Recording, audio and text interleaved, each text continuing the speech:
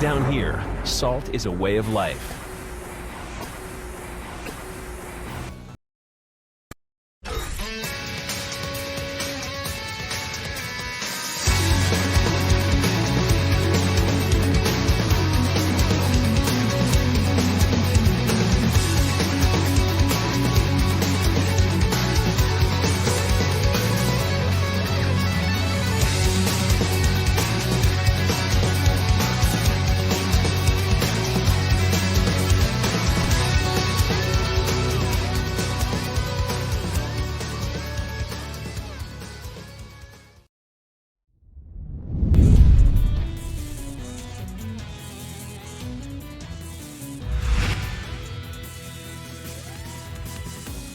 Hey, what's going on, everybody? Welcome to the, I'm double checking, the 6th tournament of the Saltmine League Season 10, and it is the last tournament before the game is fundamentally changed with V-Shift.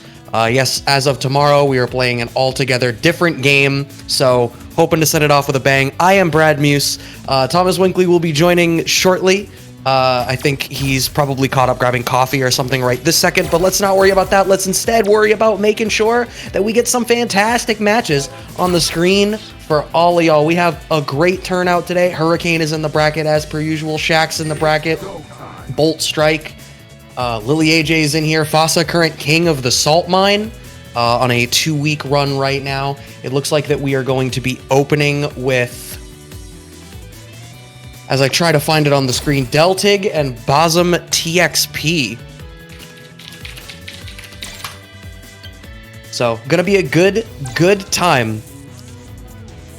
How is everybody enjoying the swan song of Street Fighter V as we know it? I've been referring to what's coming next as 5.5. And I am very excited to see how different the game is about to be, but we get a little bit more of the same today as we are opening up this bracket. Deltig versus BradM TXP, first game of week 6 of the Saltmine League. And in case you don't know, this is going to be a 10-week ranking circuit with the finals after the fact, based on the points accumulated for the players who performed well through the season. We get to watch the end of that after this patch, which is going to make this super interesting. Fang versus Ed to open out the day. Oh, okay. Utilizing the forward advancing move there to get through the cloud. That's going to be an important tool to utilize here, but now you're in the blender. Oh, is the next hit stun? Yes, it is, but you have to know that you need to respect the wake-up DP out of Ed. Right, chasing down the V reversal, and now continuing with his pressure. But just like that, you're out as BradM. Throw into the corner. Ooh, still chasing down the command dash. I believe if you had landed and not committed to that float there, as BradM, you actually could have punished. But committing to the float and unfortunately giving Deltig enough time to recover an anti-air when you were coming down at another angle, and Deltig ends up taking the first round. Right, going for that coward crouch in that range, I imagine had Deltig been a little bit more impatient, would have counter swung into it, but kept the patience, and now earning some real estate for it. Once again, trying to go through that cloud, but the spacing on it has not quite been right, not getting all the way through the cloud, and the punch, it seems like the hit timing is not such to get rid of it. Big counter hit here for BradM. Now you're dealing with this pressure again, but we saw this in the previous rounds too, and Deltig is going to represent that reversal if it's necessary. V-trigger activation from Deltig. Dealing with the pressure. We have CA from BradM. Oh, we have CA from Deltig too. Ah, this is pretty far into the combo. I feel like this is gonna kill. Not gonna kill, I'm sorry, is what I meant. And it does not. Do we see reversal CA just to get out of the corner as BradM? No, we see crouch jab into sweep, but the counter poke from Deltig to clean it out instead, and the first game going to Ed. And there's a point in this match. Ed is one of the characters that they did show us some early balance changes for in the winter update stream. So this is just immediately making me wonder how different this game is going to be tomorrow. They did show us something different about his V-trigger, and then obviously we got more info at the FGC roundtable yesterday about V-shifts. So Like all of the theory crafting that one can do. Ooh, trying to go through it, but going to the air early was Bossum and getting a challenge for it. The side switch, unfortunately, Deltic sort of cornering himself, but Bossum needs to go back in order to earn the space to set up the poison clouds, which means Deltic can kind of risk being put into the corner a little bit and is getting away with it. Corpse hop. Okay, jumping back over to get out. Right, having to cross up with that, but the trade means the poison is gone. Oh, into V-trigger activate. That's going to be big damage. Oh no, doesn't cash out a whole lot, just goes for the knockdown. Now we see more of a cash out. Next hit should be stun. Tries to chase down the command dash, but does not get it this time. But the DP through the pressure, it has been represented. You need to be ready for it. There is an electorate for this EX DP from Deltig. Deltig on set point to open out the day. Ooh, okay, the Tord's strong, managing to trade with the longer range limbs of Bossum. Simple flicker jab pressure. Alright, getting some stuff started now is Bossum, but we keep seeing this. We keep seeing Bossum in the position to get something started, but not quite able to finish the job. Deltic has these bars, so you need to be watching for the reversal. There it is, and punished it finally, but no! You finally punish it, and the drop? That's not what you needed to say! You had to say what you needed to say, and that was not it!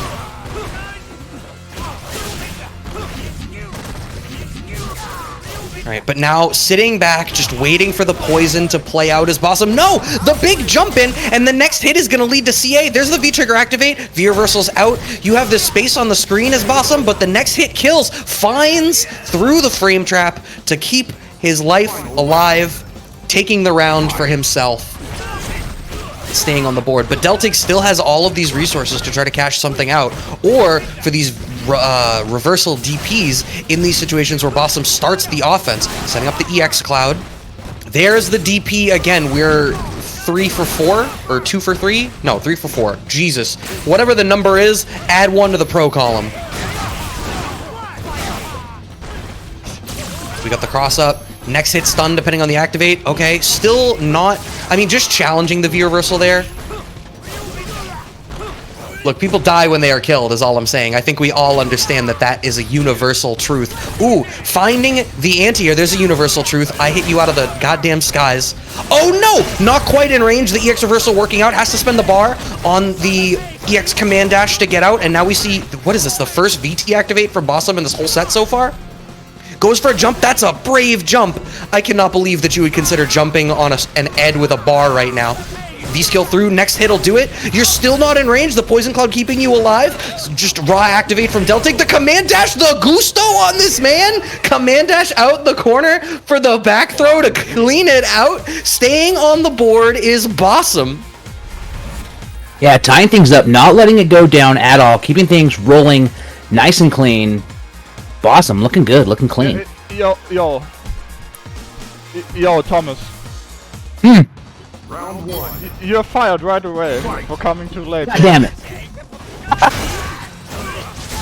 Let me just get back in that unemployment line, but not like Bossum, who's putting a lot of pressure here. Doesn't even need to wait in the line. Has the money in the bank.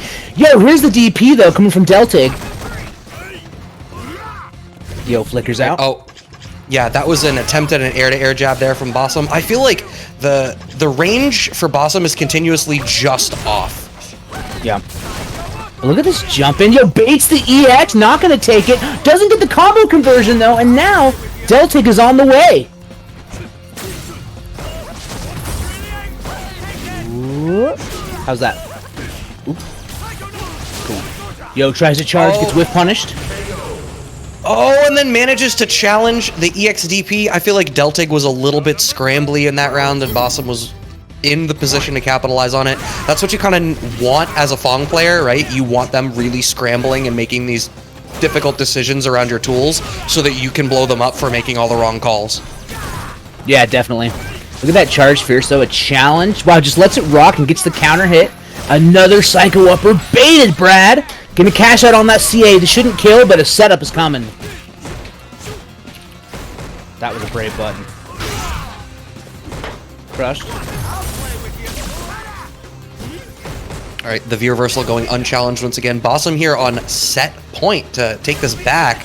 Deltig is not in a great position here. You just use the V-trigger charge as well. The counter jab is pretty good, but now, okay, so you have one more snatch in V-trigger. You almost have CA. This is maybe a two-touch game, but the V-reversal through the snatch that you over-committed to. Fun win. Dang, Fossum looking crispy. Knows this matchup in and out. Bossum, excuse me, and takes it 2-1 over Deltig. Yeah, I think maybe there was just a little bit of warmth that was necessary there for Bossum. That first game seemed a little bit of a struggle, but as the set went on, it seemed like Bossum got a little more comfortable in the pocket, and Deltig's sort of response to that was to kind of loosen up the gameplay in a way that Bossum was just really in the position to capitalize on. Yeah, for sure. And I think this is another moment where you can look at online ranks and make sure to realize that rank is not an indicator of skill, because clearly Bossum knew what was going on that entire match. And Deltig is an incredibly strong Ed, so. Yeah, I mean, the reality is most of what we hold dear about the, you know, numerical values associated with fighting games are, how should we say, social constructs. Rank 2 is a social construct. Rank, frame data, netcode isn't. Netcode is not a social construct. Netcode is a real underlying universal force. It's right there next to the strong and weak nuclear force. And you know, the other thing that is actually a strong and weak nuclear force is the power that you as the community have to pay into this match arena to help pay the players for their hard work this season. Jump in there, click the link, use code SALT10T6. That will throw money into the prize pool to help cover the winner of today's tournament. And then, of course, don't forget to go into the SML Season 10 and throw some money that way. They have used up all the codes, I believe. Rita's correct me if I'm wrong. But still, do the... oh, my God. My brain shut off mid-sentence because I asked Rita to correct me. Do the sponsor quests. If you have some extra match arena money laying around, throw it in there. Give these players a reward for putting on an incredible show for all of y'all.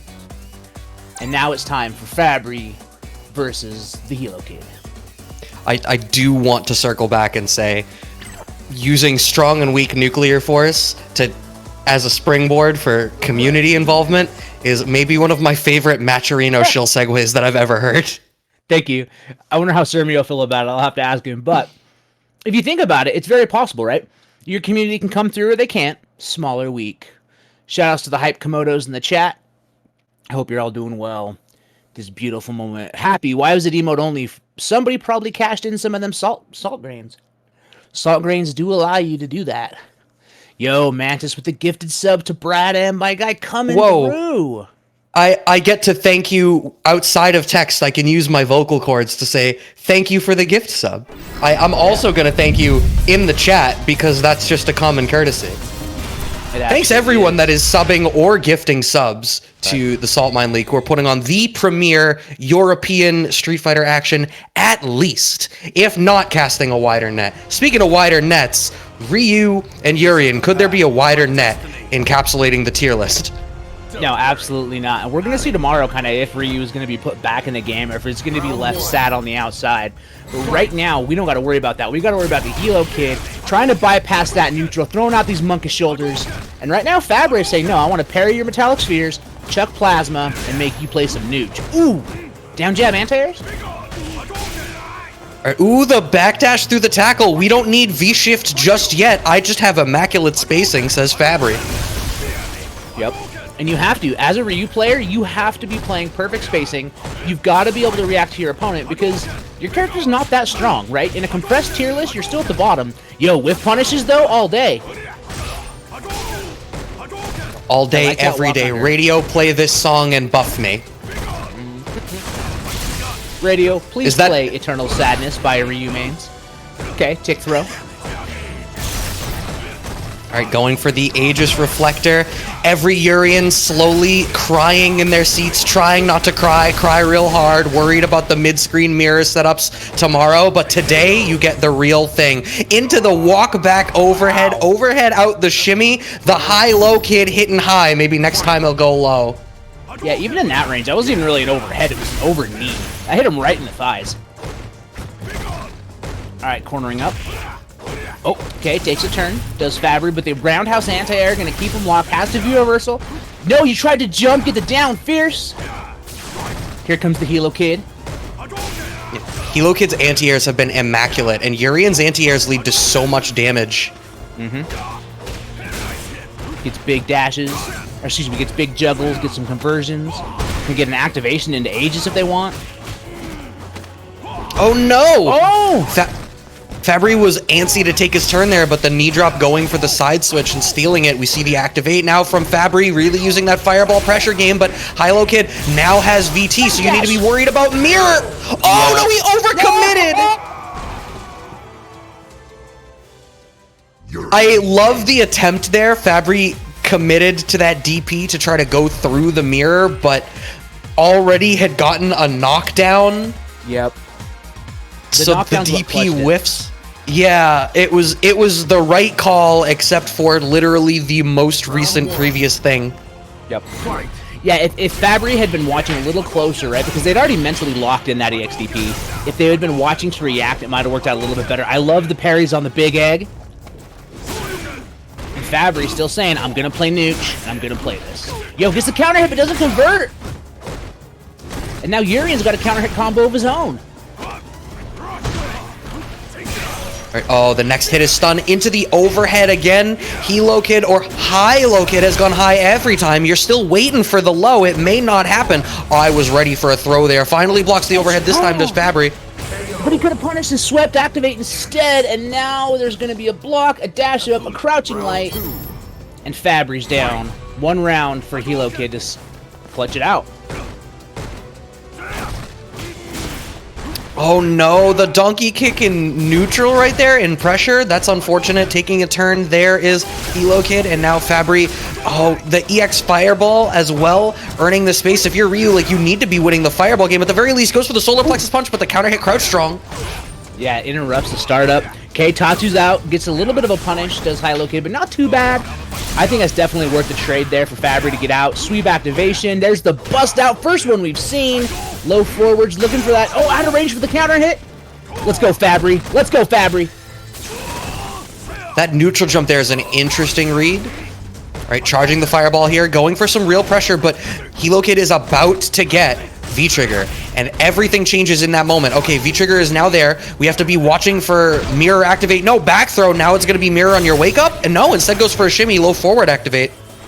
To jump out the knees, knock him out the corner, Tex, and then tries to get an EX fireball, but the low forward's going to clutch it out, Brad. Urian win. I feel like a couple of times here, Fabry committed to options in scrambly situations that needed just a little bit more space. And that EX Fireball in that situation is absolutely one of them. Like, the only way that I think that ends up the right call is if you are believing that Hilo Kid is walking much farther back than he ultimately does for a much wider shimmy. But there's still a mirror on deck. There's really no reason that he would do that. Yeah, I definitely agree. And the other thing you can remember that you can commit to, no matter what the situation is to make sure you hit this match arena link, throw in the code SALT-S1, SALT-S10 T6, I have bad vision, and make sure to get that monies in the pool to help support the players that are doing work. And of course, go check out the season total. We are going to be paying out the whole season. This is an 11-week qualifying tournament with the 12th week being a beautiful, beautiful top 8 where you get to see all the hypest matches, all the craziest action. Hope you're all having a good time. Yeah, Brad, if you want, a good time, man? How you doing?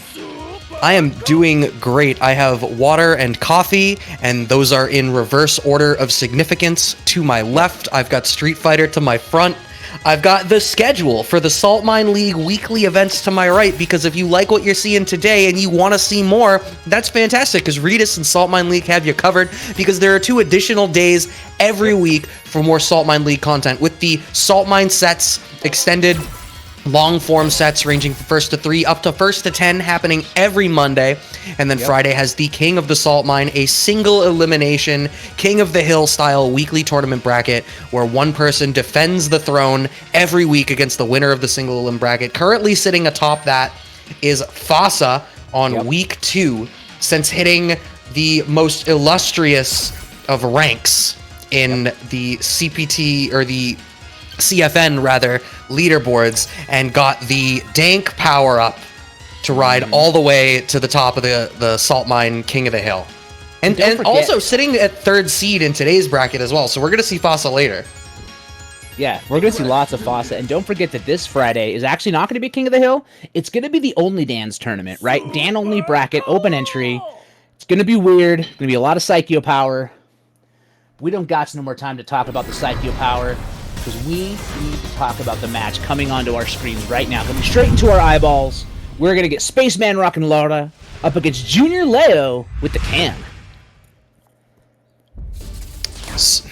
Interesting. I mean, obviously anybody with a reversal DP can be problematic for Laura. If you don't have a real reversal, she feels much more comfortable playing her offense game, so it's going to be something that's going to give her pause. The other thing is, like, both of these characters have these V-skill dashes, so both of them are going to need to be checking the other and keeping them honest to actually earn things. Speaking of earned, that forward pierce was earned, but we did not see a hit confirm after the fact. Yeah, really putting the pressure here, using the great spacing and all these plus frames. Stop trying to challenge the Spaceman. I got all kinds of traps. Get got. First round of Spaceman. And I like what you said about the DP. The one thing about Laura, though, is if you DP during obvious pieces of her mixes, a good Laura player is going to catch on, and you're going to pay dearly for it. So Junior Leo is going to have to make sure to mix up that bust out. But right now, they're mixing up the pressure and locking Spaceman in the corner. I mean, this is the flip side of it, right? Ken is also a pressure-heavy character once he's in this position. And what does Laura have? A 3-framer and a reversal, which is a 3-frame armor move. She doesn't get to get out without taking a risk, but obviously everyone is familiar with the 3-frame jab that's secretly 1-frame. Good Laura players are running Game Shark. Don't let anybody tell you otherwise. Yep, CA on deck. Spaceman gonna let it rip, interrupts the overhead. Why are you pressing? And Junior Leo tying it up around a piece. Scoreboard tool crash chat, don't panic. Regis will have it back up in just a second. Great whip punish. And now you're dealing with this corner offense again. Finding a couple of these stand fierces. Okay, cheating her way out now is Laura. The left, right? Nah, I don't care about none of that. Rockin' the DP. That's the first really bust-out DP. The one against the overhead, I think, can reasonably have been done on reaction. But now you're stuck. Next hit is stun. My goodness, you have to hold all this to dash up into the throw. Leo's going to close it out with one single button. Takes the first game. We out here schmoovin'. Ken wins. Yeah, I mean, if you're Spaceman, dying with full VT is obviously problematic. I think maybe if you're getting pressured this much, you need to either commit an EX bar to bringing out that armor, specifically to force Junior Leo to keep things tight, or you need to represent that V reversal, which obviously feels bad because you're such a momentous V-trigger character. But I think if this is what's happening, you can get one V reversal and still get V-trigger. Definitely. And you have to remember, too, like, Leo's a really, really good player, and they definitely have experience against a ton of super solid Lauras. You know they've been running it up against players like Shax, against Will Tupac pre-Lucia switch. Speaking of which, look at this damage. One more touch is going to go for the stun. Yo, but tries to take throw and gets back thrown. Okay, Leo's Spaceman. got time to come in. There we are. That's the V reversal that you needed to see. Oh no! The unfortunateness of the V-trigger activate there with the standing short coming out in the wrong direction. Maybe that was just a check in the scramble, but speaking of checks in the scrambles, bringing out the 1-frame stand light. Don't buy into the propaganda of 3 frames. Yo, that button's basically a reversal at this point. It lands so consistently for Laura. Yo, Junior Leo, though, putting the pressure. Gets crush counter, but out of range to convert is Spaceman. But look at this, just getting away with all the presses, side switches. This should stun. Not going to kill, but a reset will do it. All right, yeah, just cashes out. Yeah, going for the target combo into V-gauge build there. I think specifically to have more V-gauge to stabilize the match a little bit more, and then off of the subsequent mix-ups, manages to clean out the round. And taking the second game, it is now 1-1. Yeah, this set's going to go the full distance. And I gotta say, I love seeing that crush counter from Spaceman. Knew that Leo was trying to find ways to poke out, backdash tech, do something, and Spaceman said, nada, catch this fierce. These elbows are here. Somebody put a little bit of Muay Thai in her BJJ. All those elbows. Just coming in. Yo, like through the clap. No clap here, kids. Spaceman charged the hell out of that clap too. Okay, manages to tech in that situation.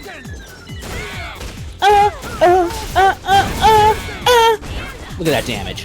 Whoa, staying alive though. Double lights. Nice. Good call. I was so ready for you to actually go into the song because I know that you do that kind of thing, and I was about to be like, you can tell by the way I use my walk. 10 man, no time to talk. It's alright, I frame kill, double light kick in your heel. Oh, look at that roundhouse. No, he dashes up behind the fierce. Good stuff.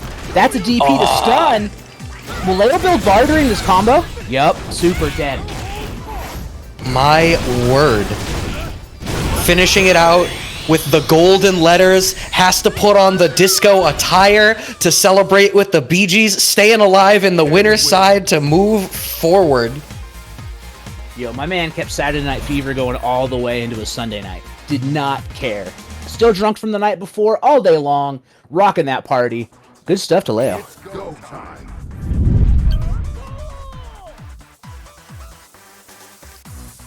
I have no more disco puns. I don't listen to disco. Yeah. Does anyone really listen to disco? Aside from that Simpsons character, I don't think so. I think Disco Stu is like the only true stan. Oh my god. Yeah, that's the only one left. The only one left. He's been fighting. He's probably 75 years old at this point, but he's out here doing the work. I have a Disco Stu vinyl figure somewhere. Yo, that is really specific weird cross-pollination of stuff, but if y'all want to cross-pollinate and open an additional tab in your browser and go over to that Matcherino and please use those codes and show some love. Again, there may or may not still be codes for the season-long Matcherino, but today's bracket absolutely still has the codes. Salt S10 T6. You can throw in that free 50 cents for whosoever wins today, because they get more than just points. They also get dollars and cents, or pounds, or euros, whichever, depending on the country. However this ultimately ends up working out, there is going to be dinero, moolah, going into the pocket. Absolutely. And speaking of dinero and moolah, two players that definitely want to be in here competing to get it. We've got Splat versus Hurricane. Looks like Dulcim versus Cammy. I gotta say, Splat's got their work cut out for him, right? You're going up against a Cammy like Hurricane as a sim player. Your zoning actually has to be good. And I don't mean the sarcastic Salsum zoning, I mean the real Dulcim zoning.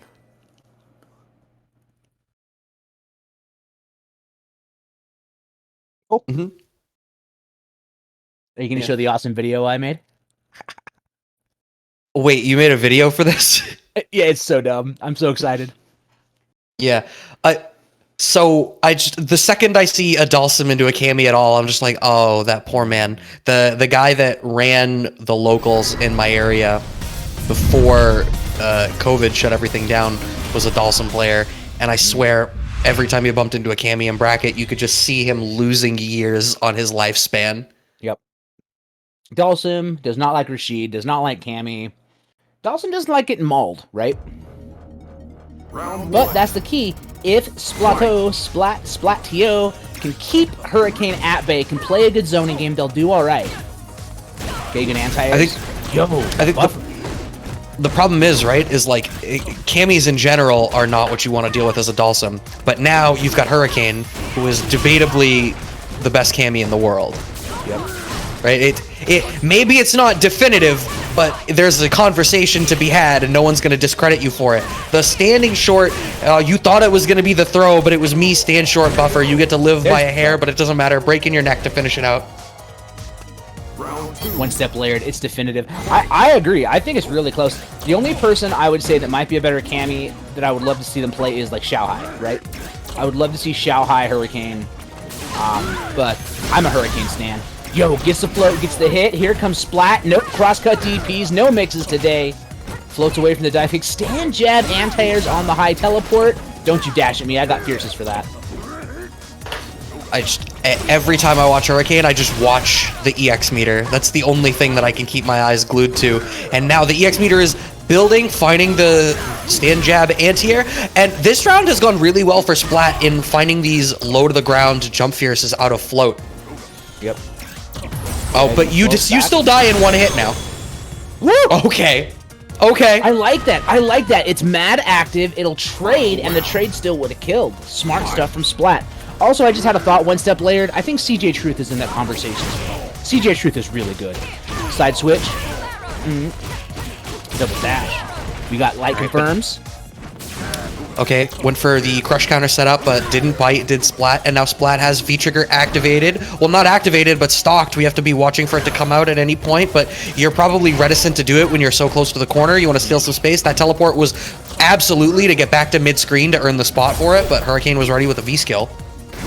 Yep, here comes the setup. Yo, he reacted! You want to charge it? Get got! Hurricane! He knew! One more touch is going to do it. Double dash into Oki. Yo, V-skill trying to catch a teleport. There's the low. Oh, Cammy wins. If Hurricane has CA, it's coming out. Every week I say it. Every week I look and I'm like, Hurricane's here. How many Hurricane CAs are we gonna see? It's like it's gonna happen. Imagine trying to do literally a thing against. You're not allowed to play the video game. If it's like got any kind of recovery on it, Hurricane is waiting at that range to punish you. And that's the thing. Splato needed to get that big orb out there floating to try to start a run back. And Hurricane knew it and just waited for it to happen. Uh-oh, drops the combo. It's the punish. All right, starting the offense. Okay, max range drill. Back in that corner. There it is again! That's an interesting tool to be representing now as Hurricane, trying to change the approach a little bit, which is one of the testaments to how good a player Hurricane is, right? Won the last round fairly definitively, and still adding more to the mental stack, the whiff punish. The second you see that in a Dalsim matchup, the second you're playing Dalsim and you're getting whiff punished at full screen, you just like, I feel like you want to throw the controller down. Going for it again? That back fierce. Yo, Hurricane's ready. And honestly, you know that there was definitely a CA buffer behind that down strong in the last round. Okay, good conversion, dash up. Okay, flips out. Hurricane's ready though. One more series is gonna stun the back throw. No, he needs one more touch again. That back throw is brilliant though, because you know that you're in that situation. If you're watching for, oh god, gets the air throw, the shimmies with the backdash, but okay, Hurricane just backing off, perfectly content to just play for whiff punishes now, doesn't need to worry about anything. Oh! Yep, caught the recovery. It didn't matter at that point because of the timing, the landing frames. I don't think that Splat even would have been able to view reversal because the hit was guaranteed. So smart for the CA usage from Hurricane. GG, Splat. God, a lot of the decisions from Hurricane at the back half of that round were so good. Going for the throw in that situation, even though it didn't get the stun, but with CA on deck from Hurricane, and you know that the throw is like not necessarily gonna kill it. Like, they're not going to be teching because they don't want to get hit by the one button into CA and actually die. So going for the throw is like the layer 2 approach to your offense there. And this is just the fact that even when winning games and winning rounds, Hurricane continues to be like, well, I'm still going to change what I'm doing. Doesn't necessarily sit on your laurels and like give you time to adjust to the energy that he's bringing. Yep. Now, don't forget,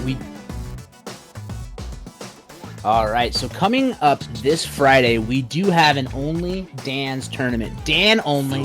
I do believe that's going to be happening at 8 p.m. CET here on Saltmine League. Anyone in the EU can enter. So that's it. Dan, Friday, noon Mountain Time, 8 p.m. CET. Hell yeah. Come see the wild stuff. And also, don't forget to go wild on the match arena. Throw that money in. Support your players. Support your community. Use the code for today. Code is SALTS10T6. And there's no codes left for the quarter. So just go win the other one. Throw your money in. Let's go. So I know we obviously watched the Dan reveal together, but I need to interrupt you. We just please. got a 10 euro donation by Bullcorn via PayPal, and he's saying let's power up the stakes. Hell yeah. Thank you, Bullcorn. Yo. Thank you, man. Yeah. Let's power up the stakes indeed. Will there be an 11 tournament? I'm down, asks Struggles BT. Redis, will there be an 11 tournament? If I know anything about the Saltmine League, they love their meme formats. There will be an 11 tournament. Actually, it's over next week on Monday instead of the exhibition match. Well, there you go. When's V-Shift? Tomorrow, in about like 12 hours. No, 24. I am. Yeah. Whew. I was like, wait, 12 hours? I got shit to do. Nah, 24 hours. I played a lot of. I played D&D yesterday, and our game has a lot of time stuff in it, so that's gonna be my excuse. Is that I'm thinking of weird time stuff. Good stuff. I mean, and also you have to remember too that we are converting stuff in our heads for time zones, right? It's like 11 a.m. for Brad right now, like almost noon. It's 9:30 in the morning for me. Beauty of the internet, we're all traveling. Virtual oceans, virtual flights. 18-ish hours away, and we get our V-shifts, we get our new stuff, our new tech, our Dan, our balance patch that we have nothing about. I'm so excited. The first match of today was Fong and Ed, and the Ed player was playing the V-Trigger that they showed us in the winter update, and I was just like, I can't wait to see how drastically different this all looks. Also, can I just say, it's a real shame that for you and I to commentate together now, we have to go all the way to Europe. Go all the way to Europe to work together. It's crazy to think about how many online tournaments there are and more releasing every day. Legitimately, Brad, I'm commentating 4 events next week. Oh my word. I think. There's just so much. But yeah, you know what? If I gotta go to Europe with somebody, I'll go with you, Brad. Team Creaky Knees goes to Europe sometimes. There we go. We'll creak our knees all around. We'll see all the sights, and then we'll end it at Amsterdam. Yep. Oh, for sure. Where we get some good medication, maybe a massage, fly home. All right. What do we got going? We got Soundboy coming in with that Cody. Going up against an Akuma. I apologize. It's hard to read the names because the text is kind of blurry on Discord. Ozen-sama? Ozen. There we are. All right. Ozen versus Soundboy. I feel like I am trying to recall. I feel like I watched a Soundboy set recently, or commentated a Soundboy set comparatively recently that I was very impressed by. If I recall correctly, if I'm thinking of the right player, incredibly patient. Yep. Like patient, good fundamentals. That's something. Good player. Yeah, and it's in general, it's not a play style that you oft see in 5 because the engine sort of inspires you to be a lot more aggressive. But also on top of that, Cody is a character that usually needs to play that kind of frame trap with punishy game, with the stand strong, crouch strong, and going for plus frames off Zonk.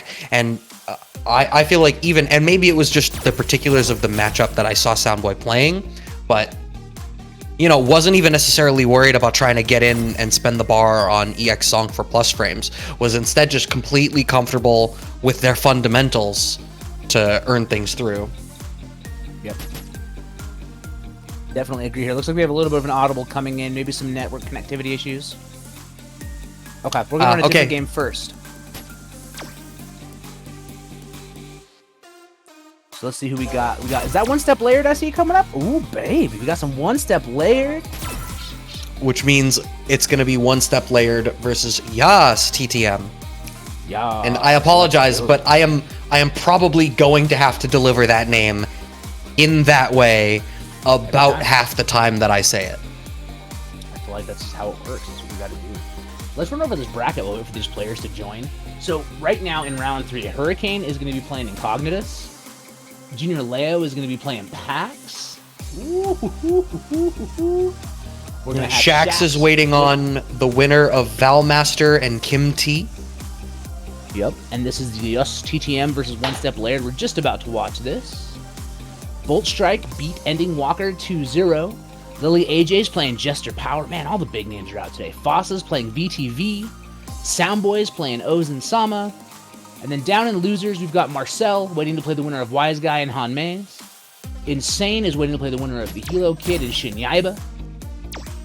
Samuel is going to be playing Atreyu. Looks like Bosom lost to American. The Burt playing up against the winner of Sonner and Eugenix. Evelyn Moon is waiting on a loser for that. All these people always in ranked match, bro. Delaying our tournament. They're grinding. They're grinding. They're grinding. Yeah, Redis, you are allowed to fire players for grinding too hard. You can. Oh, here we go. Yus and one step. Kareem versus Ken. Let's go. Sonar versus Crystal. We got some excitement there. Let's go.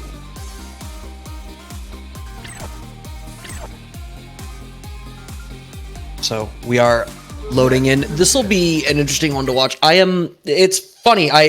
I'm becoming, as I do more and more Salt League, I'm becoming much more familiar with a lot of the EU players. But every now and again, I still see some that I'm like, oh, this will be, I don't know that I recognize these names. Or maybe they just don't stick to me.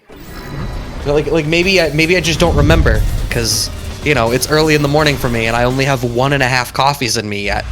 Yeah, Karen versus Ken. When you're Team Creaky Knees, right, we need to make sure we have our medication and our coffees to keep the brains rolling. But that's all right, because both these players are super solid.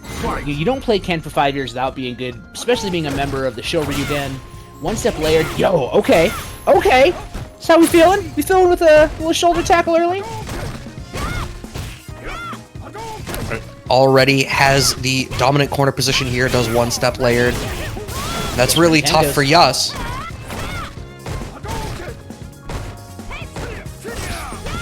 Okay. Really representing. Rip. So if I'm one step layered already, I'm kind of recognizing that's the first throw attempt that we've seen actually for one step layered. And that's what I was about to say, is the fact that we're seeing a representation for shimmies straight out the gate and the utilization of that low forward a lot. And Yus is blocking, so you need to open up that throw game straight out the gate. Yep. Speaking of which, these Tenkos going underneath into the shoulder. Yo, we got buffers though. Here comes Yus. Underneath the fireballs, making the fireball game really tough for Yus to get going. Bust out does one step layered. Okay, you got to be careful with these lion breaker combos. If you let the second part rip, we've already seen that one step can punish it. There's the crush. Oh, the step kick. And this is even more important about why you need to tighten up the game and open up the throw game, because in going for these shimmies, you've communicated that you're surrendering the space momentarily. And one of the answers that you'll see from people that really know a shimmy is coming is that they'll counter poke. So that step kick was that. And Ken gets really good reward off that roundhouse, so they're definitely going to use that button. Yo, delayed low forward. Corners himself, though, does Yus. Okay, we out. Oh, we could see... Oh, didn't even need it. I was going to say on block. That was 1,000,000,000% going into CA activate for a chip kill. There was no V reversal on deck for Yus. That was one step layered, but the one step was all you needed because it was checkmate situation.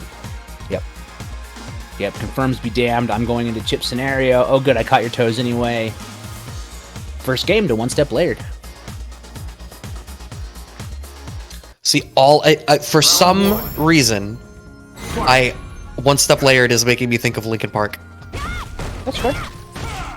Ooh, yo, that bad confirm has me crawling in my skin though. Shimmy City coming from Yus. There's the DP. Gonna dash up, goes for the empty fake. Gets the counter hit, doesn't convert, but a crush counter. Look at this damage. Right, gonna be the mix-up, going for these frame traps. Oh, the V-skill, really fishing for V-skill activate, I think, is Karen. No, goes for sweep activate instead. Wow, the Rock gets the counter.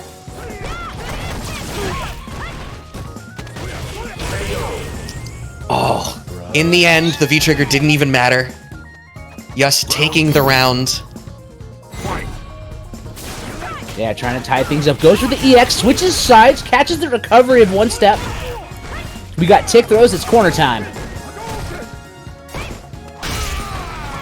Yo, the crush counter sweep, gonna get the side switch with the ambiguous jump in. Good blocks from Yus. Trying not to get crush countered. Yo, bad input. The jumping roundhouse working out, Brad.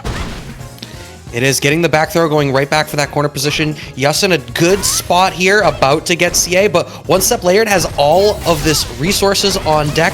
This is still, you know, I was going to say it's at least a 2 or 3 touch game, but the thing is, it's Karen CA. Yeah, you're done. You're done. Yeah. What a cataclysm. Ken wins. I see you, bro. That's the era of Linkin Park that nobody really talks about. Yep. Yes, walking out of the club, it's a little snowy, pulls the jacket up, saying, yo, no, this is my December. Let's get this match rolling. It's one. Oh, wow!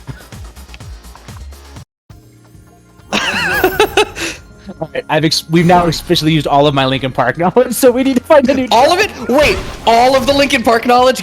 My December is in that list, but it's that short of a list. Ooh, It's a real short roundhouse.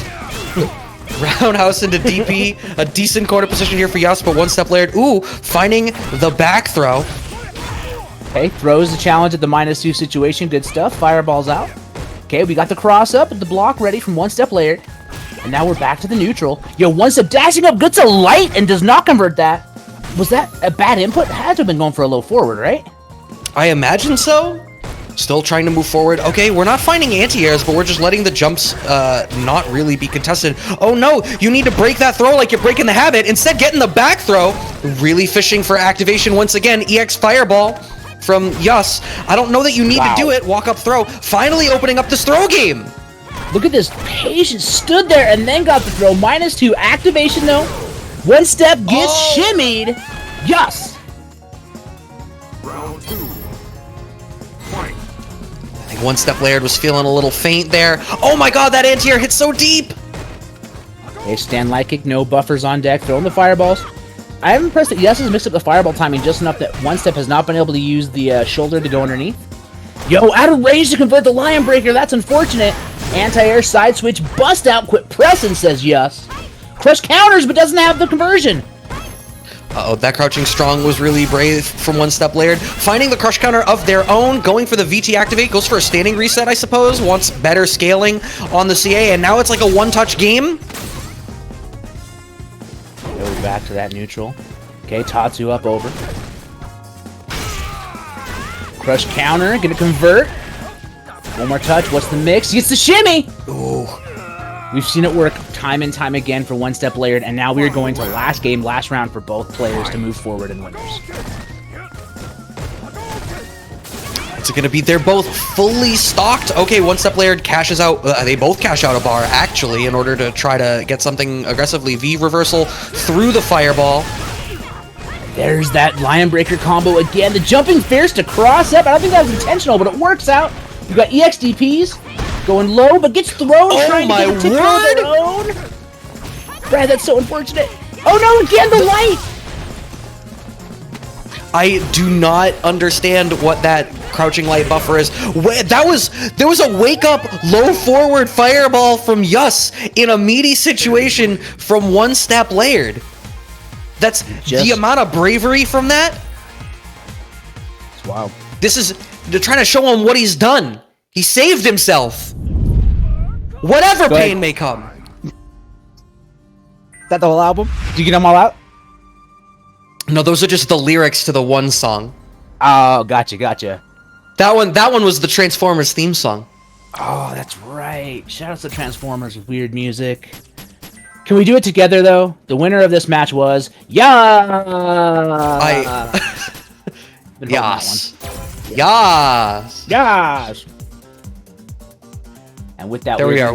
Only with Team Creaky Neegs' Saltmine League do you get Linkin Park puns, Yas TTM, Creaky Knees, and prolific Maturino shills.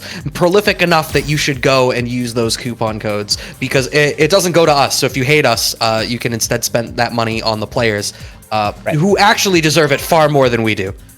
Right, like I already got all my American Online money to buy my big screen TV, as you saw Logan Sama say yesterday. So like, I don't need money. The players, though, hook them up. Give them those dollars. Give them that money.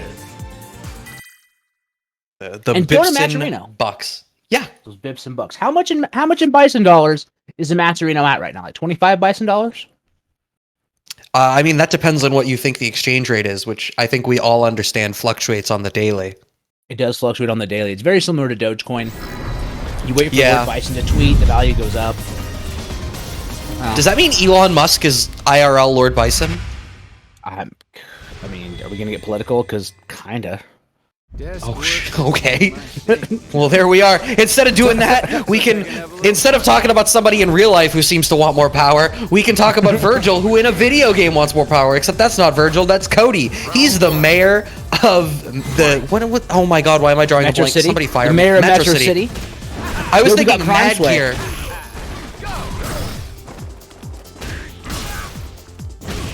Hey, we got Yeah, bringing out that Akuma, though. You got to be careful. That knee is going to be a great whiff punish against some of these longer normals from Soundboy. The dive kick, but doesn't convert right. A little too high.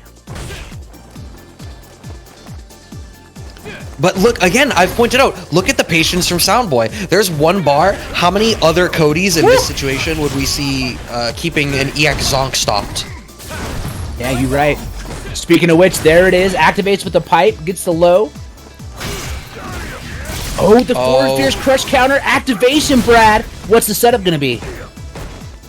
Okay, we whiff throws as a frame kill, and now we're just doing some honest stuff in the corner. Ah, the air fireball. You tried to jump out, but instead it was me air fireball. Yeah, Kuma's keen guarding this guy's right. Yo, the light kick buffers, though, into Ruffian. Soundboy definitely playing that patient neutral. Look at that, interrupting the fireball stuck up with the light kick. Extend that hard box, please. I have a foot right here. Oh, no! That's a real shame. Ending up cornered. Yeah, buffered into the EX Zonk, and now going back. Okay, I walked myself to this corner. I can walk myself to the other one. Oh no, now you're in the blender. Oh, the V reversal getting blown up by the Demon Flip slide, and we've not even cashed out any of the V trigger. Now only finally cashing out some of it. Spending an EX Tornado. Soundboy trying to slow the game down. Yep, coming through, getting the EX Ruffian and kills with the follow-up.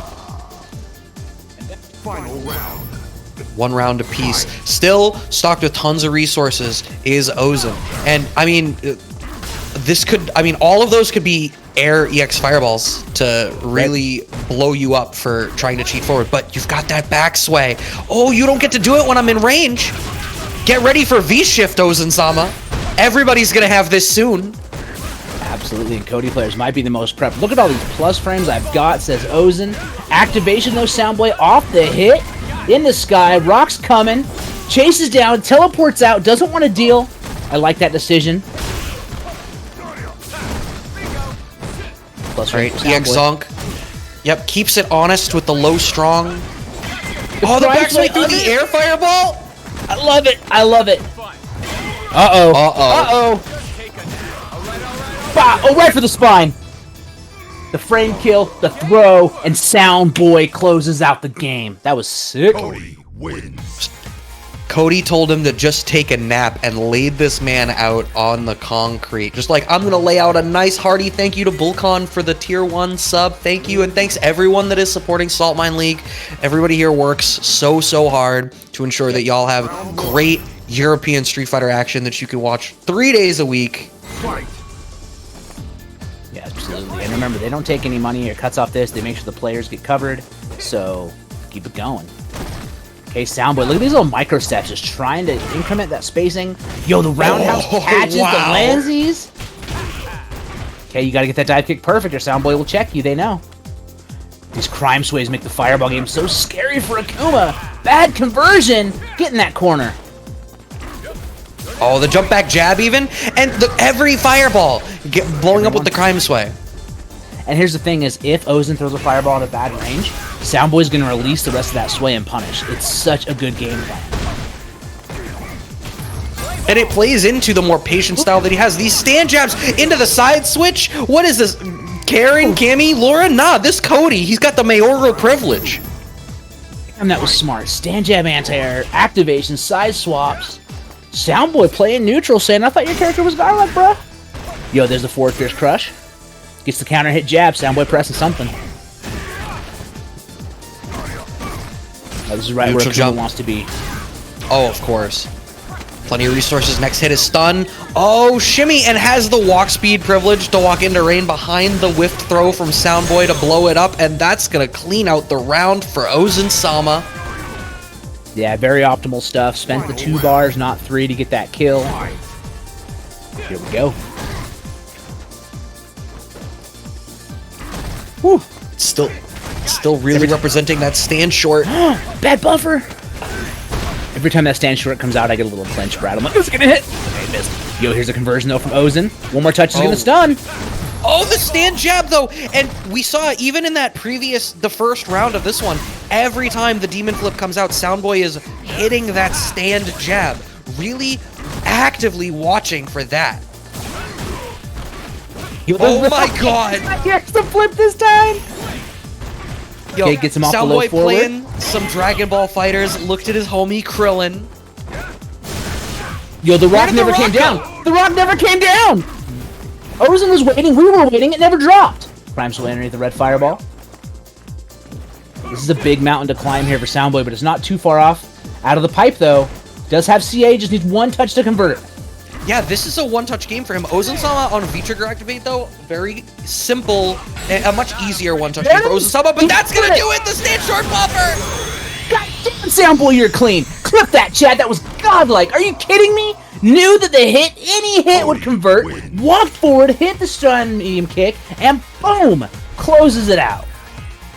And the patience, the willingness to just sit at range, not spending bars on EX Zonk for plus frames, but buffers off of stand short, actually playing footsies. We don't need to play none of this +2, -2 the game nonsense. The game's gonna look real different tomorrow. Get on my level. And you know what else is gonna look different tomorrow? I saw the flash of it, but there's gonna be Dan dropping tomorrow. Dan. And there will be the only Dan tournament from the Saltmine League. That is Friday, yes? Is what we landed on? Correct, yep. Friday, 8 p.m. CET, in place of King of the Salt Mine. So.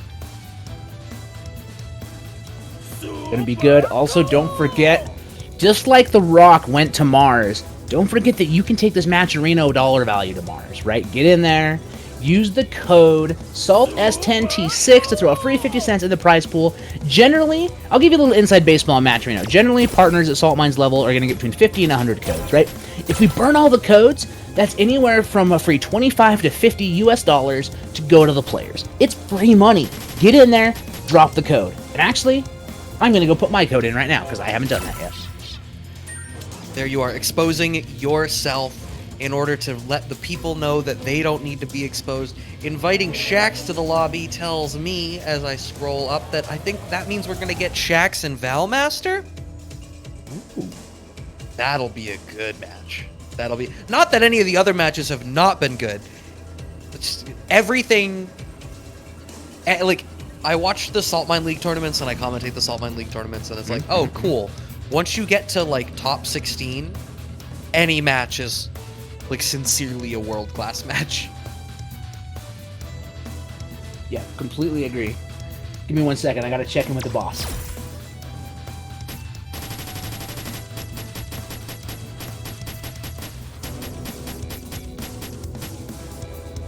Just waiting for the invite. I hope everyone is enjoying this bracket so far. Please show some love to the Saltmine League if you have not. If this is, for whatever reason, your first time seeing us, I don't know how, but welcome and we love you and thank you for coming to watch. This is the place for premier European Street Fighter action.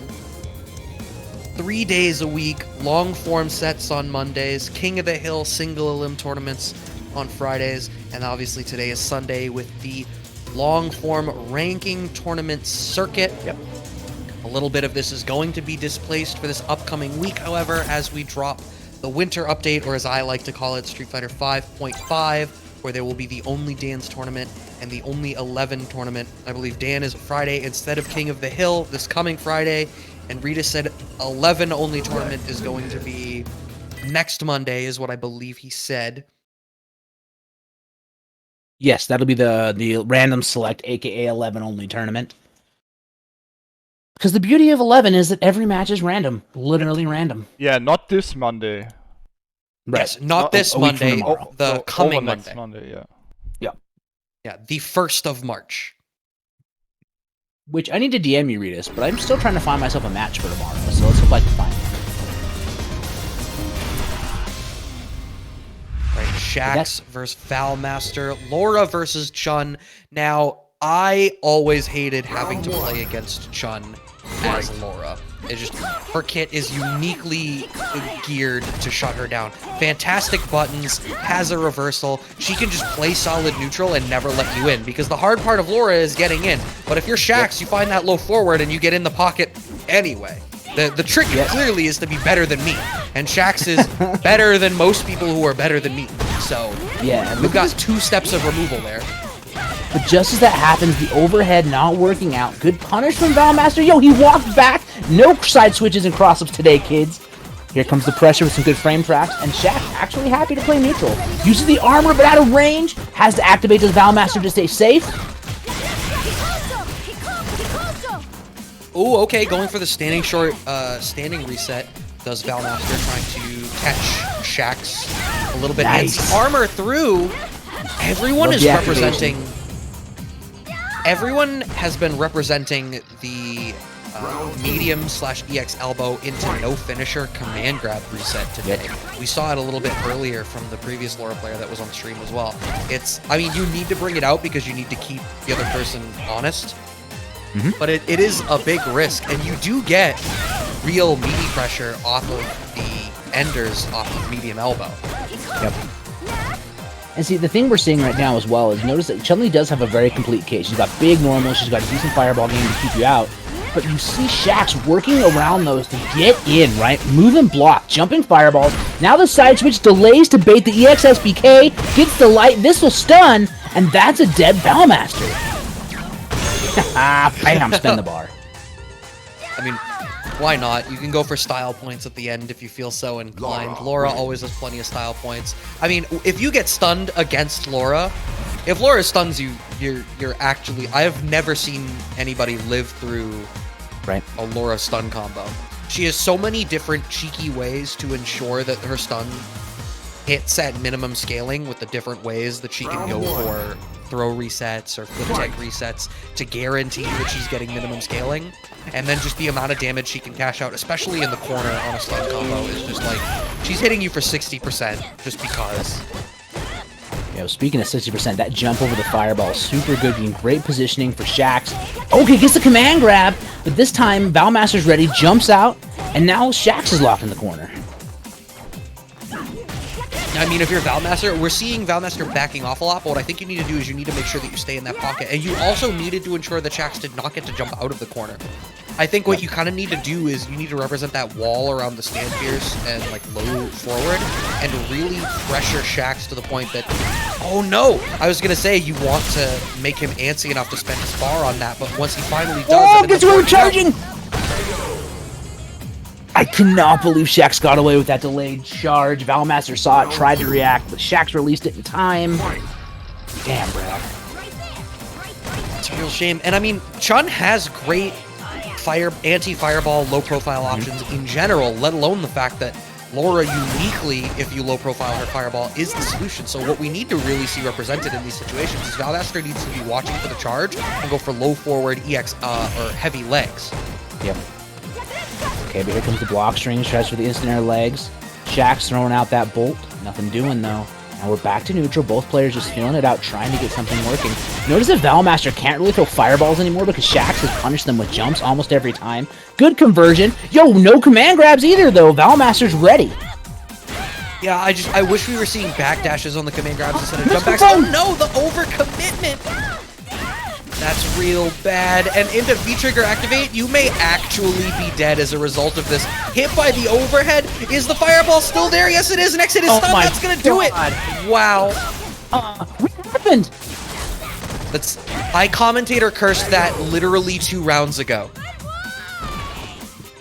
I've never seen a commentator curse take that look. That was generational. That was like, your grandson's grandson. His soul will be mine. It had to cross the ocean and infect Shax first. It took time. Oh, right. He's probably running that NordVPN or something. Yeah, it had to hack the VPN. Yeah. I had to uncrush the bitrate. There was a lot to do. Yo, here comes a command grab, though. Okay, goes for the crush counter setup. Backdashes out the down jab, counter hitting the startup with the clap. But Valmaster does have their back to the wall, gonna find a way out. Interrupts the command dash. Those aren't real, says Val. This time, the ambiguous hits. CA, that'll kill. Valmaster ties it up. We're one apiece. Yeah, I think as long as Valmaster tries to keep things solid, the longer this goes, the more comfortable Valmaster gets in the neutral and gets a sense for Shax's pace, the better it's ultimately going to be. I think getting away from the fireball game, as you pointed out, is probably going to be a big benefit. I feel like going to fireballs against Laura, especially if you're Chun-Li, like you don't need to. Your normal kit is already so good, and the fireballs just, I mean, she has so many anti-fireball tools. If she has a bar, she can shut down your fireball game. I like this dash, though, behind the Fierce from Shax. Now has Valmaster in the corner. Yep, there it is. No. Bad fireball gets jumped. SBK, though, gonna get some carry. Plus frames. With punish stand fierce, but like Valmaster, that's the kind of stuff we need to see. We need to see moves going into actual knockdowns and then trying to follow up and capitalize into meaningful damage, because this is a transactional matchup. And if Shax is able to cash out big damage once he does get in, you need to have done equivalently more.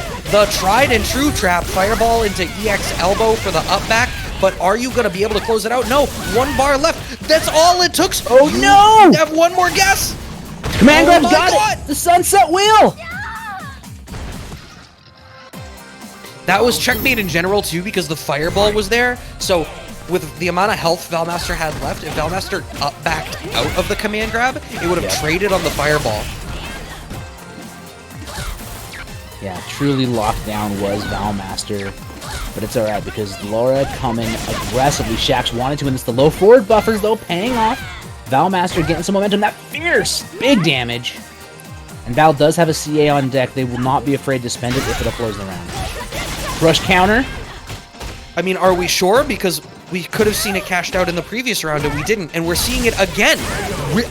There's greed. Saving the bar for the last round to actually win the set with it. Manages to have the stand fierce be meaty enough to blow up the VT activate, and we are on set point for both players. Valmaster's still sitting on it, blowing up the fireball! And the greed pays off. My man had all the stonks, cashed him out at the peak, made some money. Here comes the Schmixes. Good block from Shax. Right, but okay, now Shax is in though, and all of that health does not matter, because just like that, it's equalized. Oh, the command grab! Cheeky side switches coming from Valmaster. You need to watch for stand jab, activate kind of stuff from Shax. Now, look at the pressure that we're seeing, but the activation into the EX elbow, now you have to deal with the mix! Is it gonna be a mix? No, he just jumps, gets a counter hit, Shax is gonna clutch it out! My guess is that Valmaster in that situation was trying to, I mean, it wasn't a counter hit, right? So must have been trying to maybe jump or walk back to get out of, I don't rightly Walk speaking know, but for pressure? Yeah, whatever happened, Shax got the clutch. And it worked out. Valmaster almost stemmed the tide, but Laura is an oppressive force of nature. It's fine. You'll have V-Shift tomorrow. Yep.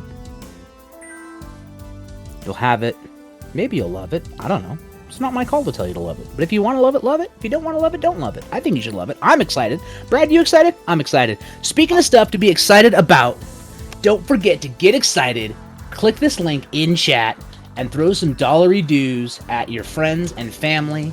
And by friends and family, I mean the players putting on this amazing show for you. Hit that link. Use code SALT10T6 to throw 50 cents into the prize pool. Take care of your community and they'll take care of you. Teach a player to fish. They'll never go hungry again. Someone just said Chan is going to love V-Shift. Yeah, I mean, so the thing that I think my kind of mentality on V-Shift is the big robbery swing V-Trigger characters are still obviously going to need to prioritize V-Trigger. Yep. So, like, your Lauras are still going to use V-Trigger. V-Shift is obviously a potentially safer investment of your V-Gauge than V-Reversal is. So we'll probably see it represented from them too. But my line of thinking is the characters that are strong outside of V-Trigger, that don't have big comeback swing V-Triggers, that can historically maybe have a harder time closing because any hit into V-Trigger from the bigger robbery characters can give a huge reversal swing. V-Shift is going to give them more ways to invest V-Gauge to keep the game stable in their favor. Sure. And I think that's going to be very interesting, is that, like, people that don't like their V-Triggers have another way to use the game to slow things down, and like think of Sagat. Yeah, like you're gonna give like Sagat an invincible backdash? Yeah, but man, Sagat gets some mean damage off those V triggers. It's still gonna be a trade. But Yo, you're right. Giving we Sagat got an invincible another backdash 10 makes euro his own donation better. via PayPal by Hey. Donny Doc. Thank you very much. Donnie Duck, thank you. Thank you. Hella thank you. All right, I'm gonna go grab some coffee really quick while we have a lull. So old man Tom don't get sleepy. Be right back. I clearly was up too late last night because I have my second coffee in me, and I'm still feeling the droopy eyes. But we are continuing. I am watching to see who Redis is inviting because I see a couple of matches in the challenge that are called out as stream matches. But I am still waiting to determine who it's gonna be. Okay, so Junior Lee. So Junior Leo versus Pax then is, I think, gonna be the match.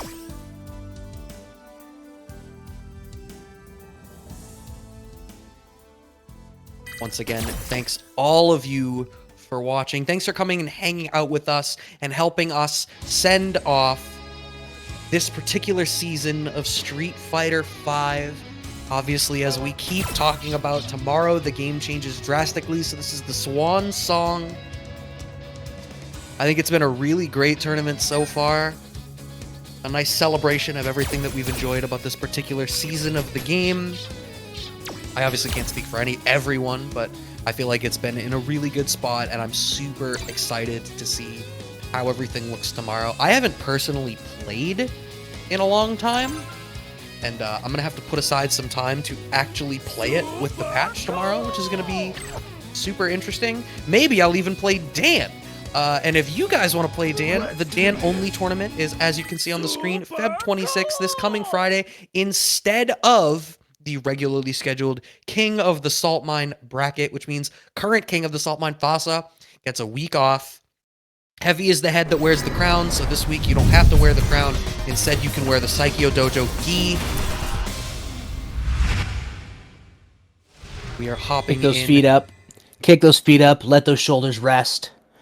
And feel strong about it. But right now, we've got to see Seth Cody, Shax versus Junior Leo. Junior Leo opting for the Seth instead of the Kian. I mean, Seth is a better character. Be interesting to see what happens here. Another Cody Soundboy in the chat. Yeah, Cody. Yo, Obviously, good Codys are fun to watch. I don't know if y'all watched the Capcom finals yesterday, but Rumors Cody looking super clean yesterday. Okay, Zonk, neutral jumps, gets the axe kick over the top, trying to hold corner. Yo, gets him. Ah, Pax is not Shax. Thank you, Shax. Yeah, Too many cashing axe out- noises. Cashing out for V-gauge building there instead of the knockdown on the light ruffian did Pax. But now you've got the V-trigger stocked. Yo, gets the landing frame with the stand light. Let's go. Damn, Classic the mix-up. footsies. Shax and Pax out here throwing 50-50s at us. Oh, Spax, somebody's- Grumpy Neil knows what's good. Now, is Spax the Patara fusion or the fusion dance fusion is the question. We'll have to We'll chat need it about when that one. we'll need it when we commission the fan art of it later. Yeah, absolutely. Yo, the V skill connecting. Junior Leo locked in the corner, throws out the hecatonkers, gets the down roundhouse though. Yo, here we go, conversions. Big EX dash. Nope, comes through, tries to get an activation point, but out of range. Pax looking okay. Here comes the pipe. Right? Hitting him with the JoJo punches. Ooh, okay. Doesn't get a confirm after the fact, however. Plus frames. Nah, I don't want to deal with no plus frames. Goes to the EX reversal, and now you're stuck in the corner. Gonna be able to capitalize off of the counter hit confirm. Our brother While we St. have a Cola in lull the in chat. What is good, my dude? You killed it last night. Not Big only love in to the St. chat, Cola. but giving us the tier 1 sub for the 3-month streak. Thanks, Cola, for showing the love to Saltmine League. Ooh, the trades.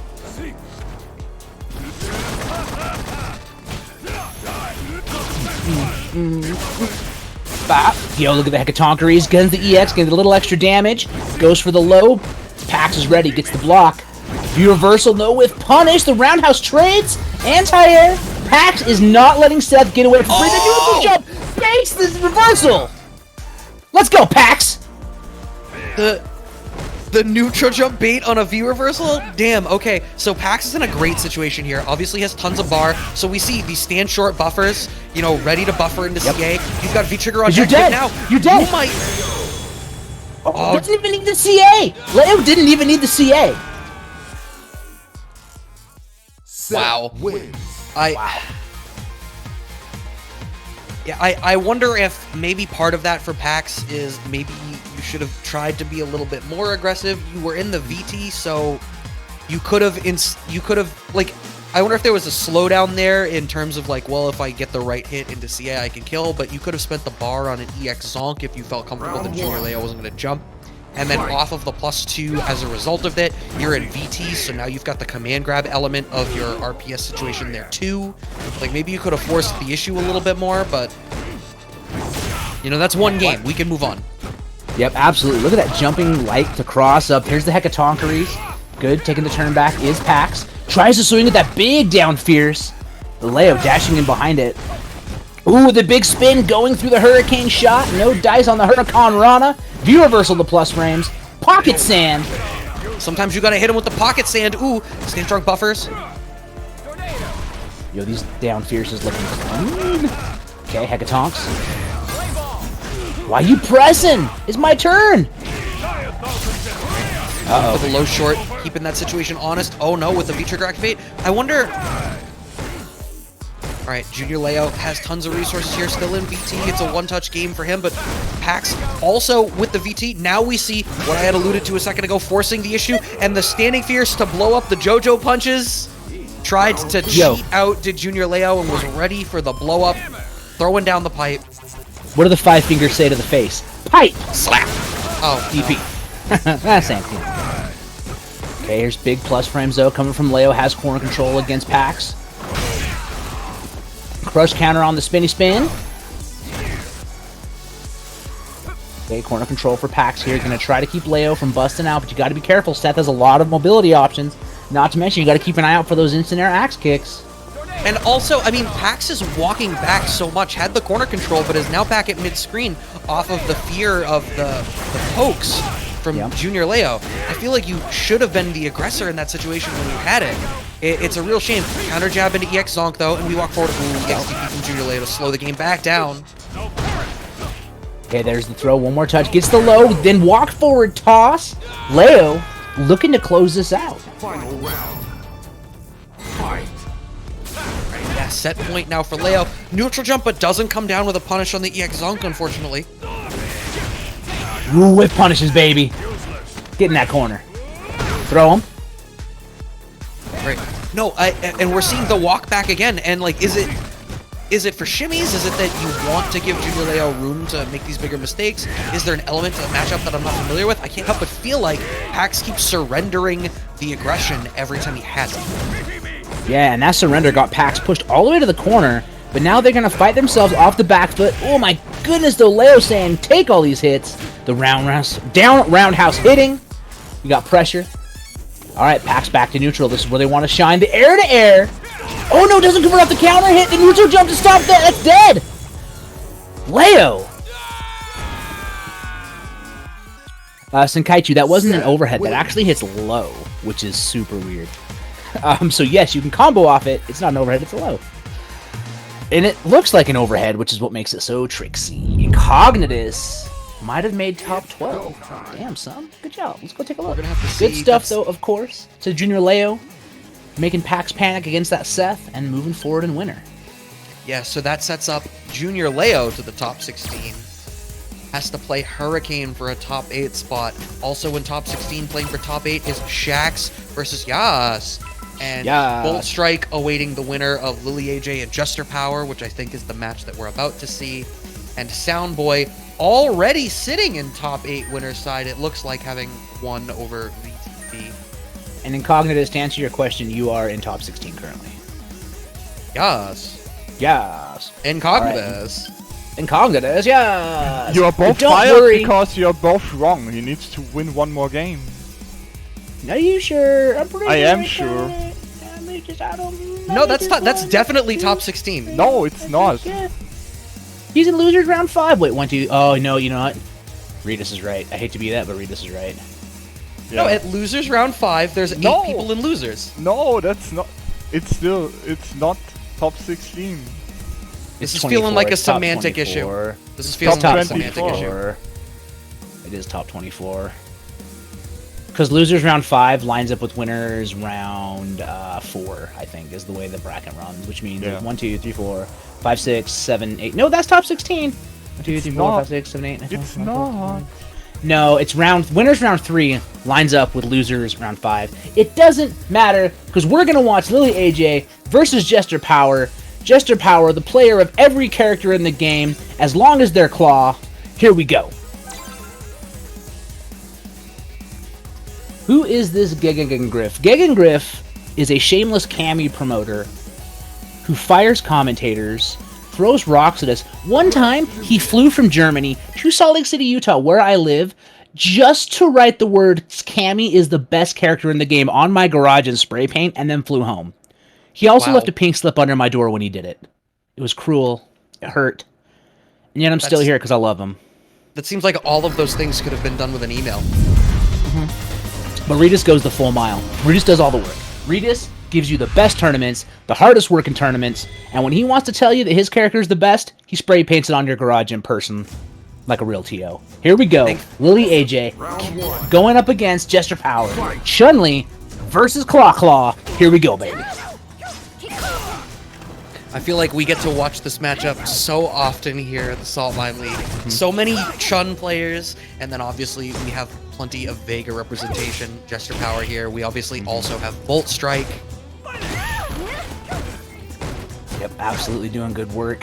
And getting back to the corner, or the neutral screen, is Jester Power putting some normals out there, trying to harass, while Lily AJ tries to defend the onslaught with Leggy Claw. Yo, gets the jump in, though. Here comes Lily AJ. But just like that, the tech and the button, and we're out. Lands on the fireball. Lily, keep in the corner. Stays in front. Side switch. Woo! You can't block that. That should stun. Nope, one more touch. Yo, the backdash into the overhead, Brad. That you always have to be ready for the cheeky Vega overhead for the kill. For the stun, for the kill. Like, you know, it's like a yoga sniper. It's always going to come out. Yo, good anti-air, though. Gets tossed. Jester Power must be feeling good with that new controller they bought for this season. Jumping roundhouse, whiffs the throw. Plenty of resources here for Lily AJ. A pretty strong position here as well. You need to keep this going. You need to keep this energy here. Keep Jester Power locked down in this corner. Oh, the counter pokes from Jester Power, however, finding the slide for the knockdown, rather. Which wiggles, though. One more touch is going to stun. This is plus frames, view reversals. Yo, this is great positioning for Lily AJ. Jester Power's got to fight their way out. Lily AJ gets the CA confirmed. This won't kill. There's going to be a setup after, Brad. What's it gonna be? And Jester Power has CA as well. No! The counter jab, but in the weird situation, the back throw not quite working, and Jester Power, okay, doesn't have a bar. I immediately looked down to see if we had to be fearful of the unblockable. We do have V-trigger. There it is. The shimmy, and Jester Power bites. Lily AJ staying alive and closing out the second round. Yeah, looking strong, looking fresh. Put on those dancing shoes and wiggled back and forth. The Bee Gees are in the building again, and Lily AJ wants to take this game. This is going to be a clutch match. You could tell by the way she walked that she was a woman's woman. No time to talk. I think this match goes to the wire. This goes last match, last round for sure. It certainly seems like it, and the characters' toolkits are, you know, very complimentary is not the right word.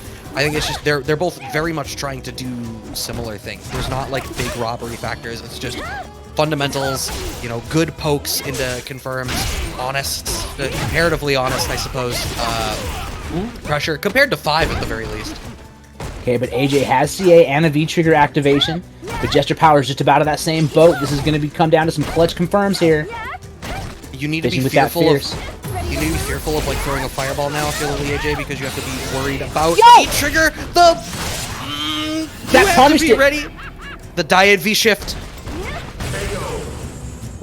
And the medium kick from Jester Power is gonna take the game. Vega win. Lily AJ dying with a backpack full of butter. Never what you want to see, especially like if you die with the backpack full of butter, it's gonna melt in the bag. It's gonna make for a really disgusting crime scene when they have to investigate it later. I guess if you want to traumatize like the NCIS folk, it's worth it. Round 1. I wonder what Ice-T would have to say about that. Somebody ask about Twitter. Yo, Ice-T. Alright, we're back to the neutral though. Patience from both players. Lily AJ just walking forward, trying to get Jester Powers back to the wall. Yo, but the mistimes the jumps, or misreads the jump spacing. Jester Power walks out, and we're back to Nooch. Gonna have to see how this ultimately pans out. Challenging the dash forward. If Lily AJ is gonna start to represent these dashes, I mean that's good to open up the game, but Jester Power is not dissuaded from hitting the buttons. Yo, here comes the SBK, double dash, get that medium punch. Ooh, the throw, but the tech. And just like that, Jester Power in the corner again. But that's fine. I feel like Jester Power keeps ending up in the corner in all of these rounds because obviously Jester Power needs to walk back because Lily AJ is going to be walking forward and the effective range of Jester Power's buttons is a little bit farther than Lily AJ's. But Jester Power keeps finding their way out of the corner. Yep. So like I don't know that you need to be afraid of it so far with how this has been going. Yeah, I totally agree. He is playing this very well. Tries to get the roll through. The V skill doesn't release. Looks for the confirm. Smart stuff. Dashes up, and now, just like that, Lily AJ tries to jump and is in the corner. Jester Power, this is right where they want you. The slide. Wakes up with a down short. My God. Sometimes it happens. That's- Cashing out tons of resources, crouch jab, and the shimmy again. Lily AJ closing out the rounds with the shimmies consistently. Jester Power still going for these techs in these situations. Right, and using that back medium punch, right? The fingertips to the throat every time. Anti-air stays in front, delays to see what happens. Yo, gets the buffer off the down short. Oh, doesn't crush counter. Pressure in the corner. One thing that I'm not necessarily a huge fan of, especially against a character like Vega, it's a similar thing that I criticize against people jumping in on the corner against the Dhalsim, is if they're watching for it, they're just going to slide out. Yeah, they've got that big mobility. Wow, the stagger pressure with these stand strongs.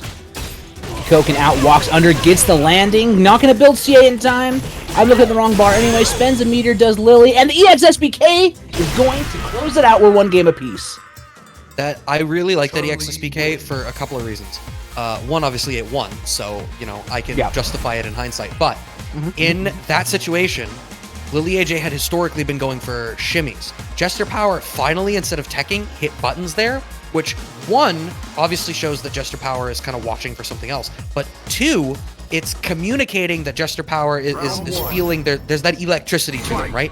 They're trying to hit buttons to impose their will on the game again. So if you pick up on that psychologically, you can make a reasonable inference that they're going to try to actively pressure you after the fact. So going for that EXSPK there is like, okay, you're obviously antsy enough to hit buttons defensively, so you definitely want to hit buttons offensively.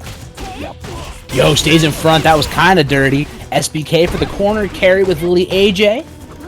Yo, look at this press. Okay, oh, jumps off the wall, avoiding the anti-air. Smart stuff. But then the low with the light confirms from Lily. Uh-oh. Uh-oh, one more touch. Oh, fishing for it with the stand fierce, but Jester Power just walks back. It's a one. Yeah, I like that decision. Saw the range, didn't panic, and just walked away. The reversal from Lily AJ, just trying to keep things stable. Oh, okay, the trade works. Yep. That's fine, we'll take those. Especially it burned the bar. Okay, I'm extra comfortable with that. If bar equals burned, then trade equals fine. Yo, we out here throwing buttons. Oh, no whiff punish on the slide? Yo, that roundhouse?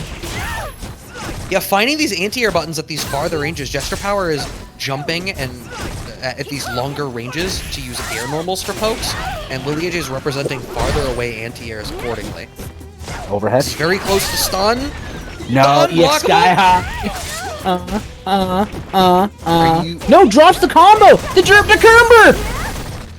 Yeah, if I'm Lily AJ though, I don't want to cash out my bar here. I think you want to try to make this with just V-Trigger for as long as you can. EX off the wall through the Fireball to close it out, and we are at true set point. Final round. Lily AJ versus Jester Power. Last match, last round. Neither one of these players wanting to go down to that loser's bracket, not into the Shark Tank. They don't even like salt water in these parts.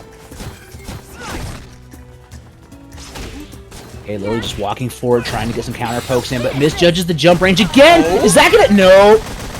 Thought there was a press there, or maybe a missed input. Either way, big punish and corner carry for Jester Power. This is a lot of momentum shift for Lily AJ. They need to compose themselves, which looks like they already have. Yeah, I mean, you need to not let that guard break you. You only took a little bit of damage. Jester Power only had so many resources before that, so you can still recover from this. You just need to keep your game clean. Already the start of it. Walking in behind that Fireball. Jester Power back in the corner already. Yo, that micro walk after the forward roundhouse. Uh-oh, here it comes. Oh, this is Jester Power wanting the setups. Yo, you can't backdash me. The EX legs trying to get something going. Yo, we threw the Fireball. That's dead. Jester Power. Jester Power was going for the plus frames in that corner regardless. It just so happened that Lily AJ chucked Plasma, and Jester Power was already flying. Yeah, I can't help but wonder if, I mean, between the EX legs before that and then the EX Plasma then, I can't help but feel like maybe Lily AJ did crack a little bit after that CA going away, cashing out those resources in a couple of scrambly situations to unfortunately have them be incorrect in both big decisions, and drops down to the loser's bracket. Jester Power moves on to play Bolt Strike in top 16. Oh, cool, a Claw Mirror if Bolt Strike plays it. All right, now we're watching an EU tournament for sure. Speaking of cracking, thank you so much for cracking open that wallet, GLaboo, dropping in that Twitch Prime sub, or that Tier 1 sub, excuse me, for a third month in a row. Really appreciate it.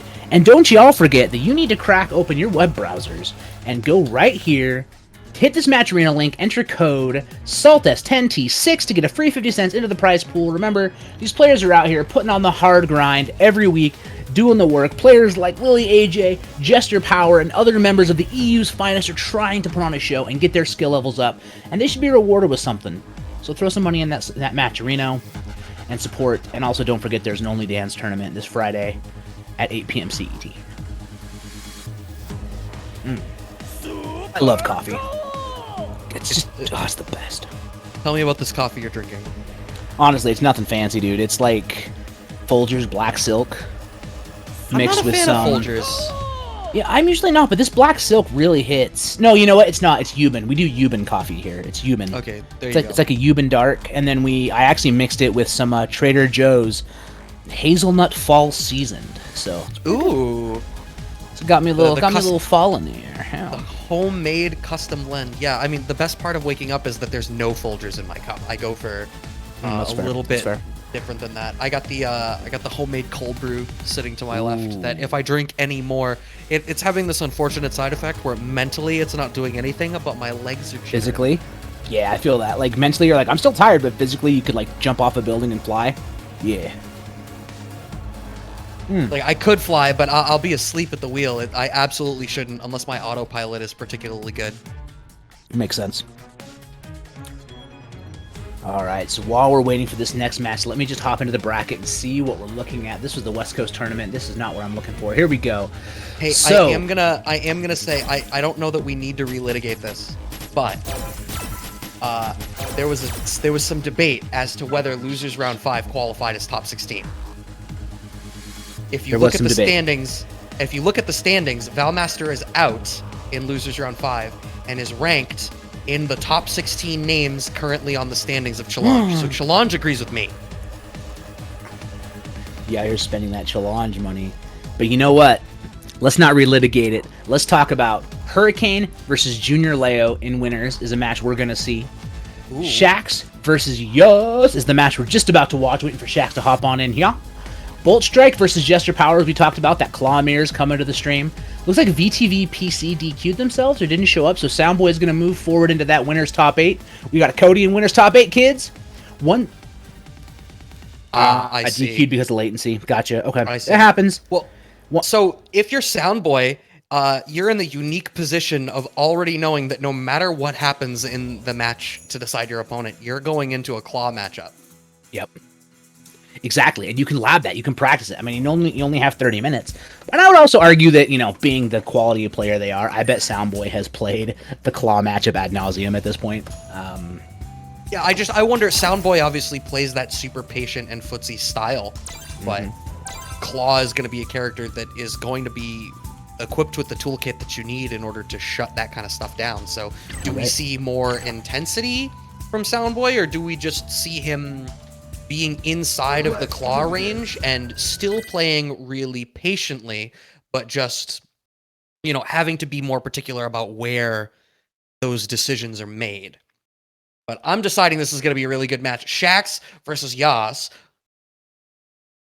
Yes. I don't know why I just want to yell that every time I hear the name. It's so exciting. Right. It's not going to get old. I mean, unless it already is. Also, Captain Flapjack, I love the name. I hope it's because of the cartoon series, because I love Flapjack.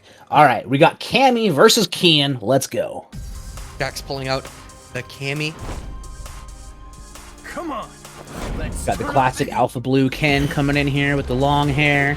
Cammy coming in. Yo, her Alpha costume coming out tomorrow, by the way, is gorgeous. I'm really excited to see the Alpha Cammy. It looks so good. Yep. Shax, of course, no slouch, has a great Cammy. Plays a myriad of characters, but the Cammy from Shax is extra terrifying. So far, a lot of patience on both ends, right? We're only 10 seconds in, but both players representing quite a bit of respect. Nobody jumping, nobody doing anything crazy.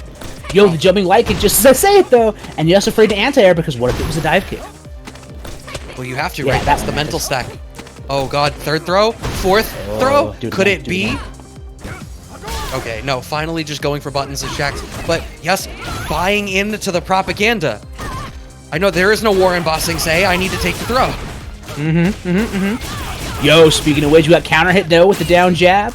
Yo, tick throw trying to get that maximum stun. Yes, gonna throw the EX.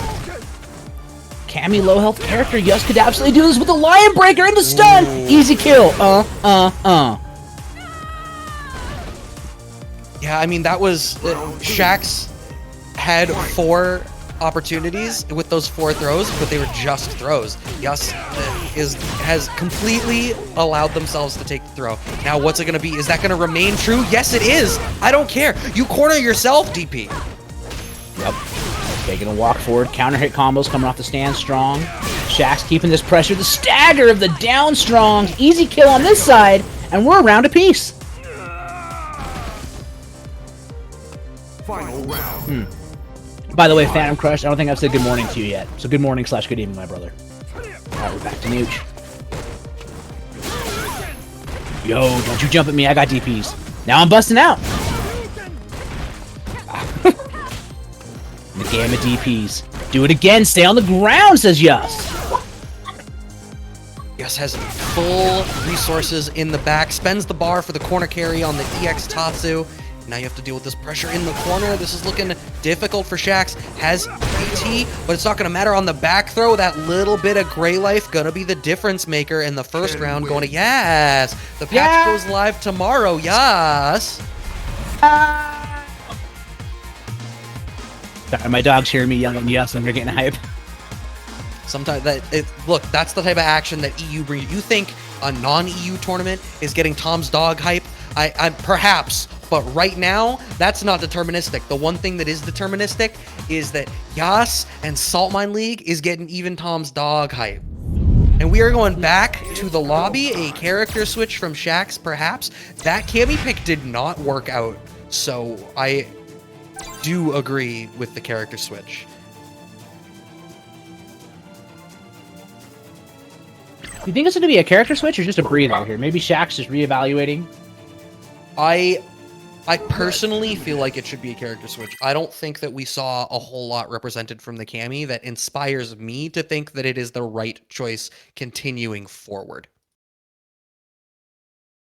That's fair. Chad is saying it's Laura time. That could be a really good switch here. Shax's Laura is godlike.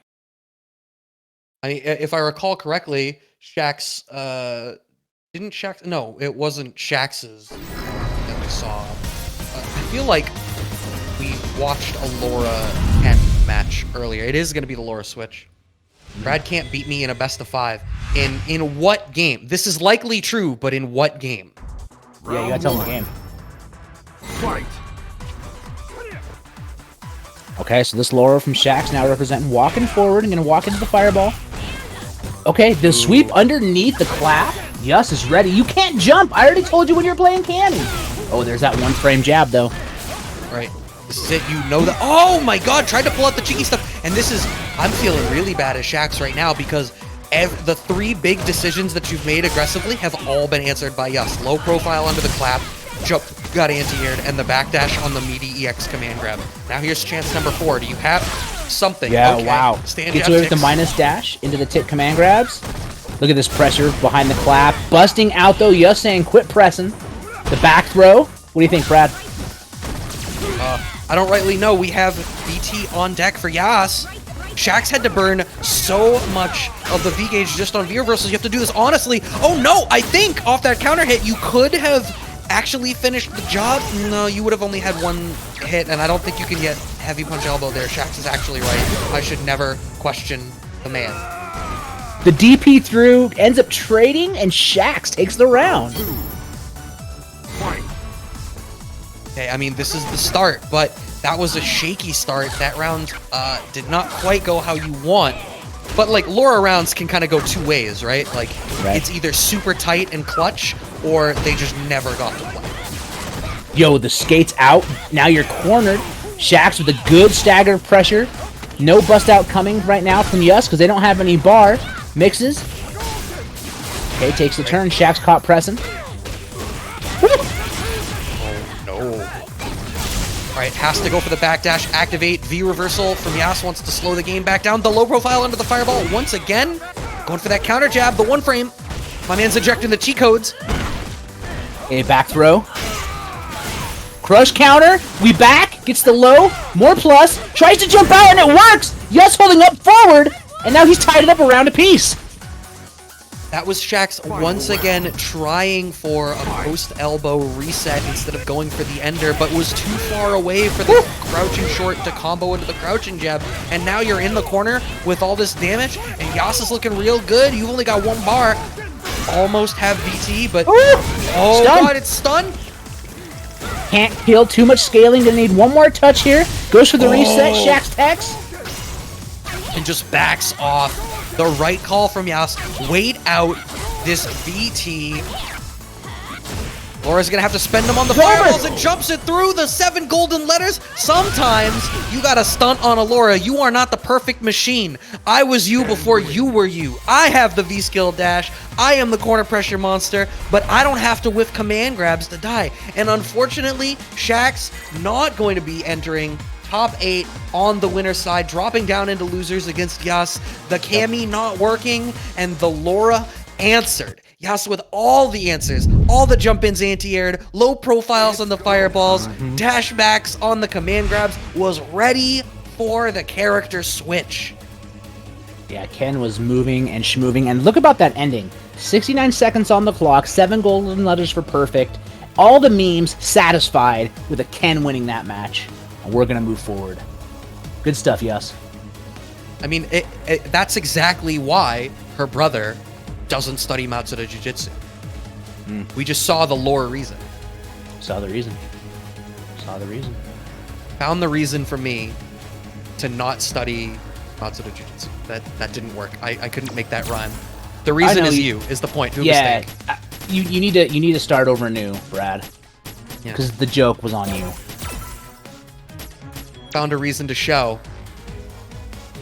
that I can't make good puns. God, I hate that song. All right, so Hurricane versus I used to love Junior that Leo song back in the day. with your ripped Justice pants and your emo swoop. All right, so I had the emo swoop. You know it. You know it. Oh, 100% you did. Nobody understood BradM as a teenager. Just like nobody understood me. That's what happened. That's what happened, man. Are you like me and you now like not unironically still listen to all the old emo bangers from back in the day? All the time. All the time, dude. All the time. But like the real ones, not the ones on like where people are like, how many, if you know 10 of these emo songs, you had an emo phase, and they're all like late stage Fall Out Boy and Panic. No, like, no. Evanescence was like, Evanescence was an emo. Evanescence was a new metal.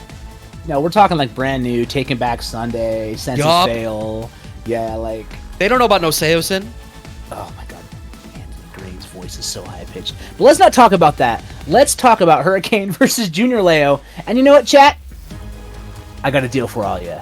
I got a deal for all ya. If we can get this match arena over $50, I will release MySpace emo swoop pictures of myself to the internet Oh my word. for your enjoyment. Are they photoshopped? Maybe. Are there stars in the background? Maybe. I'm just saying, if we can break $50 in the match arena, it might get weird on Twitter. That's all I'm saying. That's all I'm saying.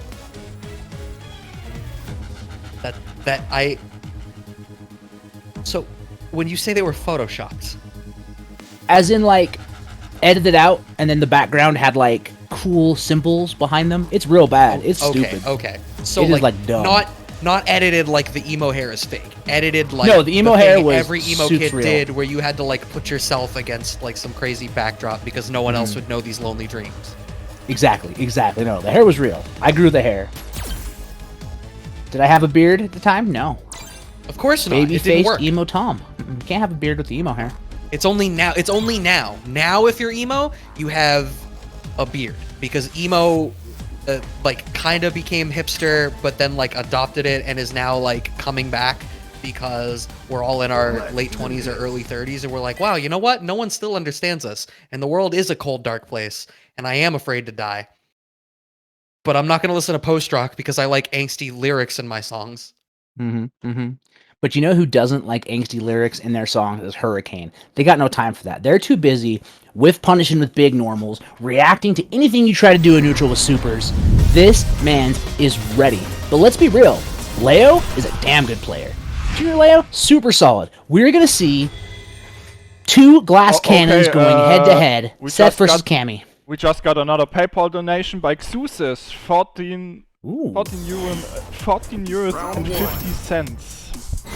Damn. Another Thank you donation. so Well, much, Seuss, for the 14 euros.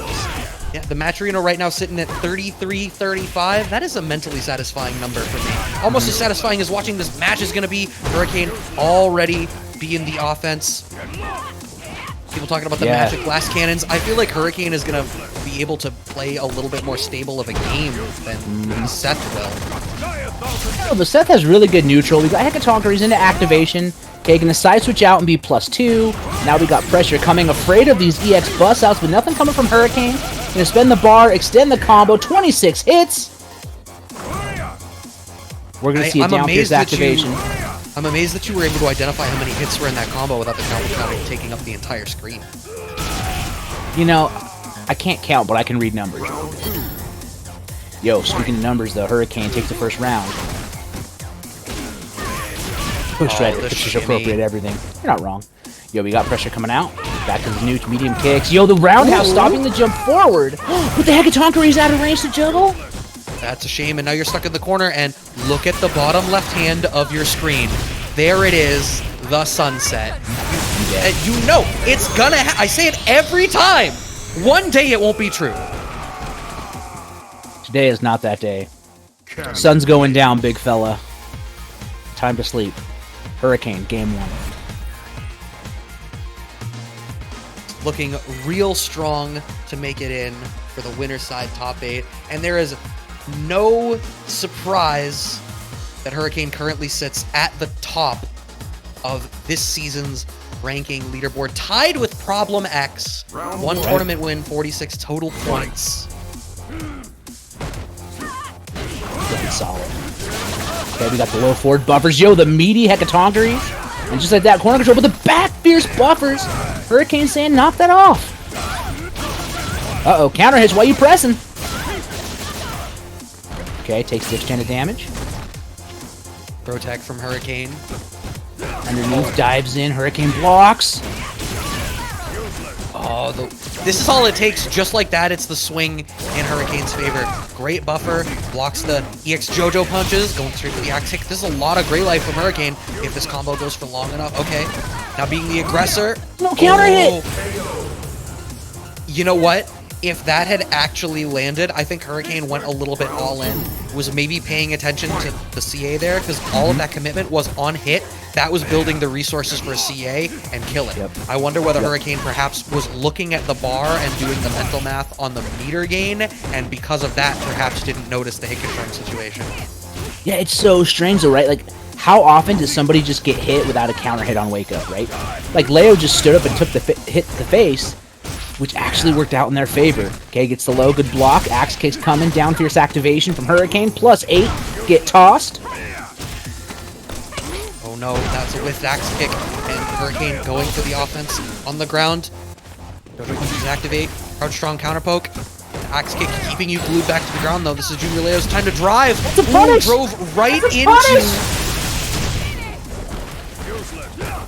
Did anyone get the number of that truck? I think Hurricane was driving it. Nah, but if you crouch down real low and look at this low forward, you can see the driver. It was Hurricane.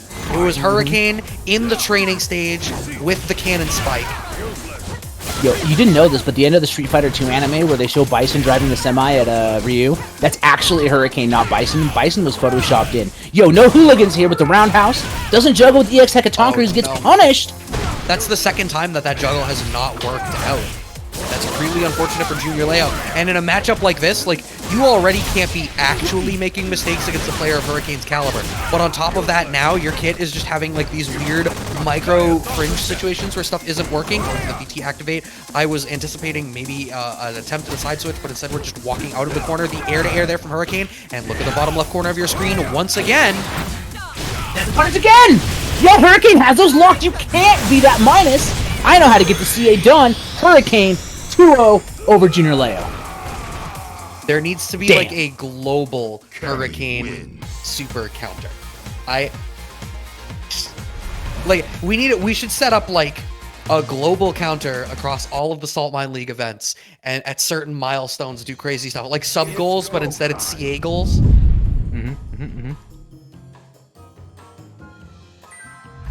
Incognito can always count on Hurricane for the salt gains. Yes, I see that people were making particular bets in the salty bet, side bet stuff for your salt points or whatever we're gonna call them. Yeah, okay. Moving on to the winner's side, top 8. I bet 1,000 salt grains. If Leo would have won, I would have had enough to buy a scammy. That's all I'm saying. That's all I'm saying.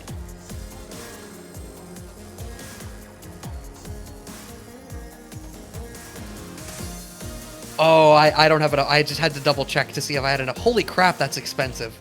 Yeah, salt grains. You need a lot of salt grains to get a scammy. You need a hell of salt grains. Imagine investing in government bonds when you have Hurricane. Look, Hurricane stock, it's only going up. That's not a bubble that is going to burst. But you know what will burst is my excitement for the Only Dance tournament. February 26, 2021, you will notice if you look to your calendar devices, which may be on your phone or your machine or whatever you're looking on, but that is this upcoming Friday, which will be 4 days after Dan is available in this game, because he, like the rest of the balance updates and the changing in mechanics, are dropping tomorrow.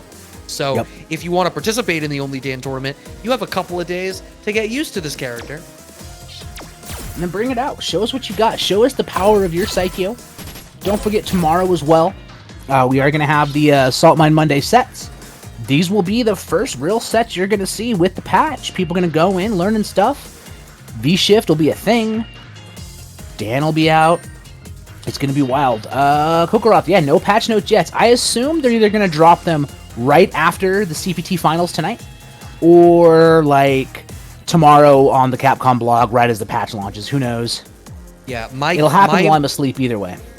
Yeah, I would put my money on the patch notes drop tonight after the last event, and maybe they show us the 5th character, or just announce who the 5th character is tonight, and then the patch notes get updated. That would be my guess. That wouldn't be bad. I don't know that we're going to get a character launch. It'd be cool if we got an announcement, but if we don't, I'll be fine with it. We've got so much coming tomorrow to focus on. It's going to be wild. Speaking of going to be wild, this is going to be the Bolt Strike Jester Power match. I honestly think Bolt Strike's going to go Urian. I'm going to bring out the Monkey, but we'll see what happens.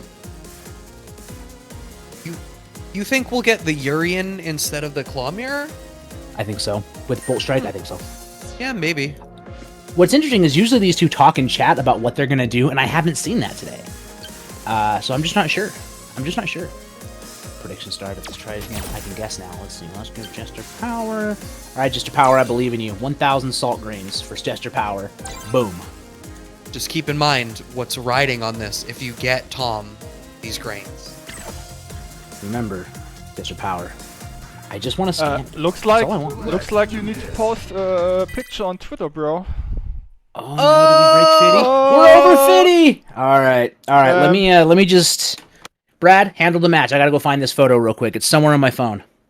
Oh God. Okay. Well, thanks for whoever. I'm not smart enough to read the Matcherino to know who ultimately donated to get us to that point. But thank you for getting us to that point.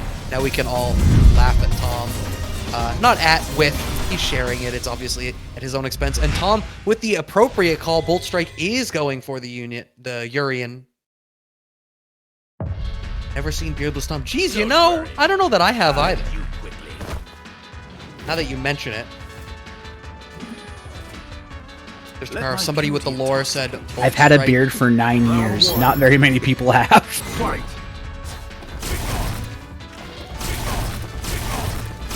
Right. Bolt Strike already opening up, representing that fireball game. That's the V-Skill 1, interesting. Although, I think that makes sense in this matchup. No, I'm sorry, I literally read those backwards. The V-Skill 2 and the V-Trigger 1. Never mind.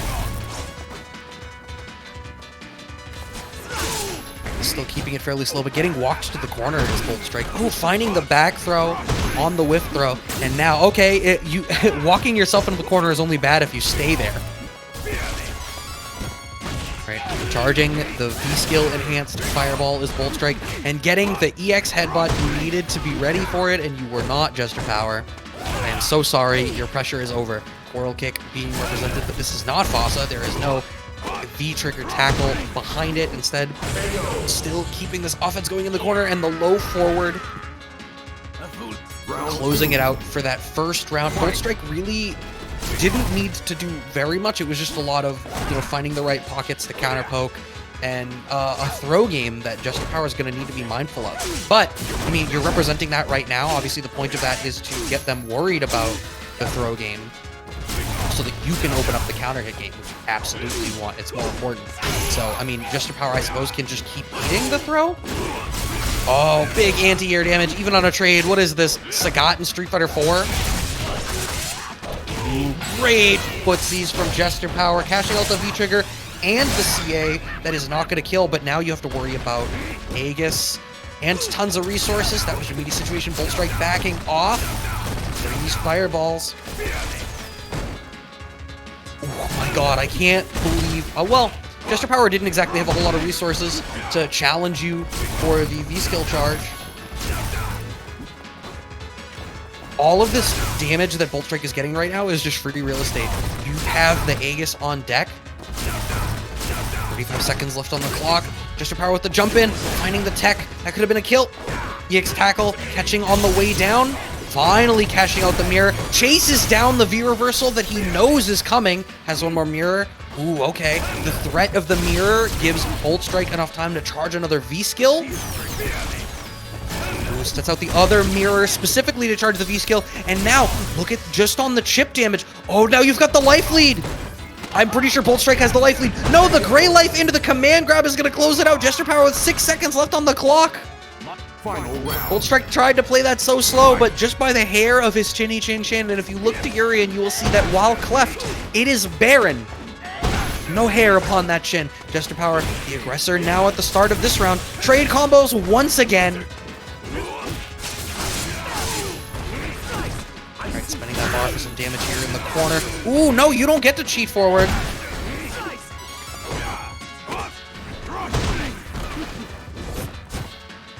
Trying to start that offense. Jester Power doesn't even need to be afraid of being in the corner right this second. Has all this life. You don't really need to do much, but this is exactly what that last round looked like. Bolt Strike on the back foot and literally just spent the whole round chipping away with fireballs just around the threat of mirror. The whiff punish though? Good God! Jester is awake! My man came out with a deadly weapon. We got a 319 in progress. This man has the claws. First game going to Jester Power. We got a €1 donation via PayPal. Man, today is PayPal day, it seems like. By Mantis Stellanima, and he says best of luck, Luffy. I really hope Rose will serve you well, just like 6 years ago. I see. You were a Rose player, a man of culture. Really strong pressure here from Jester Power in the corner. What's been really fascinating to me about this is, like, I feel like Urien is traditionally the aggressor, and it's so interesting that Bolt Strike has been playing so defensively. Yeah, definitely agree there. By the way, I just dropped the Twitter link in the chat. Word. They're there, they're live. Emo Tom in the building. But now we got the egg jump over from Jester Power coming in with the stand light kicks, and we're back to the neutral. I was promised Emo Tom without the beard. There is still the goatee that does. Yeah, so I had a little goatee when I was Emo Tom. But now if you look, there's me in a tree with almost not a beard, and then I did post a picture of me with my wife when we were dating, and there's a picture of me without a beard because I was clean shaven then. But off the wall, gets the jumping air medium punch, and here we go. Okay, charges up, walking. Is Jester? Boom. Okay.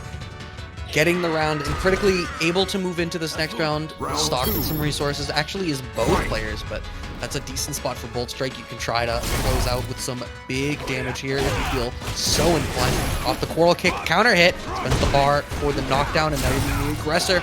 And Jester Power has been allowed to be defensive in this matchup, but only when you have the life lead. Now in this situation, Bolt Strike is in the driver's seat. Ooh, scooping this man too.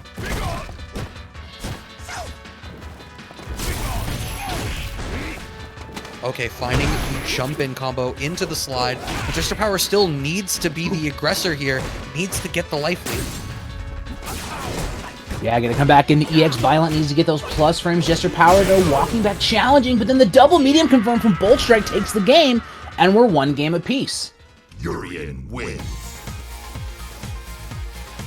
I mean, finding the opportunities to get this offense started and ensure that you stay on the life lead is, I think, really the most critical thing here for Bolt Strike. Like, you cannot rest on the back foot here and let Jester Power dictate the pace of the matchup. We saw in that first game that he ultimately lost, a much slower game, playing much more fireball-centric, and part of it was just to chip away at the lead and not risk dying and eating, like, Death of a Thousand Cuts, but Elephantum, Bolt Strike is playing Urien in this particular matchup rather than going for the claw mirror in ears. Yo, got him on the knees, then overhead. Gonna get the charge roundhouse. Big juggle, needs one more to do it. God, look at that damage, though. 3 metallic spheres in the combo. Jester Power's got to be super careful. I mean, you don't even really know. Oh, no, commits to the headbutt. The Barcelona drop just to get out. Oh, no, you're in the tricky mix situation. It's going to be the backdash. Yes. Okay. Okay, now you double dashed. We played Mario Kart, baby. My man was ready. Hit him with the red shell. It wasn't the blue shell because Bolt Strike was sitting in first place, so you know it wasn't going for that. Yeah, you're not getting a blue shell in first place. No, not at all. You're getting coins and mushrooms, and you'll like it. Yep. Blue shells in this economy? No, sir. Low forwards coming in. Medium punches out. Bolt Strike standing at ranges, and Jester Power jumping where Bolt Strike can't get that down for his anti-air. Really smart. Just as I say it, though, there's the juggle from Bolt Strike, double dash, and now cornered is Jester. Jumps out. I know, Joseph. Go forwards, gets a sweep, the counter hit combo, EX headbutt. Needing to represent it. Starting to use that Coral Kick a lot more in some of these situations as well. I must be something about the particular normal in this range that Bolt Strike is finding is doing a good job of shutting down the type of energy that Jester Power is bringing. And now Bolt Strike sitting on the life lead, dashing forward into the jump in so that he can pressure on the landing frames. Yep, gonna get that down fierce. but the empty jump from Jester Power specifically so that the hurt box doesn't extend into the crouch fears. Super smart. Right, Jester Power fully stocked. Only 25 seconds left on the clock. Has to make something happen. Bolt Strike can really afford to kind of do nothing. Uh-oh, back throw. Yeah, but he's a Urian player. He's doing everything. Plus frames. No headbutt from Bolt Strike. Now just walking back 10 seconds on the clock, Brad. I don't think anything can... Uh-oh, now you have to deal with the mirror. That was a throw. That was... You need to... Oh, my God! Oh, but if you had hit confirmed into CA, you would have won! But unfortunately, you didn't. And Volt Strike wins on the timeout. Somebody said it in chat, but it has become true. You have actualized the reality. Imagine timing out Jester Power. Bolt Strike saw his conclusion and made it a reality. Yep. It was on his vision board the whole time, Brad. It was on the vision board. He had it. He cut out the picture from the magazine, taped it up behind him. He knew. He knew. He knew. It's a real shame. And Jester Power already in the chat missed my CA. A real shame. But you will get another chance as that was in winners. So Jester Power will drop into losers. And that sets up winner side top 8 of Bolt Strike versus Soundboy and Hurricane versus Yas TTM. Alright, my dog is barking at me. I'll be back shortly. In the interim, we still have Jester Power versus One Step Layered to play PAX. That will be a loser side top 8, and Junior Leo versus Ozan-sama and Shax versus Lily AJ are the remaining matches to fill out the loser side top 8. And if you like what you are seeing, the Matcherino is bumping today, but it could bump more. Let's not pretend like there aren't still codes, because until I hear the voice of God in my ear tell me that the codes are gone, the codes are not gone. So you can use those Matcherino codes, Salt S10 T6, to go and throw that free 50 cents into the pool. We already hit the $50 point where Tom exposes himself on the internet, not in a predatory way, but in a emo kid way, putting up the old MySpace pictures. Let's do this. Those are in the chat, or if you want to go to Tom's Twitter, he's posted them up there for all of you.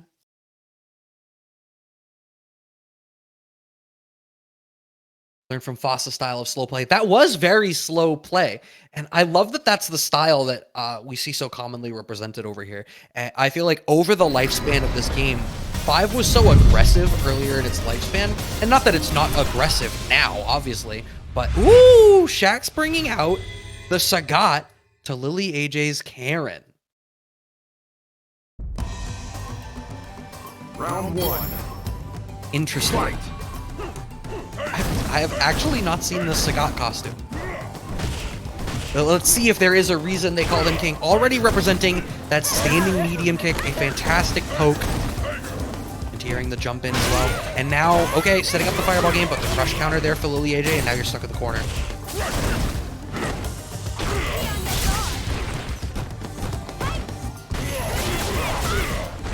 Right, getting this pressure in the corner now is Shax. Okay. Oh, finding the anti-air and baits the reversal to clean out the round, does Lily AJ. Round 2. The Shax started out that round pretty well, utilizing the tools in all the right way, but Lily AJ, once Lily AJ got in, it just kind of worked out. I mean, Karen's pressure game is really good, and obviously found the reversal timing for Shax to finish cleaning out the round. CA on deck, gonna cash out with the 1 bar instead for some damage. No reason to cash out the CA just the second. Shax finding a little bit of room, has to spend the bar on the EX Tiger shot. Trying to keep this game slow. Okay, sweep activate from Lily AJ. Using the V reversal to Shax. This is a lot of gray life from Lily AJ, which makes that a pretty pricey Tiger shot. Ooh, air to air with the jump short. Okay. Uh-oh, the high Tiger gets low profiled by the crouch strong, and now Sagat has decent life, so I'm not quite sure that this is 1 touch with CA. It's at the very least a 2 touch guaranteed. Are we gonna see the cash out into the CA? The privilege super, is it gonna kill? Is the question. It is not.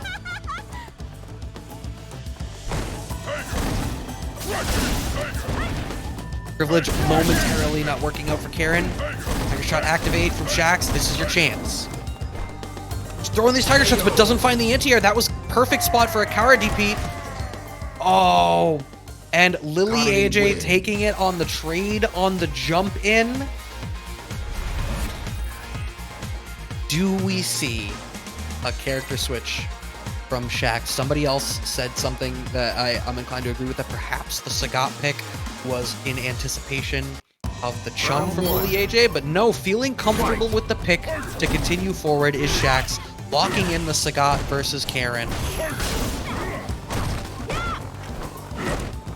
I think we saw the rounds were pretty close. I think you need to represent that DP. You need to have the Kara DPs for some of these farther range jump ins as well.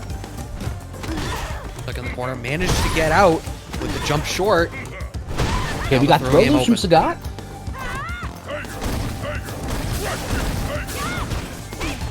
Yo, we threw. You can't throw too many balls.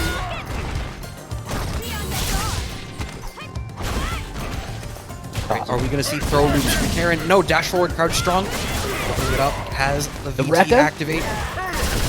Whoa! That interrupted the overhead, you're dead! Oh my god! Shit. Round 2. That's like, I think that's Sagat's like most violent button too. In my personal opinion, man chose violence. Absolutely. Woke up this morning, chose violence. Yo, jump lights. Here comes the corner carry from Shax. Angry Scar out. Yo, crosscuts, we got those. Nice cash out. Second Angry Scar sweep activate from Lily AJ. Oh wait. no. He chose too much violence. Yo, man had a machine gun. Activation, though. The roundhouse didn't connect, Brad. It's not what you want to see. Oh! Dashing! Was ready for it. Was Shax cashing out the VT for some big damage, and the other most violent button, Mans chose violence. Muay Thai, the art of 8 limbs. Here's one you ain't seen yet. Mm-hmm. You're not ready. You're not ready. Check these bows, and we're a game apiece. Yo, Shax, this Sagat is looking legit. Love Sagat in general. Lily AJ locking in with the Karen still. We're not going to see a character switch on either side. Locking in with these selections today. Mm-hmm. Good buffer here. Gonna throw that plasma. Just walks under this Lily. Out of range for the cross-up, but now we got some low forward stuff. But you gotta stop dashing. Sagat doing such a good job of keeping Lily AJ at bay. Shax not letting him dash. Right, but the V-Tigger activate. Now you're stuck in the corner. You have to deal with this throw game. The wake up, the defensive buttons from Shax has been a consistent part of these last 2 games. Yep, and now just back dashing away. Tiger shots out. Ooh! Down. Yeah, you can't jump. This man's got those DPs. And that was an angry Scar.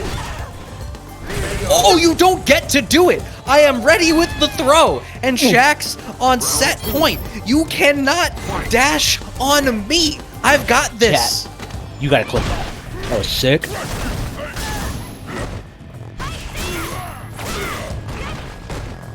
Go for a Tanko from Lily AJ. Shax slowly being pushed to the corner, but the history of this game so far has been that has not mattered. Shax will find the way out. Okay, that trade definitely in Lily AJ's favor. Gets the crush counter sweep activation. Shax has to be careful. Opts to view reversal. View reversal again. I don't want to hold these frames. Get him away from me. That was a chunky normal. Manages to recover from the low tiger in time to block, and now there it was, finally found the way out, and just backing way off all the back dashes. Yep. Man is churning, ready for the DP as soon as the Lily AJ goes to the air, but you knew that was your chance. That was your low forward. There it is, though. There's CA. Gets the stagger pressure up the down strongs. Brad and Lily AJ is going to tie it up around a piece. No, it didn't kill. For the first time in the history of everything, but then Shax just stood there. Did he already let go? Had Shax already taken the hands off the controller? I think that he had. What a real shame. That was the second time in this set that the CA didn't kill. And everyone's like, that CA always kills, but finally someone is checking Karen's privilege. Like, Shax was taking a sip of the water and got. Right. Sweep activate from Lily AJ, finding the throw. But Shax still has room here to make this happen. I like that V reversal again, just saying, listen, I'm not letting you get anything started, you keep your momentum limited. But this time goes a fireball and the jumping from Lily. This is what they want. Oh no! Shaq's trying to bust out, Lily AJ saying, now dog, I'm blocking. Next hit There's a stun, shimmy. that's gonna do it! And that feels so bad after letting go of the controller from the Karen CA in the last round when it could have been yours. What a shame. I feel like Shax was standing in line, ready to buy, right? Had that PS5 or that NVIDIA RTX, and Kareem just walked up behind him, popped it out of his hand, set it on the counter, dropped cash, and left. Like, legit paid 300 over asking just to harm the man who's waiting in line. That was a great set. Shax's Sagat so clean. Lily AJ, though, looking clean, looking solid, showing that they know the Kareem matchup. Damn. So that sets Lily AJ up into loser side top 8. Gets to play the winner of Junior Leo and Ozan Sama. Then the other half of loser side top 8 is Pax, who's already in there waiting for the winner of Jester Power and One Step Layered, which looks as though that is the match we're gonna get.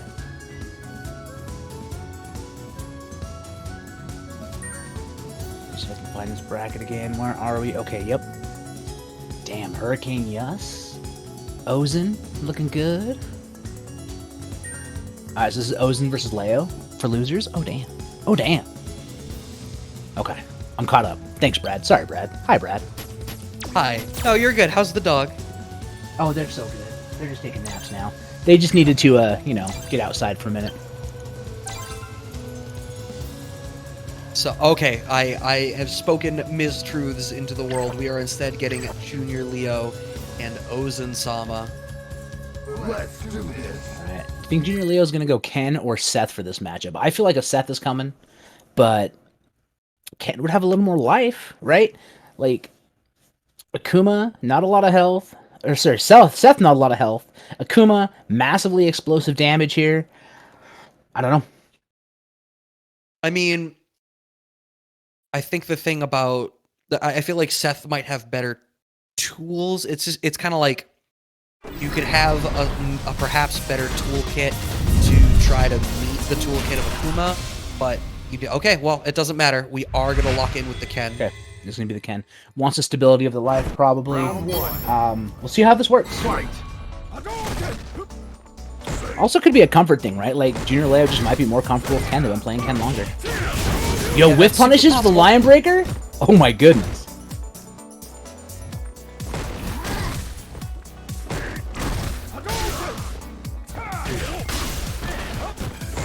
Some low forward fireball is Ozan Sama.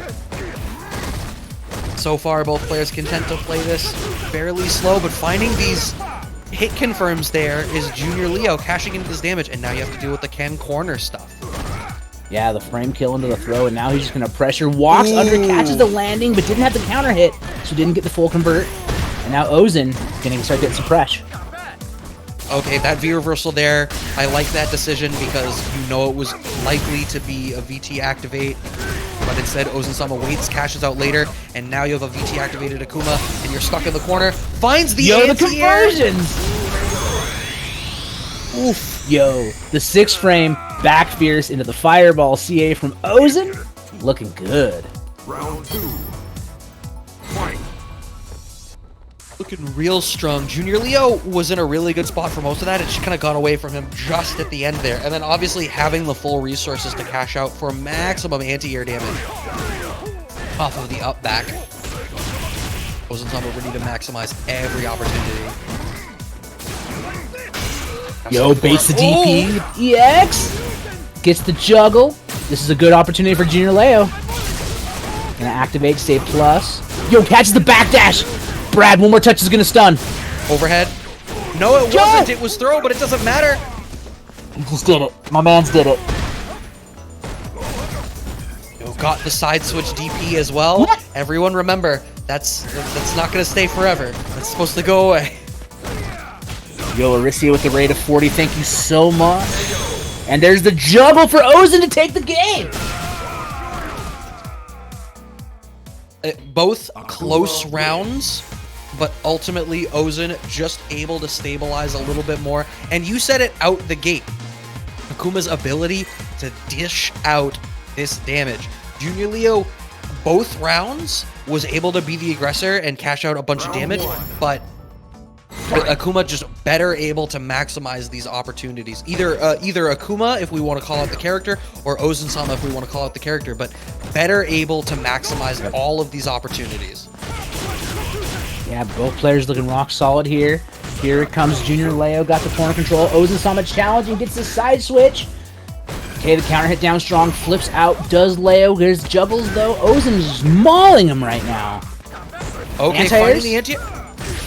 Oh, smart backdash from Ozen-sama, and that's going to be the stun. A 3-hit combo at this point. If you spend the bar, oh yeah, you can absolutely kill for the 1 bar, and Ozen-sama on set point to be able to move on to the loser side top 8. Looking clean. Okay, fireball's out, gets the low 4, but doesn't have a conversion or a buffer behind it. Can't count a player like Junior Leo out. No, of course, but you're going to have to dig deep here in order to try to make this happen. You've got a big hill to climb. Maximizing all of your hit confirms like this is going to be the start. Spending that EX Fireball, really opening up this Fireball game. Wants to keep the offense in his own favor. Has to respect the air Fireball. Yeah, especially with EX, right? The hitbox is nice and big. You got pressure coming. Yo, the low forward, though. Ozen has been challenging at all the right moments. Yo, with punishes, though, baby.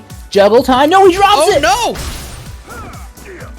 It's fine. Managed to try to keep this offense going. You have VT activate. Once again, going immediately for the EX Fireball to keep the pressure going. Sweep activate now from Ozen-sama. And not respected in the plus frame situation. Getting clipped, and that's going to clean it out. Ozen takes it with a fairly quick 2-0. Akuma wins. Yeah, knocking Junior Leo out of the tournament, but great stuff. You know, getting into the top 16 is nothing to be ashamed of in this tournament. It is an absolutely stacked bracket every Sunday, and today was no different. Ozen-sama. For real? First time? Wow. Lucas believes that is the first time that he had entered. What a fantastic showing, even more so. Yep. And Ozen-sama is going to head forward, though, to fight Lily AJ in Losers Top 8. On the other side of things, we've got one more match for you in Top 16. Jester Power versus One Step Laird. Winner of that is going to go up against Pax.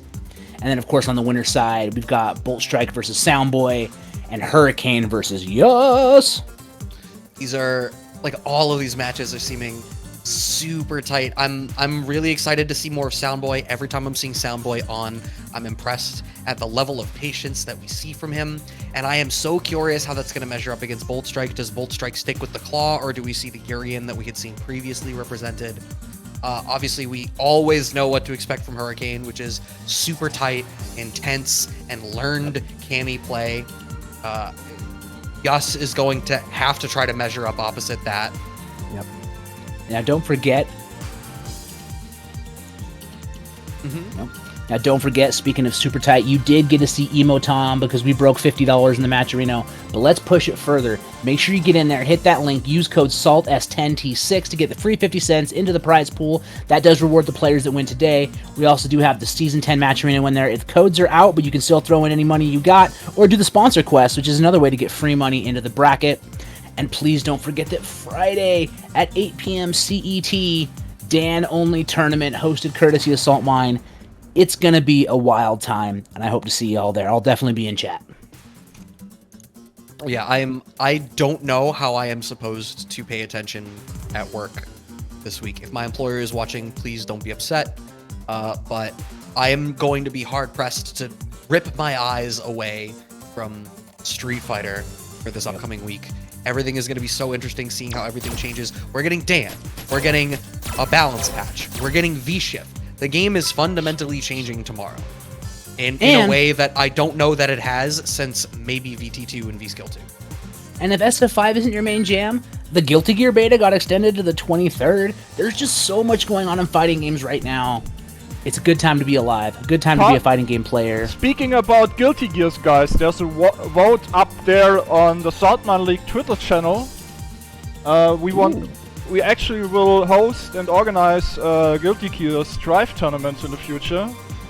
And Ooh. yeah, we need to know on which platform the most guys are playing, because the game obviously has no crossplay. So please share the tweet and do your vote. We need to know, guys, if you are Guilty Gear Strive players. I need to know as well, because I want to know where everyone's playing. I'm a PC player at heart, but I will buy it for PS4 if I gotsta. Please let me know. I will say, I know that it's important that we all spend our collective complaining energy to ensure that developers are putting in proper netcode in their games. And it's great that it's beginning to work. But as soon as it's done with that, can we take all of that energy and ensure that actual cross-platform play becomes the standard? It is the best thing about the online experience for Street Fighter V is that I have never had to give a crap about what platform anybody played on. If this also had great netcode, it would be the benchmark. The pièce de résistance. Right. But instead, as it stands, it's looking like Strive or other rollback platforms are what it is going to be, which is totally fine. Speaking of totally fine, this is going to be a totally fine match for everybody to watch. One Step Layered versus Jester Power. I have run out of Linkin Park references, so instead we can just talk about the game. Okay, the overhead at range from One Step Layered, really just both players trading poke, trying to fill each other out. You're going to see a lot of respect as they really try to fill each other out. Like, how is, One Step Laird's like, yo, how's Jester Power feeling today? Jester Power singing, how's One Step Layered feeling today? Etc, etc, etc. Okay, tick throw. Gets the low, but no buffer for the just frame. Ooh, challenging that dash forward already is One Step Layered. That's big, so now if you're Jester Power, you know that you need to be representing these buttons more already. Challenge, once again, that's 2 for 2. The data acquisition is over.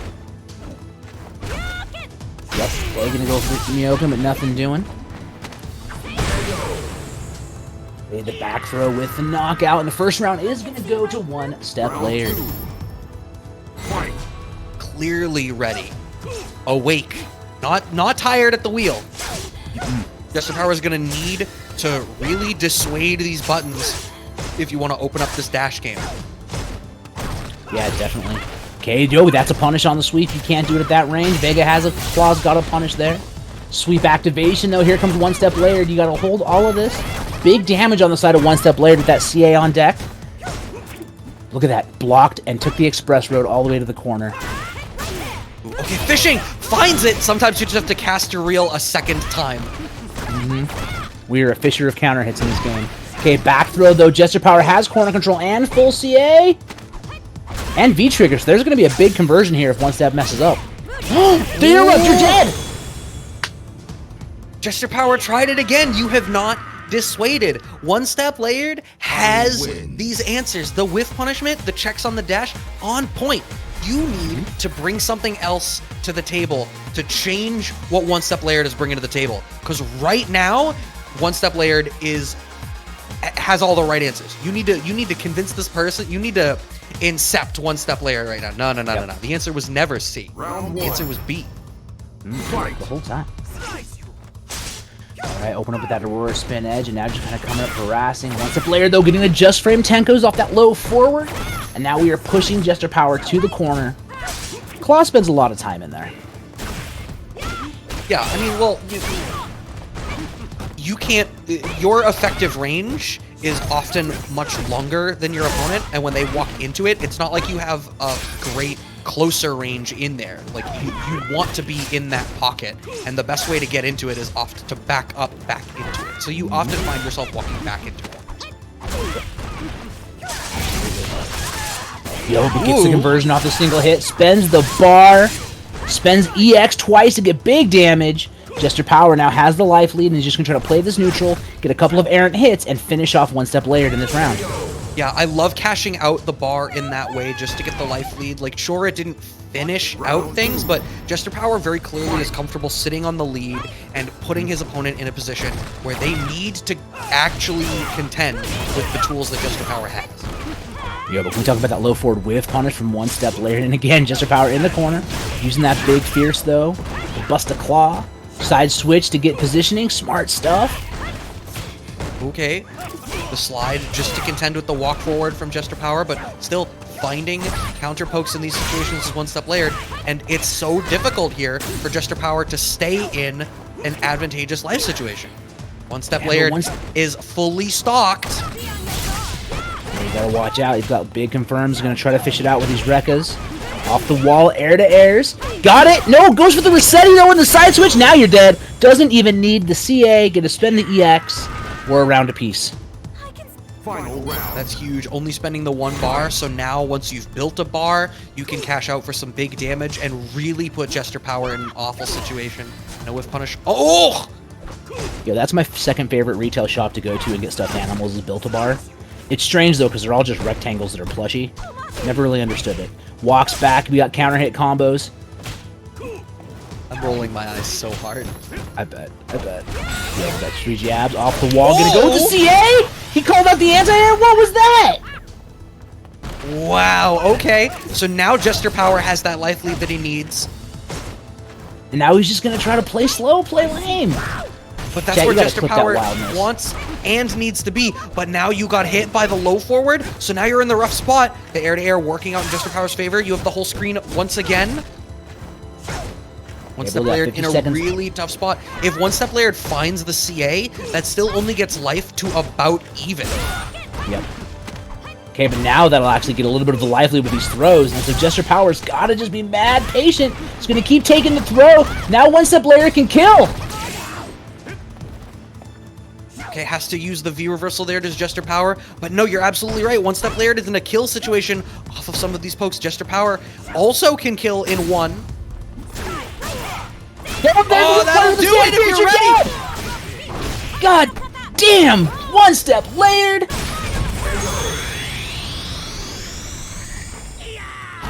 It's so unfortunate for Jester Power. They had the strategy, but there was just so much time to lame it out that Karine was able to wiggle her way in, lock you in the corner, and get that big button. A great run from Jester Power, out just shy of top 8. And speaking of top 8, that will finalize the top 8 in the winner's side. Hurricane and Yas TTM.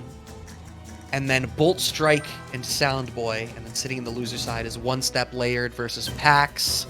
And Ozan Sama versus Lily AJ. We are at the top 8, which means there is only so much more time for all of you.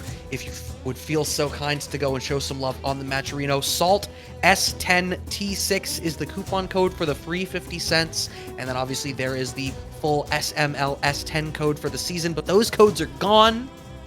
But if you want to show some love to that one as well, you are obviously more than welcome to. We appreciate any support that any of you would like to show. And please continue to show support to events like the Saltmine League. If you are not already, follow on Twitch and follow on Twitter so that you can be up to date with all of the action coming out of here, including the 3 weekly events. Today is just the regular ranking circuit.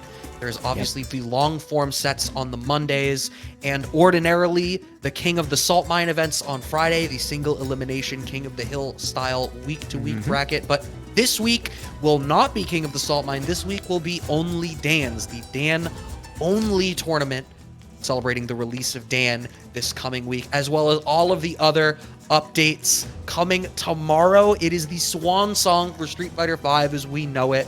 Relationship with Street Fighter V over. Street Fighter 5.5 is my friend now. Yep, that's who I am. That's who we out with, who we're partying with.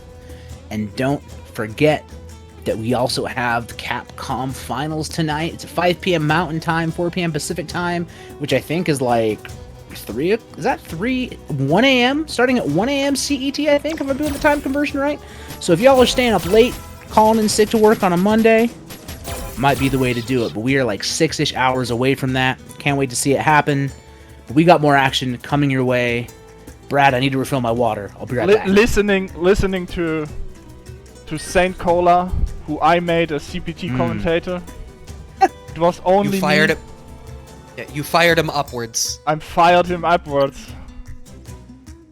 It's funny. I fired him the way into CPT. That's how it works. There we are. That's why all the rest of us are always so happy when you fire us, because it's like, I could be next. It could be me. Maybe one of us. Maybe Redis gets to fire one of us into a new slot should it emerge. But until then, friend of the show, St. Cola, one of the people on the team tonight. So make sure y'all show him some love too. Although I don't imagine that any of us have to tell y'all to show St. Cola love, especially when St. Cola is showing us love. He obviously dropped the sub earlier today. It's gonna be a great weekend for Street Fighter V. We are able to begin our top 8 now. Hurricane and Yus TTM. Hurricane currently sitting at the top of the Saltmine leaderboard, tied with Problem X.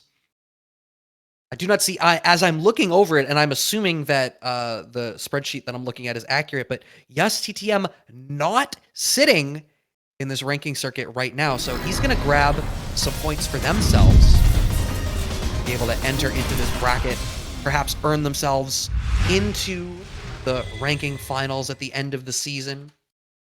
Ken versus Cammy. Here we go. Can Yes TTM do it no one else has been able to, and make Problem X go to losers? Be careful with these fireballs once Hurricane gets meter. Oh no! That's not how you want to start. Alright, Hurricane tossing the throw. The thing that scares me is, does that mean there's some nerves on the side of Yes TTM now? Good challenge! See, starting the pressure, Hurricane just walks back. Split trying to press something maybe off that dive kick, and now Yes locked in the corner, trying to fight their way out against Hurricane, who has a significant life lead. And Cammy, yo, walks forward, the back medium punch, and gets jumped in. I think that was the DP gone wrong. I mean, that would make 2 then, right? The overcommitment earlier in the round and then not getting it at the end. That's not the way that you want to bookend that, but you can still stabilize if you're Yus. Okay, EX Katsu. Good, this is looking long. Yus making a lot of mistakes. And Hurricane is a player that will maximize on one of them, so you can't afford to hand Hurricane a 1 mistake, let alone all of these. Already with the crouch strong, that's 2. 2 jump EX Hatsus together in the corner, blown up. Yo, don't jump! CA! Honestly, this looks like Yus is playing very nervy. A little too respective of Hurricane, trying to play slow and steady instead of running their strategy, right? I don't see a strategy much from Yus right now. And Hurricane's exposing it. Yus needs to go a little more aggressive and play the set they want to play. Yeah, I mean, obviously on the back foot, the Hurricane's going to be able to play his. It's just, if you don't put out some kind of energy, Hurricane is absolutely going to fill that void. Like, it's like a gas. Like, a Hurricane is ultimately, it's all about gas and pressure formations, right? He's going to expand to fill the container. So you have to fill that space and fight it back. Yep, absolutely. You can't give Hurricane room to march, or he'll march over you. That trade, but Yus not getting the recovery. A trade again. All right, Yus looking a little more stable this time. Oh, went for the jab anti-air, but doesn't quite get it. Unfortunately, the dive kick blowing him up, and now still getting walked down on. Okay, this time the EX Air Tatsu and the juggle connects for Yus. Gets the low, the buffer, and the DP.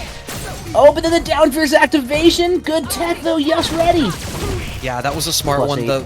The back throw reset there to put him back in the corner so Hurricane can maximize his offense. But Yus was ready. Unfortunately, the next hit, there's a CA on deck for Hurricane. You're not even going to need to see it, though. Yo gets tossed, and Hurricane is now on set point. Round 2. Fight. Set point very nearly CA for Hurricane. Yus is going to need to, if you're going to find your game plan, if you're going to find the nerve that you need, it has to happen right now for Yus. Okay, juggle again, corner carry for Yus. Delayed down jab's going to catch Hurricane pressing something. Okay, waits for the bust out, but nothing doing. All right, down fierce activation. I like that view reversal, keeping him in the corner. There's the Lion Breaker combo. One more touch could do it for Yus. Counter hit! and manages to clean it out without having to cash out CA, instead only spending the 1 bar, maximizing the meter gain after the fact. This is the kind of thing you need. Take a breath, ride this wave. Yeah, absolutely. But here we go. EX dive kick in from Hurricane, not confirming. Just buffering the V-skill instead. Yes, not DPing. Good decision. It was a bait range. Yo, again, tries to do the EX Tatsu. Misspacing, gets punished. Meaty dive kicks. Hurricane putting the pedal to the metal, rushing down Yus right now. There to airs. No. These EX Tatsus in the air from Yus to try to get out of the corner, only one has worked. All of the rest of them have been plainly answered by Hurricane. Yeah, a little bit predictable. Right? Hurricane's looking for him, trying to sniff him out. But now activation here from Yus. Gonna kind of move back and forth, look for something, anything. That's a reaction! We've seen it time and time again! Hurricane does not allow you to throw fireballs when he has CA. What's the setup? Oh, Jabs. just catches him with the meaty stuff on Wake Up, and gonna be able to clean it out 2-0 in the winners finals to move on, not in the winners finals, to get into the winners finals. I'm sorry. Was so prepared for the speed run, I even went for the out of bounds, did the sequence break, pretended for a moment that he had just won the winners finals, but no, no, no. This is any percent, no glitch. Hurricane still needs to get through winners finals to finish out the speed run. Winners and grands even. Yeah, looking And clean. you're fired, Brad. Oh. What? I recovered! No! Can't recover after slapping a customer, Brad. Can't recover from that. Saltmine knows they got standards. Caster overrated. Paycheck outdated. Long have we admired. Commentators fired. That's not a very good song. We gotta work on a song for that. But we don't have time to think about songs, because we're about to watch Soundboy versus Bolt Strike, Claw versus Cody, aka Knifey Claw, going in hot and heavy. Let's do this. I mean, first and foremost, as I've said a couple of times, I'm curious. I presume Bolt Strike goes with the Claw, but there's so. always the possibility of the Yorian. I imagine it ends up Claw, which just, as I've said a couple of times, I just become curious how Soundboy has to make the adjustment to a character that can better play that slow game than he, and it is the Claw. So what does Soundboy bring to the table to deal with the fact that it is going to be more difficult for him to sit at range and try to play footsies? He's absolutely on the back foot. But as I say that, it occurs to me that that is not something that is commonly attributed to Cody anyway. So we've seen it a bunch of times, and it always ends up working out despite the fact that the other character is perhaps better equipped for it. Yeah, and that crush counter crouch fierce starting off from Soundboy. But now just like that, blocking out some of this Vega pressure, get the zonk, corner control, and now Bullshire's got to find a way to poke out. Right, I mean, like, and now Soundboy can sit comfortable. Oh no, a big jump in there for Bolt Strike, gonna be able to cash out some decent damage and get Soundboys back to the corner. VT on deck for both players, so now is Soundboy, I mean, obviously Soundboy's VT is more of a swing factor, so the question is, what is the activation? Does he try to get in range for the sweep activate? No, but Bullshit getting away with a dash. Now we got the VT2 release. Yo, the V skill connecting. Corner's up. Oh! Soundboy's ready. Oh! So, the chase down of the backdash with the forward dash there, but Bolt Strike, the backdash range from Bolt Strike far enough that that combined with Vega's walk speed meant that it still got out of the way. Soundboy made the right read, but the character matchup blew in his face. Yep, gonna go with the EX conversion here is Bolt Strike. Weedy Fierce walks back though in the down jab from Soundboy. Looking pretty good, trying to get this momentum pushing. Yo, whip punishes. But then we gon' sweep. Corpse Hop finding the counter poke now. Does Soundboy. These buffers. Next hit stun. Ooh. Back throw out of the Maximize. corner. Max, yep. The soundest of boys tying it up around a piece grab.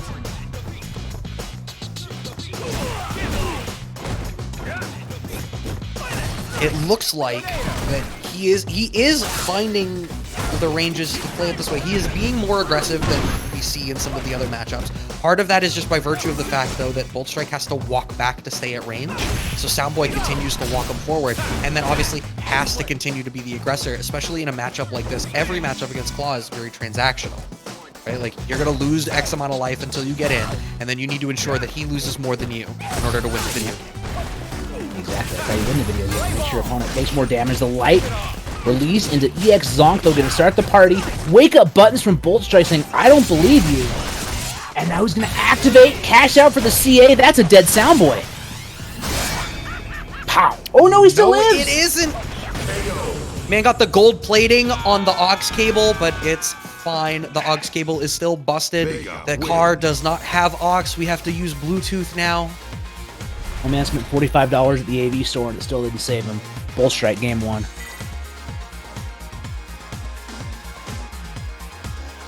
I think there's absolutely room for this to still go Soundboy's way. I think.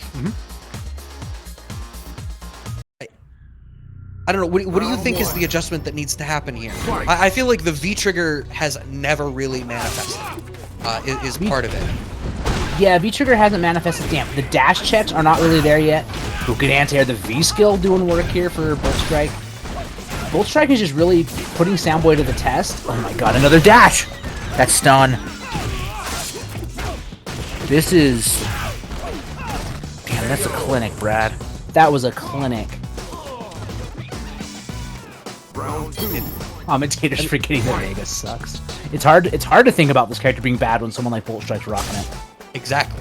Well, I feel like I talked about this recently, where I feel like once you hit a certain point, it feels like it doesn't matter if the character is bad because every player is so good that they can make it work anyway. That whiff punish from Bolt Strike, hitting that button at the right ranges, trying to shimmy.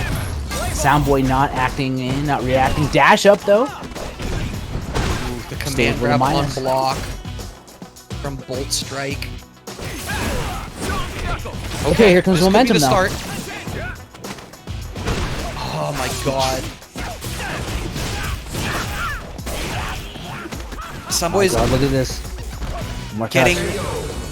What a shame. Soundboy, like, getting robbed a little bit even. Like, all of these VTs, every time he's activated VT and started the offense, and you can tell he's watching for the V reversals or the backdashes, but it keeps just not working. And ultimately costs him his winner side spot, and Bolt Strike gets to move on to play Hurricane in the winners finals.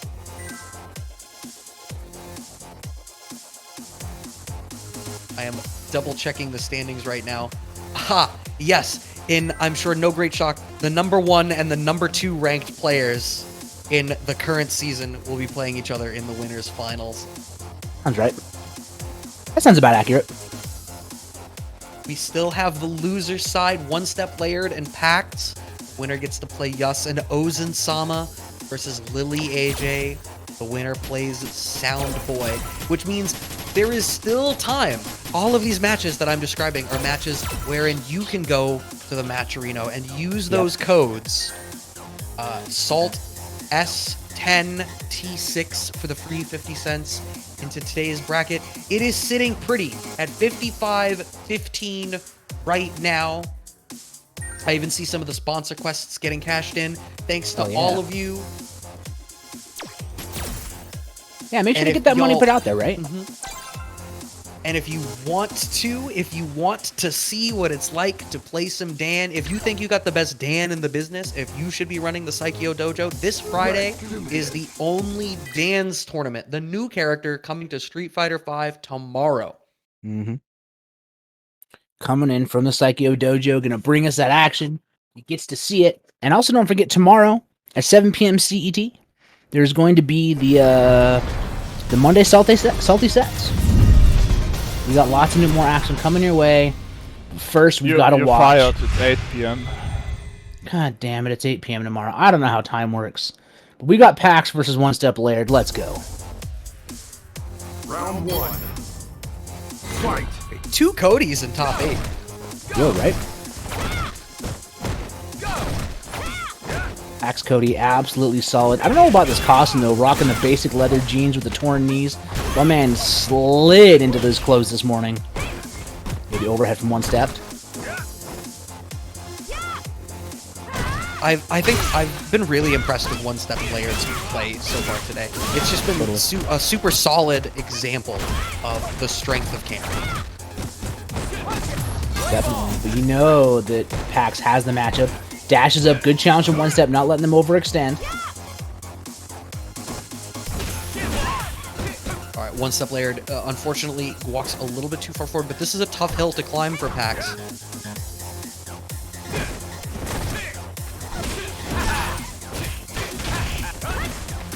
Right, trying to get started. Off the rock, but the back tech keeps him safe. And cleaning out the round anyway is one-step Laird. And Pax, again, it's the second example of Cody popping VT and just not being able to get anything started. Does that remain the story of Cody in top 8 today, or is Pax going to find the room to actually get this going? Yep, and I think you nailed it right, especially in this matchup where Karina is so good at neutral. But then, just like as I say, they stay on light kick buffers. She has all the advantages, I think, in the neutral game, right? So that V-trigger comeback is really going to be important to Cody, and it's being shut down. Okay, +2 V-reversals, doesn't even want to deal with it. I like that choice from one-step Laird. Has the lively, doesn't need the V-trigger. Has a CA on deck, any touch is going to be big damage. Really, Fresh God. counter. And like, one-step Laird has the life deficit, but you wouldn't think it, right? Playing with the confidence of someone who is about to win. Yep. That crane privilege. Oh, no, bad no! confirm from Pax. BT No on V-trigger deck. activation. Yeah. Oh my God, you're Sweep dead. activate. Oh no. Definitely an error in play there from one-step Laird. Should have activated off the Miokin to start getting the pressure and close it out, but just kept it patient. Maybe wanted to have the V-skills instead, but then a misconfirm on the Tenko gets him killed.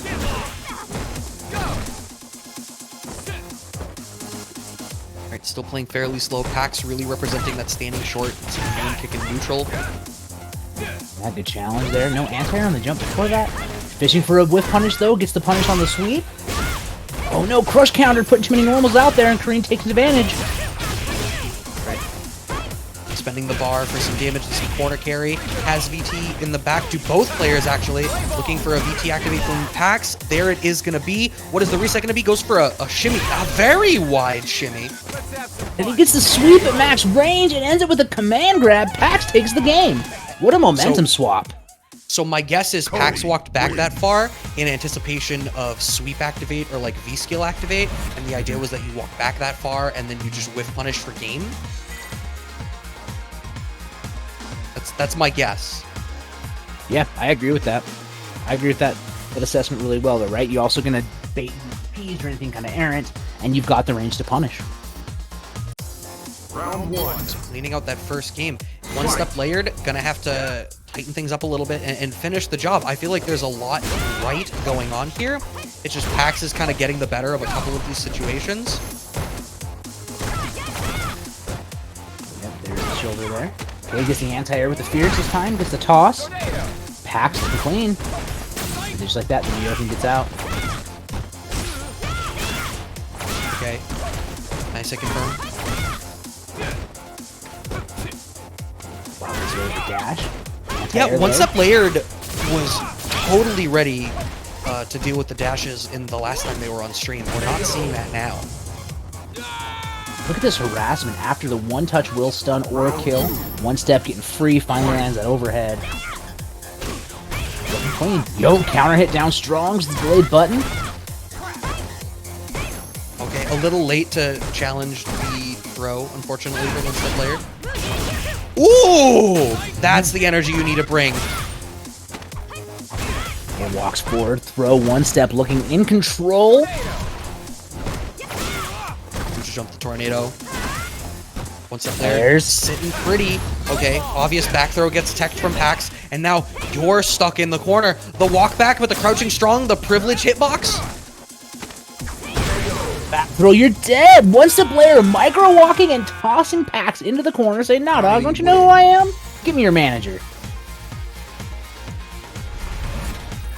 Okay, 1 game apiece. If One Step Layered can continue with that energy and start to challenge like some of the dashes and force Pax to play farther back, then I think the strength of Karen's superior pokes are going to really open this up for them. And if you jump in on a tornado at round start, that's exactly, I mean... Yep, that's the energy right there. Yo, that meaty delayed roundhouse on the neutral jump from One Step. Bop, bop, bop, bop. Okay, goes to the reset. Interrupts. Stop letting that shoulder rock, says Pax. Got some adaptations coming our way. Pax has been ready for every reset from One Step Layered because every reset that One Step Layered has been going for has been the most obvious decision in that particular moment. Speaking of obvious, we got bust outs and crush counters, and One Step Layered is on set point.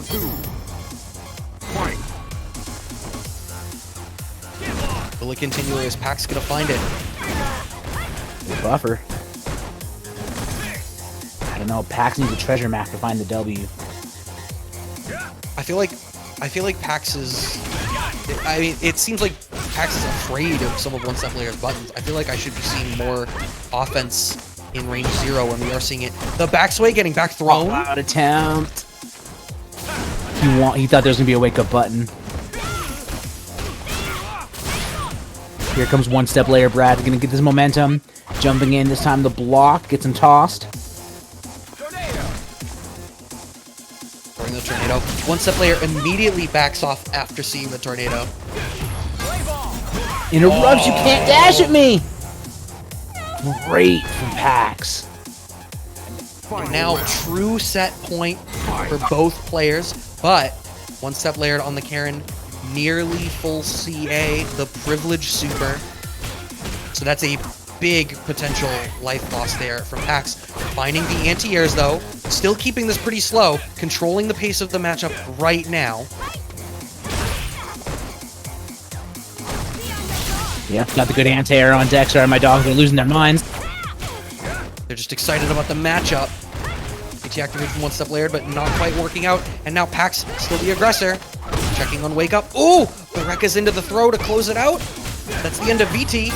But challenging the walk forward, and you're dead. Pax has reacted that 100% of the time since this match started, and One Step's got to back off on that. They've lost the match because of it.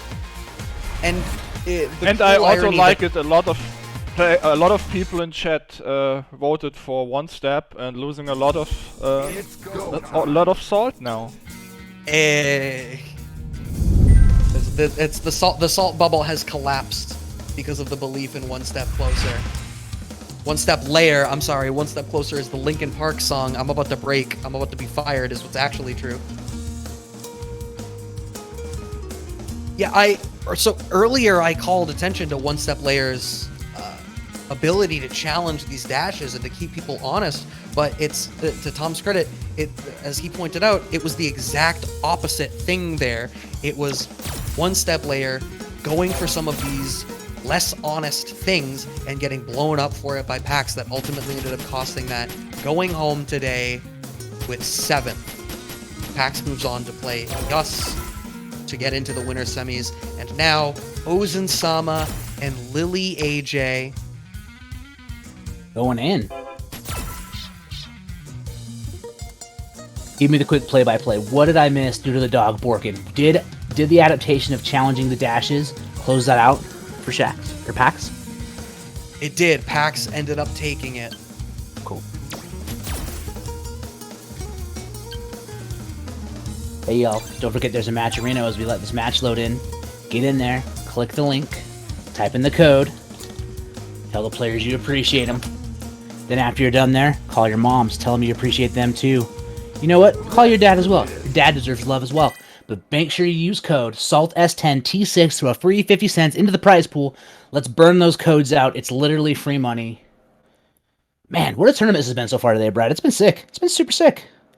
It's been really good. And I'm so excited to see out the rest of it. This is the swan song of Street Fighter V. It becomes 5.5 tomorrow. That's what I'm going to call it. As far as I'm concerned, the game as it exists today, over at the end of this tournament.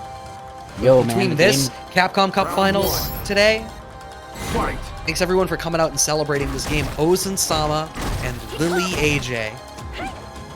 Going in. Ozen Sama overcoming some pretty tough opponents here. So I'm very excited to see what happens because Lily AJ is another tough opponent. Going with that Chun, with those good neutrals, those big pokes, and decent damage output. But Ozen, so far, looking pretty dominant. Yeah, I mean, opening out straight with the stand forward whiff punish, already great energy. Oh no, the opposite of great energy though, a little bit of overcommitment with that DP, and now Lily AJ able to get some stuff started. Yo, gets him with the roundhouse, but doesn't crush counter. Yo, underneath the dive kick, misspaced by Ozen. Lily AJ gonna take it, but you can't dash here. I'm a challenge. And now Ozen on the offensive. Life lead imminent. Bop, bop, bop. Full CA on deck. Oh, you're not gonna need to spend it. Instead, you get to save it for a rainy day. All of that bar is going underneath the mattress because we all know that Akuma doesn't trust banks. I'm calling Gio, you know that. Akuma's never had a checking account. My man's got it dug under the mattress, and then he's got backup gold buried in a cave somewhere where he keeps his Satsui no Hado. Ozen, by the way, 100% of the time uses the frame kill of the throw into the mix every time. That's their button. I'm gonna call that the Ozen special. Back throw from Lily AJ. And I feel like this full screen. Oh, that's a pun. Okay, it works. All right. I feel like we've seen a couple of times from Lily AJ today the attempt at a CA punish on block, and it's not worked out. So I got ahead of myself and was like, uh-oh, overcommitment. But no, knows far better than I. That's why Lily AJ is in top 8, and I am just talking about it. Yep. That's okay. Ain't nothing wrong with talking about games you love. Okay, we got 4 medium punch. The buffered knee coming in from Ozen. What's the set? There it is again. The frame kill this time goes for the strike instead of the throw, and Ozen Sama takes the first game. Demonstrating why the frame kill will henceforth be named for him. Ozen Sama cleaning out the first game. And if I'm Lily AJ, I feel like it's so far been the story of this top 8 that I feel as though people are simply not able to exert their will upon the match. Like what we're seeing here is what we've seen a couple of times so far, where the person who is winning the first round is doing, like, I don't have... It feels like Lily AJ is only playing at about like 70% capacity, and that's not what you need to be bringing for top 8 of Saltmine League. No, you need 110% all the way. Gotta have that big energy. But Ozen Sama just playing slow neutral, walking forward, and trying to shut down the oppression of Lily AJ, and so far it's working. Been bringing out the crouch fierce. There's EX legs though. Oh, no buffer!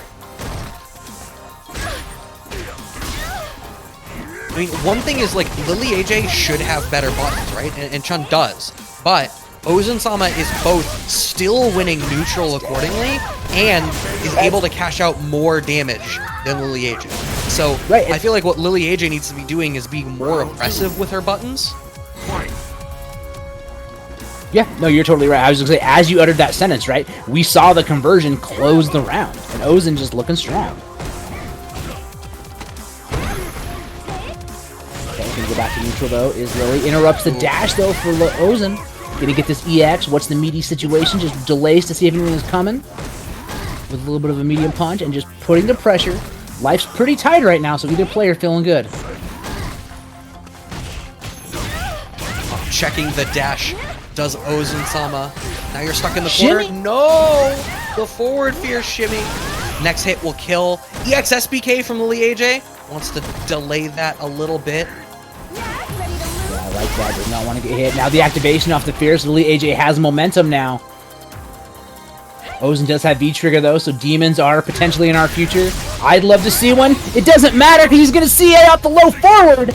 Ozen 2-0 over Lily AJ. The confidence of Ozen, the second Lily AJ got a little bit of offense started and had that VT activate and that knockdown off the legs, Ozen was completely content to just walk back. I'm pretty sure Ozen would have been comfortable walking back as far as the corner if it was necessary, rather than trying to contest with anything. You wanted to stay outside of the range of Lily AJ's buttons, and Ozen trusted in his fundamentals and his footsies in order to make sure that it was a whiff punish into CA for kill, because that was all that you needed. And what I need from all of you is to go and throw those coupon codes in the Matcherino because those codes still exist. A free 50 cents Salt S10 T6. We are sitting pretty at, as I refresh the Matcherino, 56-15 will be going to the winner of today's bracket. Good to hear. Get the money in the pockets of the players, and don't forget that tomorrow we will have at 8 CET the beautiful Saltmine sets, first to 3, first to 5, first to 7, first to 10. I'm trying to compete tomorrow, trying to get me someone to play me in the Americas. We'll see what happens. And then, of course, don't forget that Friday is Only Dan's. Something I want to go back to say, too, about Ozen is when you mentioned like the V trigger popping for the late AJ, right? The thing about Ozen I love too, you said they were willing to walk all the way back to the corner. They had nerves of steel. They didn't panic. They didn't worry about any kind of adaptations. They just kept running the game plan. Just kept pushing. And it was godlike. Anyway, very excited. Apparently we got fired. I'm not sure what we did. But that's okay. I'll be fired. I got pink slips. I got a whole drawer of pink slips I'm collecting from Redis so that one day I can sell them for millions and buy my esports Corvette. Ozen, too strong. Hope you're all having a good time. Hit follow, drop those subs. Man, Pink what a slips. tournament this is, Brad. Pink slips from Redis are a lot like tickets at the arcades back in the day, where like if you have enough of them, you can cash them in for like the glow-in-the-dark vampire teeth or like a teddy bear. Yep. Exactly. I'm I'm saving up I'm for a 10 little away. plastic race car myself. Oh, absolutely. Absolutely. That's what y'all don't know is Redis has a commentary prize store we all got to cash in for, so Yeah, lots of work to Cola do. got fired enough at the very top of it, and it was only one time. Cola actually cashed out his pink slips for CPT. That's how it happened. That's why Redis takes responsibility. He literally bought it. And by bought it, I mean bought it with godlike talent, because Cola is so talented and so good, and we get to see more of him tonight. I am so excited. I hope y'all join me in the chat. Just scream for my boy. Did I vote fired for trash talking, guys? It's insane. What the hell? How are we trash talking? Desk round 1. We're fired for trash talking, but don't worry, because we got Pax versus Yus in the bracket. Jumping Fierce over the Hurricane to start us off. Yus ain't taking none of that. Ooh, the counter jab right into the target combo, straight into the corner. Let's see, is Pax going to be the aggressor? What we saw when we watched Pax earlier was this willingness to walk back. I think we're seeing it again, allowing Yus to inch the way out of the corner. That Tatsu, are you kidding me? Damn. In this economy, my man's throwing that Tatsu out? Sometimes you gotta make big plays. Yas out here hustling. Tatsu hustling. Right, Pax having to be the aggressor now. The dash forward, a lot of respect. Oh my goodness, there's a lot of respect. That's like the fortune teller meme. I see respect. Wow, that's a lot of respect. Yeah, but not anymore. The activation coming off the EX. Goes to the command grab. Yes, just backdashing away. Gonna activate. Wow, the clutchest of techs. And then the EX to close it out. Yes takes the round. Round 2. Fight. Yeah, you can tell that Yus is a little bit more comfortable in the pace of this matchup than we had seen in the winner's side in the matchup against the Hurricane. Yeah, I would agree that you can't jump in against a man like my Pax. God, Double that is anti-airs. Yeah, stay on the ground, right? Yo, but now we got challenges, Brad.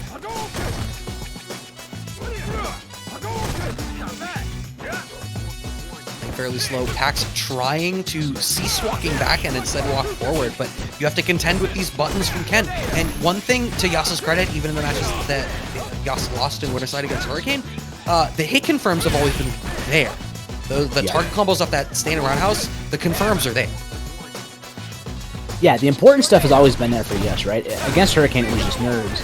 And now Pax is really trying to put the press. Bust out, still doing it. Gets the side switch. This is good momentum for Yus. Yo, we got the Tatsu side switches now.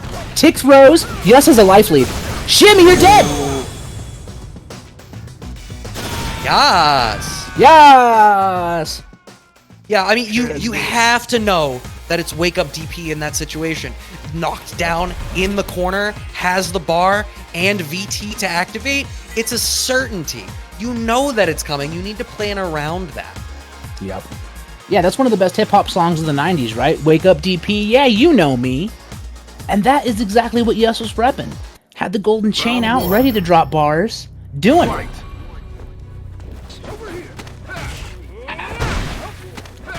Gonna let Brad ruminate on that one for a minute. Gets the throw, does Pax. Down fierce, walking for the medium kick. Stuck in the corner, but Pax has been consistently walking back and surrendering all of the space that Pax earns. Right. Okay, walking forward with the medium kicks though. No anti-air, just walks forward and tosses the landing frames of the air Tatsu. Okay, EX zonk, but jump out there from Yus. Okay, standing jab confirms. Give me a Coke, Ooh, huh? punish? I do owe you. Dude, I owe you like 15 beers and a whiskey next time we see each other in person in 2022. Yo, he's trying to rough him out of the air, but just out of range. Right, what is the pressure gonna be? Goes for the corpse hop just to go into the throw. Finds the anti-air though. You do not get to jump at me. Neutral jump, okay. Showing Nerves of Steel blocking all this pressure from Yus. Trying to go in EX to clash, dashing behind the Hurricane. Yo, anti-air? Oh, no. I wonder if that was supposed to be like an instant Tatsu and he didn't get it. Could be. Yus is one tap away with all this great life. No, he's trying to V-skill, and he's out of range. He's gonna get punished. Was that a bait? Was that a bait from Yus? Was this intentional?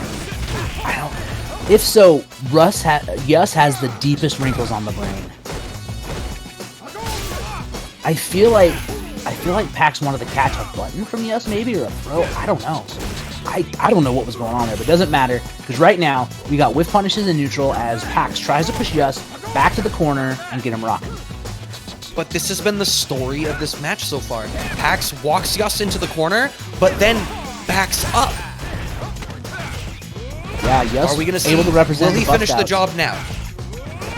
Wow, these loops. Goes for the overhead, no punish.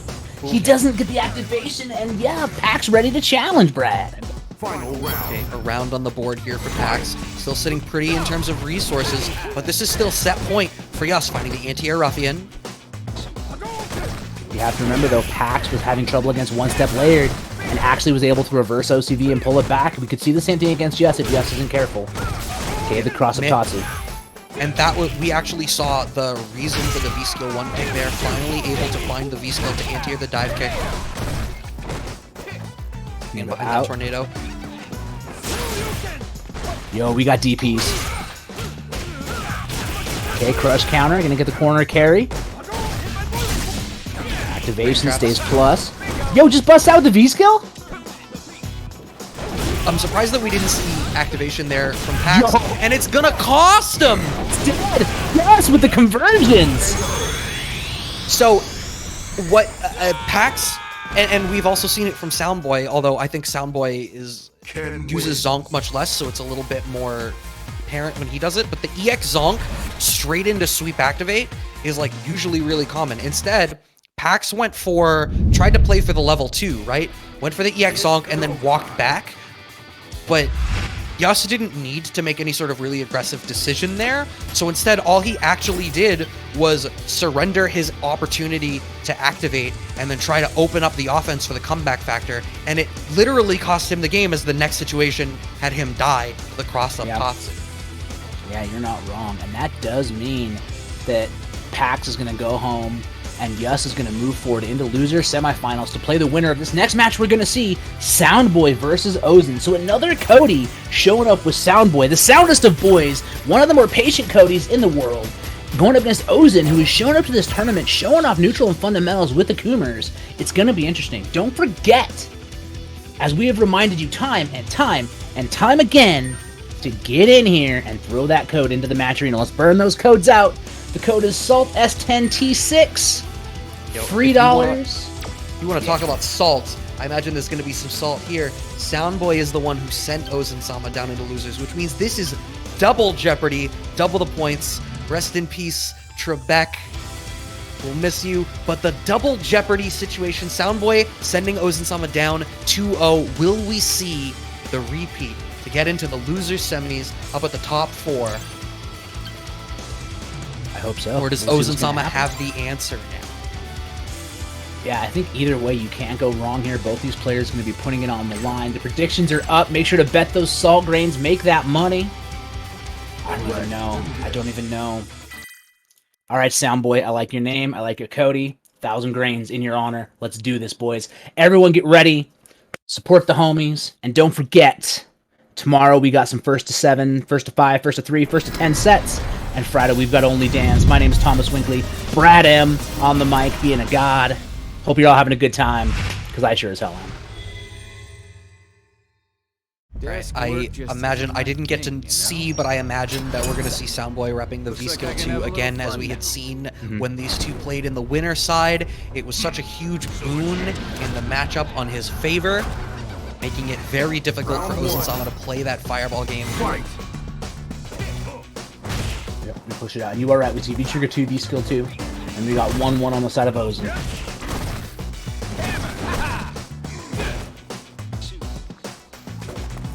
Trying to micro walk in, find their spots. That fireball though, connecting for Ozan. Again, one thing, if calm play. Sorry, if Soundboy picks up on it, Ozan very commonly is going for stand jab into jab red fireball. I wonder if Soundboy picks up on that tendency. There's a very specific range where Ozan-sama goes for it every time, and if he can challenge that, that's going to be a big mental break for Ozan-sama. Yep. I love how much leverage Soundboy gets off of the anti-air activation. Right? This time staying in front, but going with the low with the lights. Doing good work. Chucking some rocks. Going for the EX on plus frames. Oh, doesn't kill with the throw, but walk-up sweep, closing it out in the first round, going to Soundboy. Yeah, big jumping fierce. Ozan-sama sitting pretty with full CA. We've seen Ozan-sama have some really clutch rounds, cashing out huge damage with the CA. Yep, and the game plan from Ozan hasn't changed. Right? Walk forward, look for whiff punishes, look for good buttons. The idea was good. But so that's what I was about to say, is I feel like it's going to be much more likely that Ozan-sama cashes out into CA because so much of Akuma's EX meter is spent in ways that V-Skill 2 from Soundboy actively dissuades. Yeah. I think you're right. Tries to bounce back the plasma, but it's a little bit late. Gets clipped. Rock. And the trade. Nice. Well, did you see that march forward from Soundboy? My dude was walking in. The confidence. Plus frames. It just goes for the throw, chucking the rock, but Ozan-sama now in a spot where VT activate into super could kill, especially after that fireball. I think that makes it certain. Yeah. Yo, tries to crime sway under. Got to be careful. We saw Soundboy crime swaying at the right ranges. And the bumper off the stand light. First game goes to Soundboy. That was exactly what we needed. It was the representation of that V-Skill 2 and the solid fundamental game, plus the fact that he can do chunks and Akuma doesn't have the most life. I think if I'm Ozan-sama, you really need to play, in this situation, you need to, at least in the beginning, you have to open up a really tight ground game that dissuades Soundboy, and then from there, maybe you can build onto the mental stack from there. But like a lot of the threats that you are ordinarily able to lean on to be the dominant force in the matchup that you would be, if Soundboy is utilizing that V-Skill 2 properly, they're gone. They're removed from the table. It's nullified. Yep. You is 100% correct. We did see you go back to character select, maybe just a breather on the side of Ozan, unless Ozan has another character they're going to represent.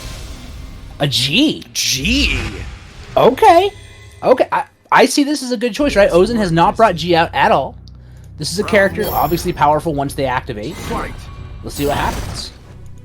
Still rocking V-Skill 2 is Soundboy. And, like, in theory, G has the fireball, right? But I feel like the range and the angle of it and the speed at which it comes out makes it, I'm not positive that I like it as much. Nice jump in. I mean, that jumping fierce, though, over the top. I think once presidential levels are activated, it changes up. But I think for, like, president level 0 or 1, it's probably okay. Good anti-air. Again, Soundboy saying play nooch. This is the punish.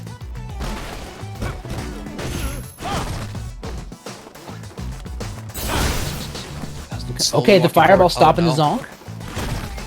That's very interesting that Soundboy in this matchup feels as though he does need to use the EX zonk to get in.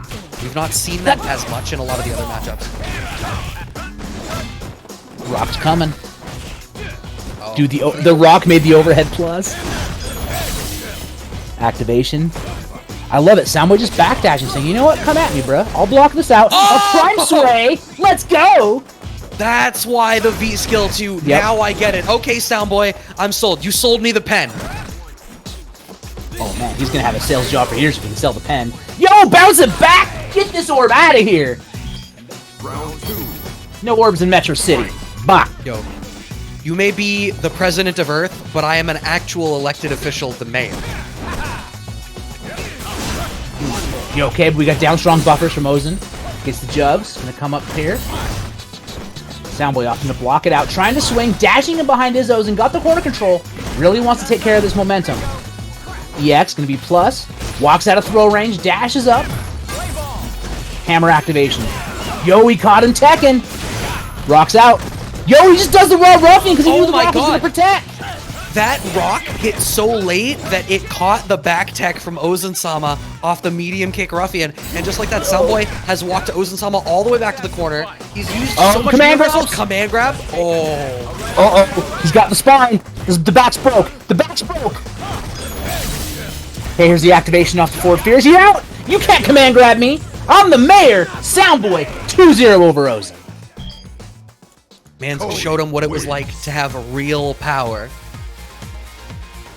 Yo, you ever been voted into office before? Because God, it feels good. Soundboy out here showing y'all what it's like to be male, middle class, and white in these streets. Putting it down, knocking out G, heading forward in the bracket. Hope y'all enjoyed that set. Hitting you with the lifestyles of the rich and famous. If you were caught and you were smoking crack, McDonald's wouldn't even want to take you back, but you can just run for mayor of Metro City. Bars. We How's are going to that see for a reference? That was a good reference, damn. That was damn good reference. Okay, Brad. Brad, okay. Okay, Brad. Brad, okay. All right, so we are at the top 4 then. Bolt Strike already in the lobby, which means we're going to get Bolt Strike and Hurricane up here in the winners finals. Sitting down in the losers semis is who you had just seen, Soundboy versus Yus TTM.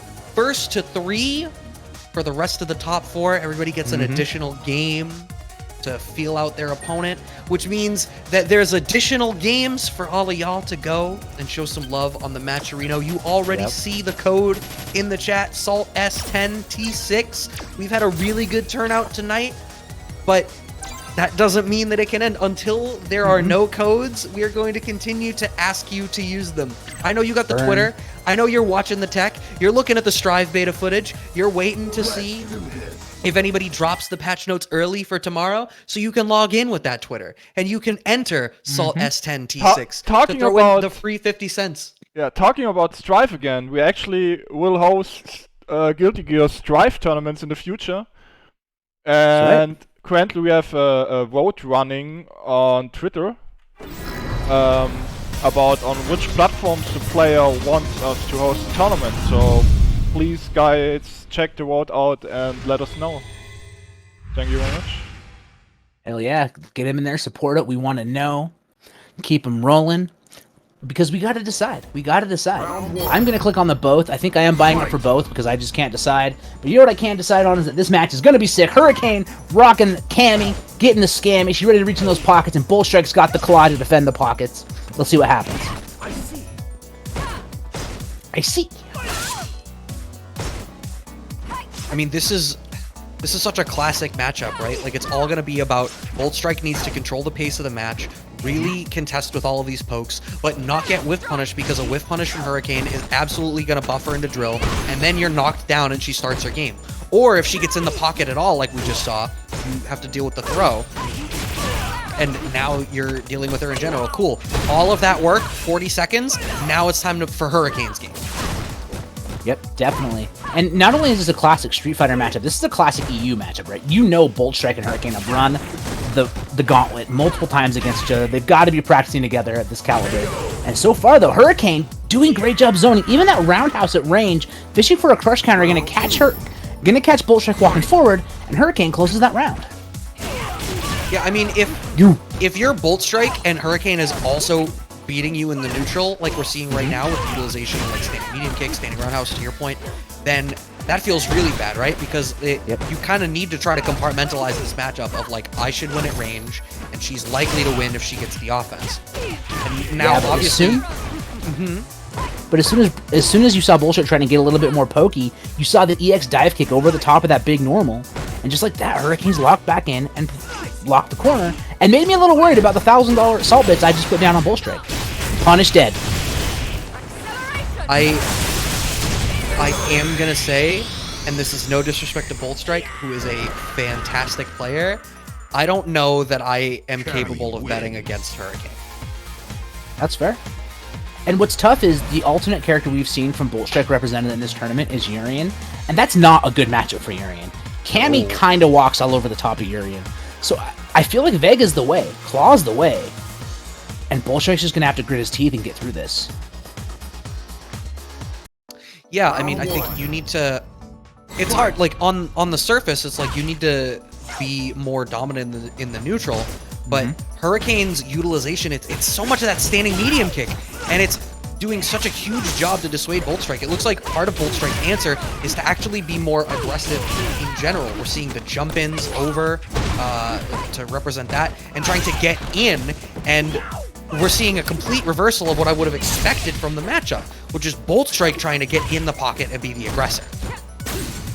Yep, you're definitely right. Good tech, though, from Bullstrike in the neutral. Jumping back, tries to dash in, gets hit with that medium kick. Cammy controlling space, and Hurricane saying, yo, come at me, I dare you. That's going to cash out, and no, doesn't even need to. Doesn't even need anything else. Round 2. Hurricane's looking to go up 2-0. That medium kick is doing a lot of work in this matchup. It's the money button. Yep. But a big jump in from Boldstrike.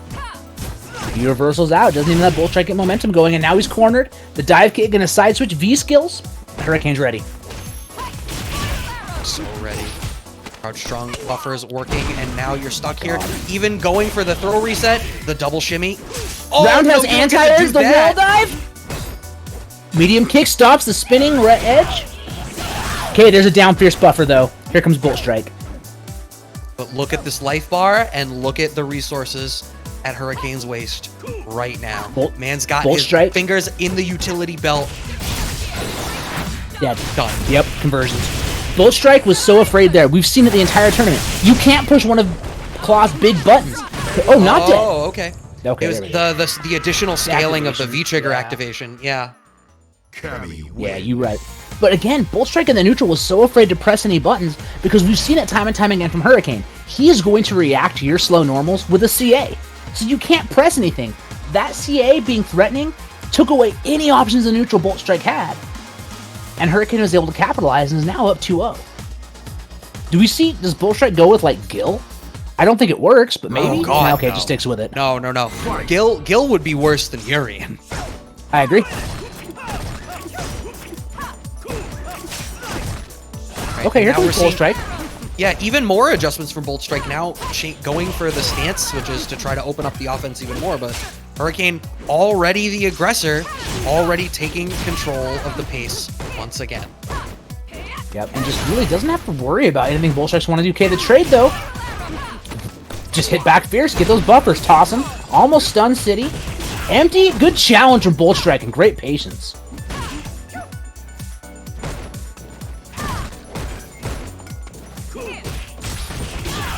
Okay, We'll be out of there.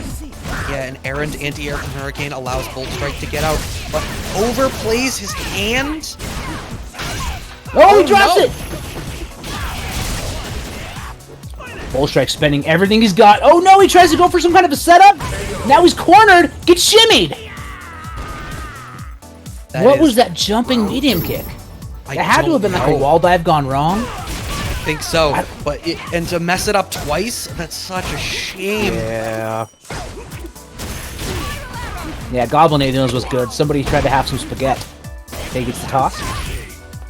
Yo, anti-airs, throw back, get back in that corner.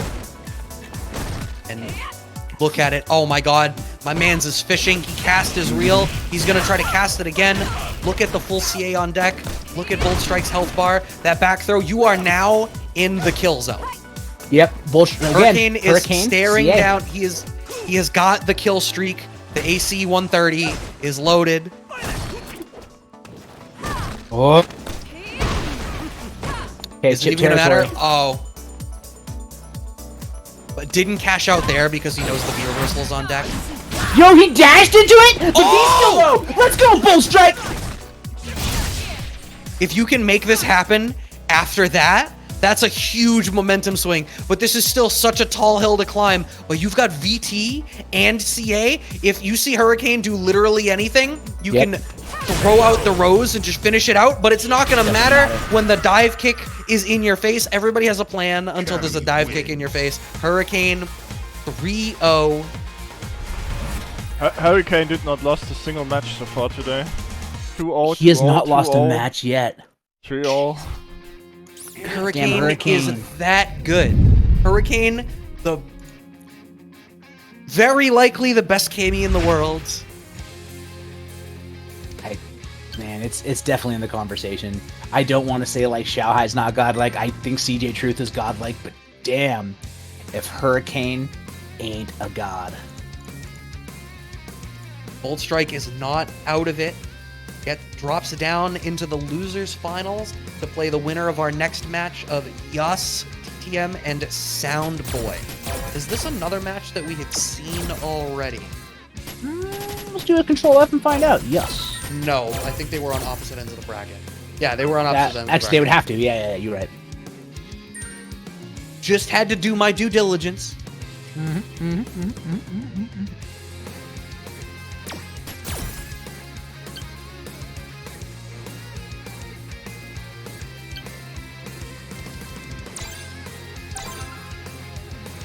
Y'all are enjoying what you're seeing, please follow the Saltmine League on Twitch and on Twitter. This is sincerely, I'm coming at you from, I'm not going to say because I'm not a New Yorker, so I won't say no cap, but this is sincerely on par with the level of play that we see out of the Saltmine League every week. Time in and time out. The play that we see here is world class. And if you are not keeping this on your radar, you should be. Yep, and it's about to be the end of an era too, right? We've had years of Street Fighter V action, over a year of Championship Edition, and now we're gonna move forward tomorrow with these new V-chips, new mechanics, new characters. Oh!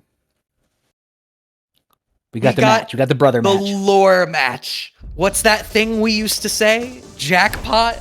Come on. Let's turn up the heat.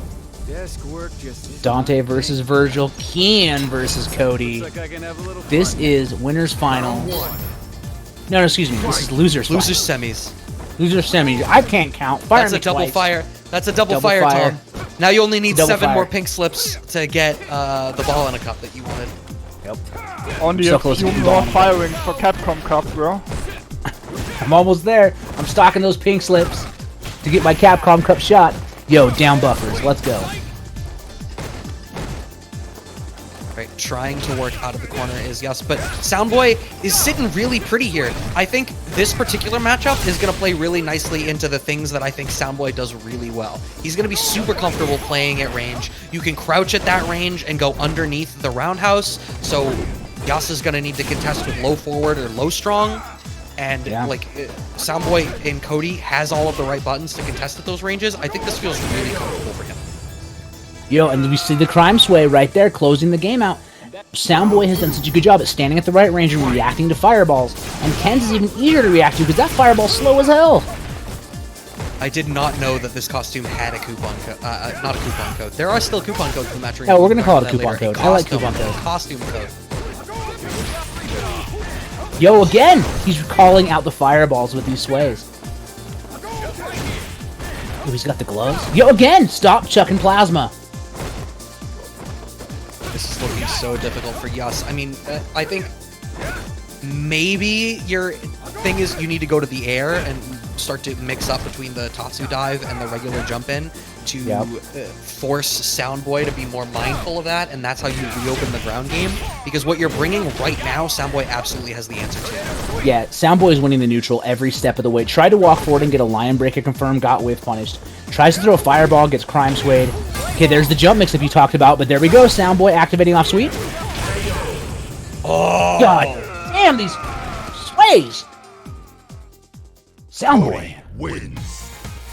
My man's is looking like Rock Lee in the Sasuke retrieval arc when he's fighting Kimaru, swaying, bobbing, and weaving. He's out here doing work. He wants some of this money coming off the match arena. We are at 56.65. Thank you all that have contributed with codes, money, sponsor quests, what have you. Round one. We keep rolling. Fight.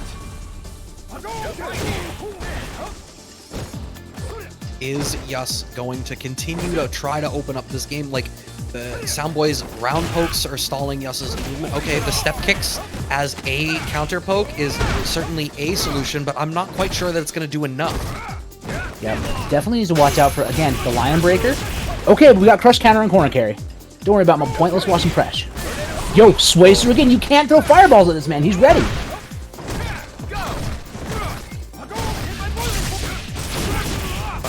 Okay, finds the low short to activate, getting some damage. Cross up, nah, but it's not gonna matter. Back throw, you thought you were out of the corner, you are not. Okay, throwing fireballs at a better range that can't get crime swayed into damage. Okay, this time the Lion Breaker works out. Corner carry for Yus. What's gonna happen now? Tick throws, one more touch will do it. Plus. Oh, wow. Soundboy activates. Soundboy seriously threaded the needle, found sweep activate, and cleaned out that round. That is the only round that has remotely closely gone Yus's way. Yep. Just like that, Soundboy shut it out. Okay, that's punish. Soundboy playing patient, just looking for anything. Okay, lets the Zonk go. Walks back out of throw range. Playing slow, and Soundboy with the patience. Knows this pocket on the screen where he wants to be and is content to set up shop there. Nope, crime sway, but it delays a little bit, gets clipped. Soundboys, though, still big life lead. Toe taps. Working their way to the corner. A little bit of overcommitment from Soundboy, but you get another chance. And Soundboy threaded this needle before. Shimmy! Oh, but if you get shimmied, it's not going to matter. All right, Yus waking up, looking a little bit alive, starting to get the game rolling. Soundboy, though, full CA on deck. Yus about there as well. A little more aggressive with his dashes. I mean, that's probably one thing to represent as well if you're not going to go to the air game. Yep. You certainly needed to bring something new to the neutral to cause Soundboy to be a little bit more hesitant on the ground. Yeah, definitely going to agree here. Soundboy down fierce into Zonk, trying to get that positioning. Oh, no buffer, but again, crime sway underneath the fireball.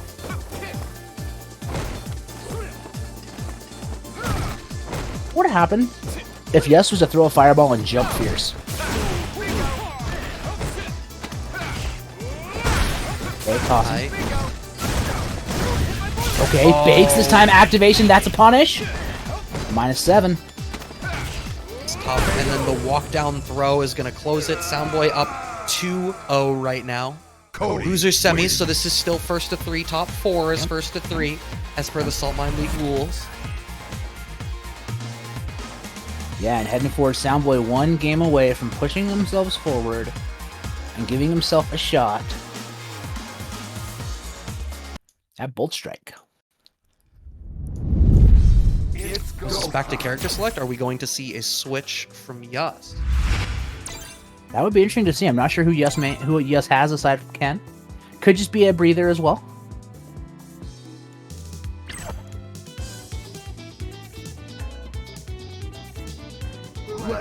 While we are waiting, Ooh, you Anna says Akuma.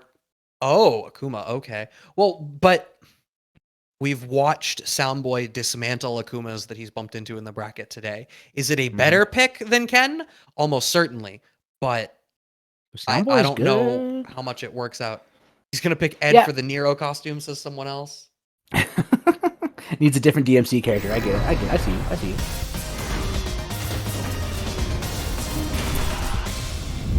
No, just changes off the Dante. I see. He's like, all right, clearly the stronger brother's winning. Let me just go to Ken Masters and get this fight on. Oh, but still challenging the V-dash forward. The costume change is only going to do so much, but taking the breather to try to reevaluate is something that's always a good idea, especially when you're being beaten in quite this way. And already we're seeing there's the air game opening up a little bit, but I think you need to establish it much more before you go back to fireballs on the ground. Yeah, but so far it's working, right? A lot more jumping fears mixing up with the Tatsus, making Soundboy a little bit question their anti-airs a little bit. Hammer activation though from Soundboy. V reversals, doesn't want to let Soundboy get started. Yus looking stronger. That was a Tries to dash, good check. Soundboy isn't out of this though. He's got the VT still charged. If he gets in and starts opening up the offense, especially while Yus doesn't have bar. But even some of these pokes now, look at the difference just between the life lead and how much the jumping has made a difference. Right, and after like getting that life lead and the jumping, yeah, but then tries to dash into challenge, but no command grab, not gonna happen. Had the life to bet on the back dash. Good stuff from Yus. The adaptation's so smart. Man was hungry like the wolf. He got backdash for it. Yeah, man, he's on the ropes. He's after you. I'm on the run. I'm after you. Yeah. Either way, dash up, interruption from Soundboy, not letting it happen. No, it's I'm on the hunt. I'm after you. Why did I second guessed myself? Yo, crush counters. Yo, we tried to get the juggle, but mashing was Yus, and it came out. Overhead, takes the DP, double DP even. I like that view reversal from Soundboy.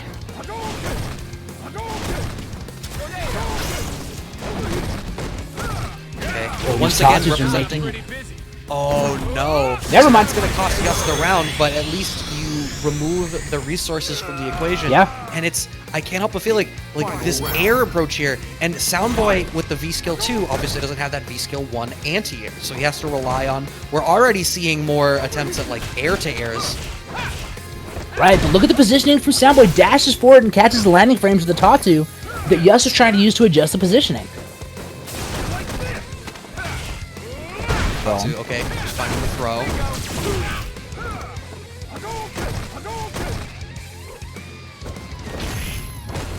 Okay, that roundhouse getting a little bit of a whiff punish there.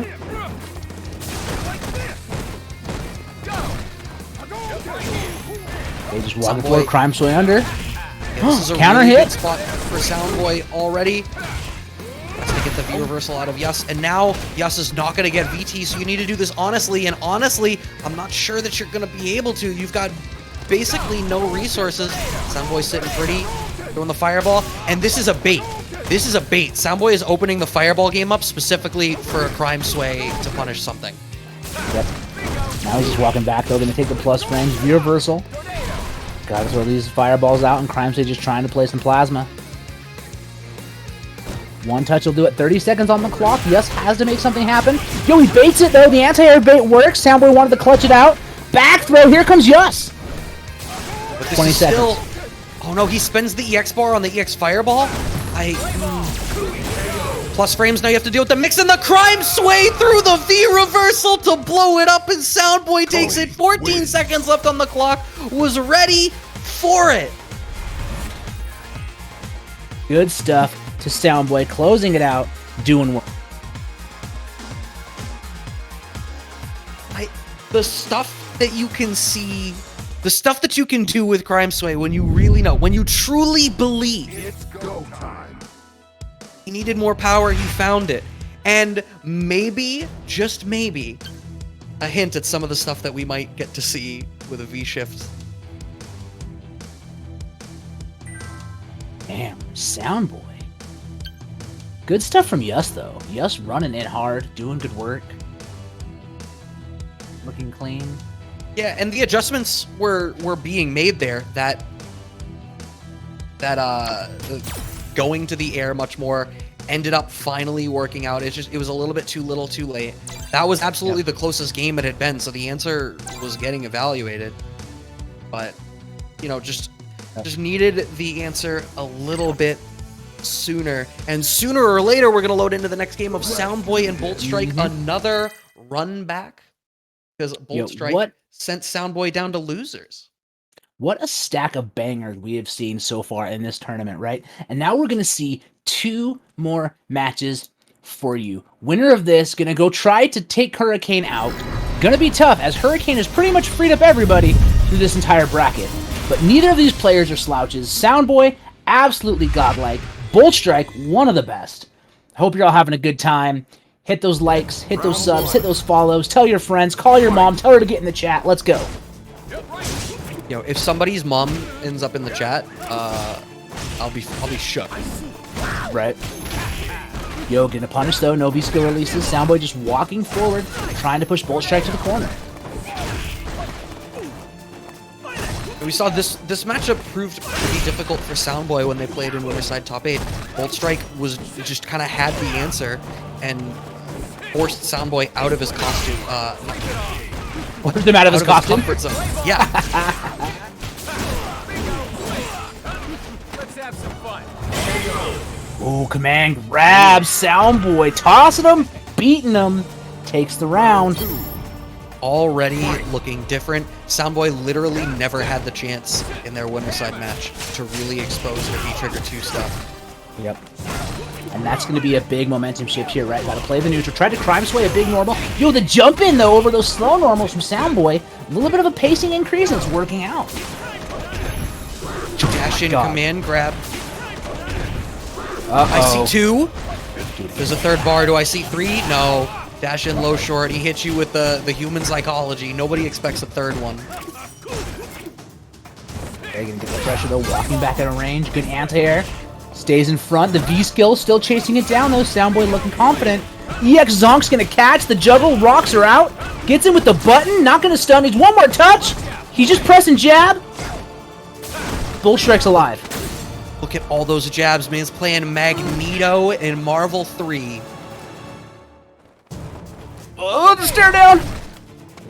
I mean, don't do it. This is finally Oh my God, Soundboy the gets to walk. kind of do what he likes to do. Sit pretty, sit on the life lead, and force the other player to be the aggressor. Wins. Yep. And it worked. I flinched then, says Ethan Noner. Yes, lad, in the chat. You and me both. It was tense. It was a Mexican standoff. I heard the music and everything. Guns were drawn, mans were ready. Round one. Soundboy's up at game 1. On the front of his jacket, Mom's spaghetti. But here comes Bolt Strike. My man's is ready. Yo, gets the whip punish though. Toss him. My God. The aggressor again. Next hit, stun. Do we see a reset because the scaling is kind of high right now, or no? We just go straight for the knockdown. One more touch. Soundboy looking clean. Really good adaptations. Gonna have to spend the bar as Bolt Strike to get out of the corner. Anti-air again. Why you jumping? And clean. Soundboy is warm right now. Looking clean. Plus frames. Tried to sway, gets punished for it.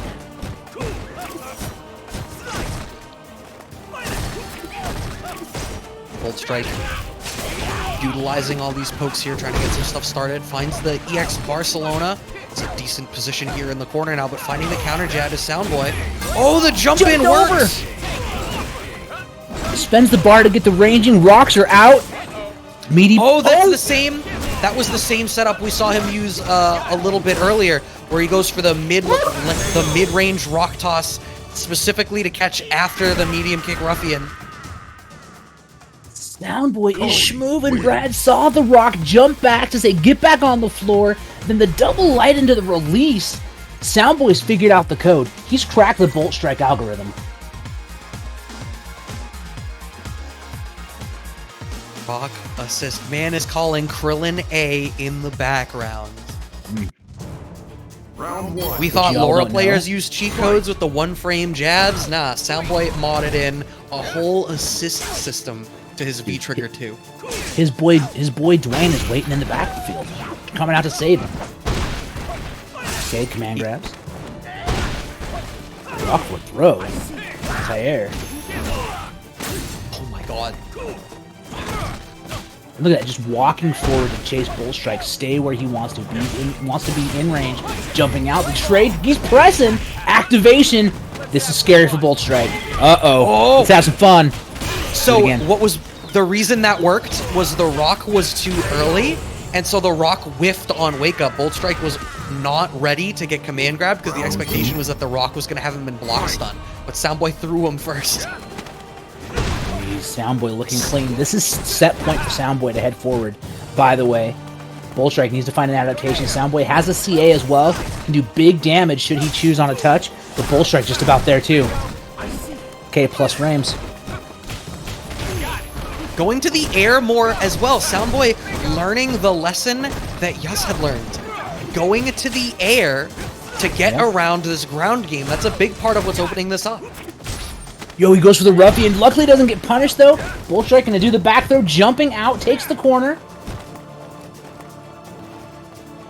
Look for activate from Soundboy soon, trying to walk into range, maybe playing a little cheeky. Do we see sweep activate soon? No, EX Zonk activate instead. No, he catches it. Rock goes to challenge after the V reversal. Holds him accountable. Yo, he just dashed up. Oh my god. He just did it. Frame kills. And you got to. Oh, that blows up the EX Zonk, and Bolt Strike cashes out to kill and takes a round. Is that the first round on the board for Bolt Strike in this losers finals? That is. Okay, gets him with the down fear stance cans, because the Zuna drops. Stand fear stance cans again with the lows. Anti-airs though. Soundboy looking clutch. Dashes up throw, but Bolt Strike's out of range. Thing about these first to threes for a player like Bolt Strike, as the set goes on, it gives him more and more time to make that adjustment. And Claw is a character that is going to very much be able to do that. Ooh, the Rock coming down naked to challenge the dash forward. That was almost certainly dash forward command grab. Now you're still stuck in the corner. You've got a little bit of VT left, but you've still got CA on deck. Oh, he got mixed. He's dead.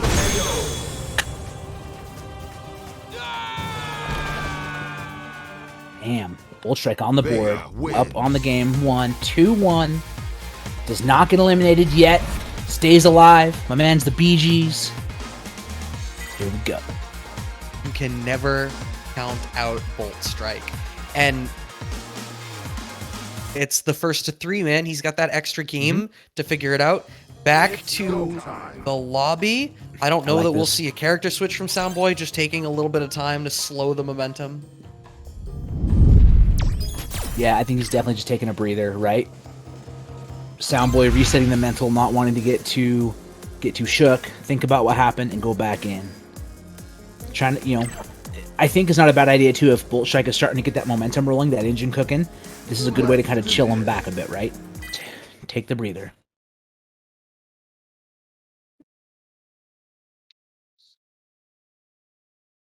I so hope that it's just the breather. I see some conversation in the chat about like other characters that he might be picking, but I don't think that. Okay, we're sticking with it's the V skill change. V skill switch. Away Okay, from once the V skill 2 to the V skill 1. Well, he got blown up. What exposed him at the end there was specifically the Barcelonas and not knowing what direction to anti-air or block. So going to the one-button solution to remove that from the equation. The V-Skill 2 only really came up maybe once or twice.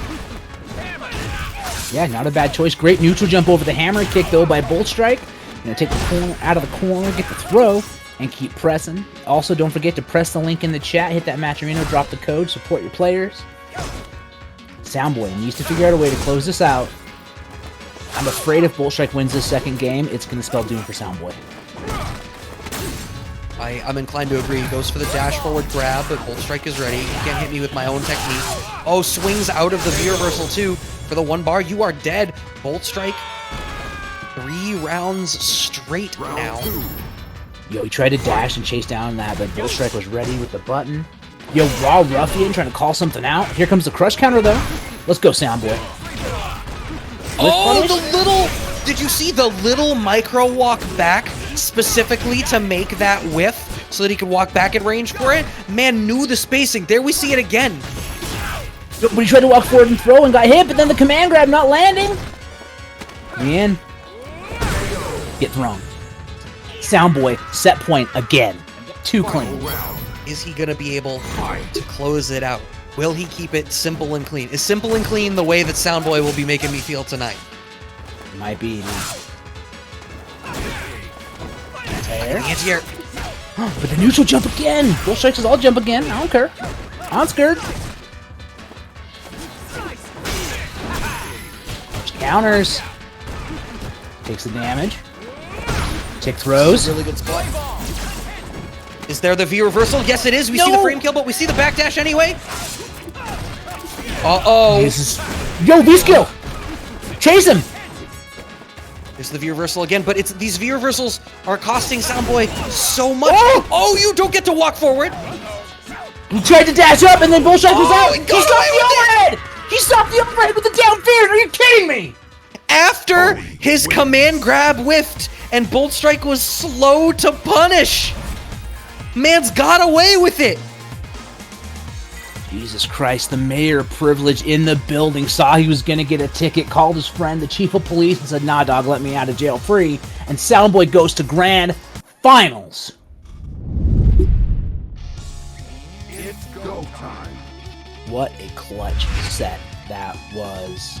Bolt Strike, I messed up the punish. Yeah, man, sorry to see it. Bolt Strike, of course, a godlike player. Ooh. And now we get to see Soundboy try to beat Hurricane in grands. Yeah, Bolt Strike number 2 before we factor in today's rankings on the Saltmine S10 leaderboards. 2, I suppose technically 3 in the sense that Hurricane and Problem X are tied at 1. Yo.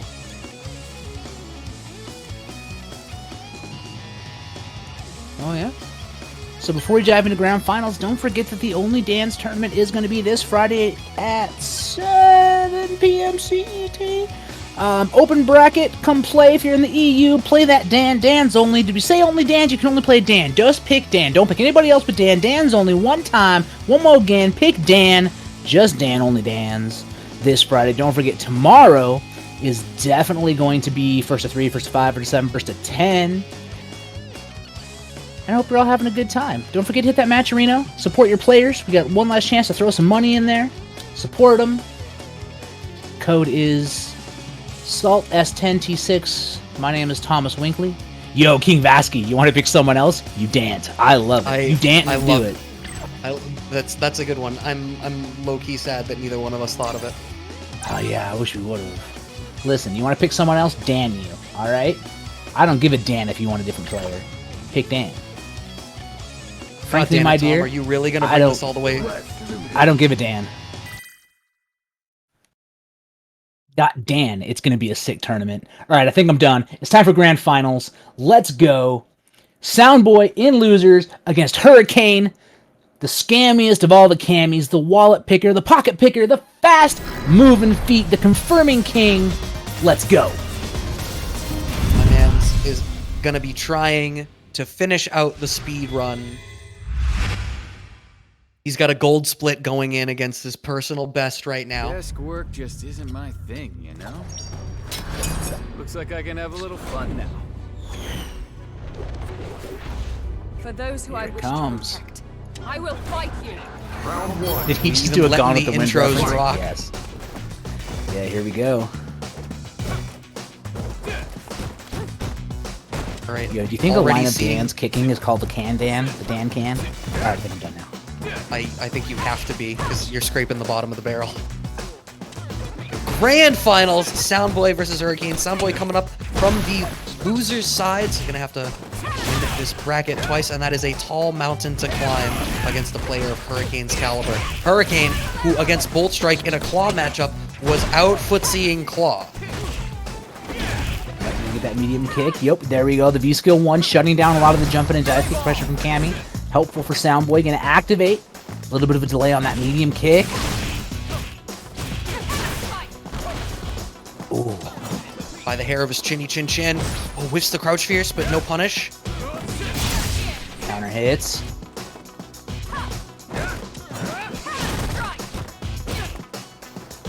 Dive kick. Oh my god, the bravery to hit crouch short there, and the fact his limb went just far enough.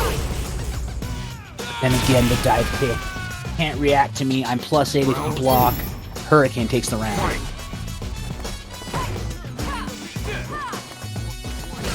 And Hurricane is a patient enough player as well to meet the type of patience that Soundboy brings to the table. I think the problem is Cammy is going to be better equipped to make money moves in these weird micro situations that these two players' play styles are going to be able to create. Right, exactly. And you see that the jab, now the down fierce activation though from Hurricane, and you get the back throw. You saw earlier when there was a potential throw situation, Hurricane representing the roundhouse, and that's going to make Soundboy nervous to tech with, because that crush counter is so big. There's a CA. That's a dead Soundboy. Barely alive. Finds the tech. But this is the same situation he was in the previous round. Has VT, but anything will kill him, and he can't realistically overextends with buffer. And Hurricane takes the first game. Yeah, I mean, when Hurricane is in that situation, sitting at like half life, like sure it's a 2-touch game, but between standing medium kick, crouching medium kick, you know, fantastic lights, worrying about overextending too much. If she goes to the air, you have to worry about dive kick versus regular jump in. It's so hard to try to mount a comeback. Yep. Yeah, I would completely agree. And again, you're not trying to mount a comeback against just any Cammy. It's against Hurricane. Yo, V skills. Vegas to low. Back throw again. Jeez, these buffers though, already in control is Hurricane. Has the corner locked. Trying to style, do it again. One more touch to stun. The crush counter caught Soundboy reaching. One more setup. One more guess. Every round, Soundboy gets one more guess than it feels like he should, and it's not panning out. Hurricane staring down the barrel of this gold split. Yep.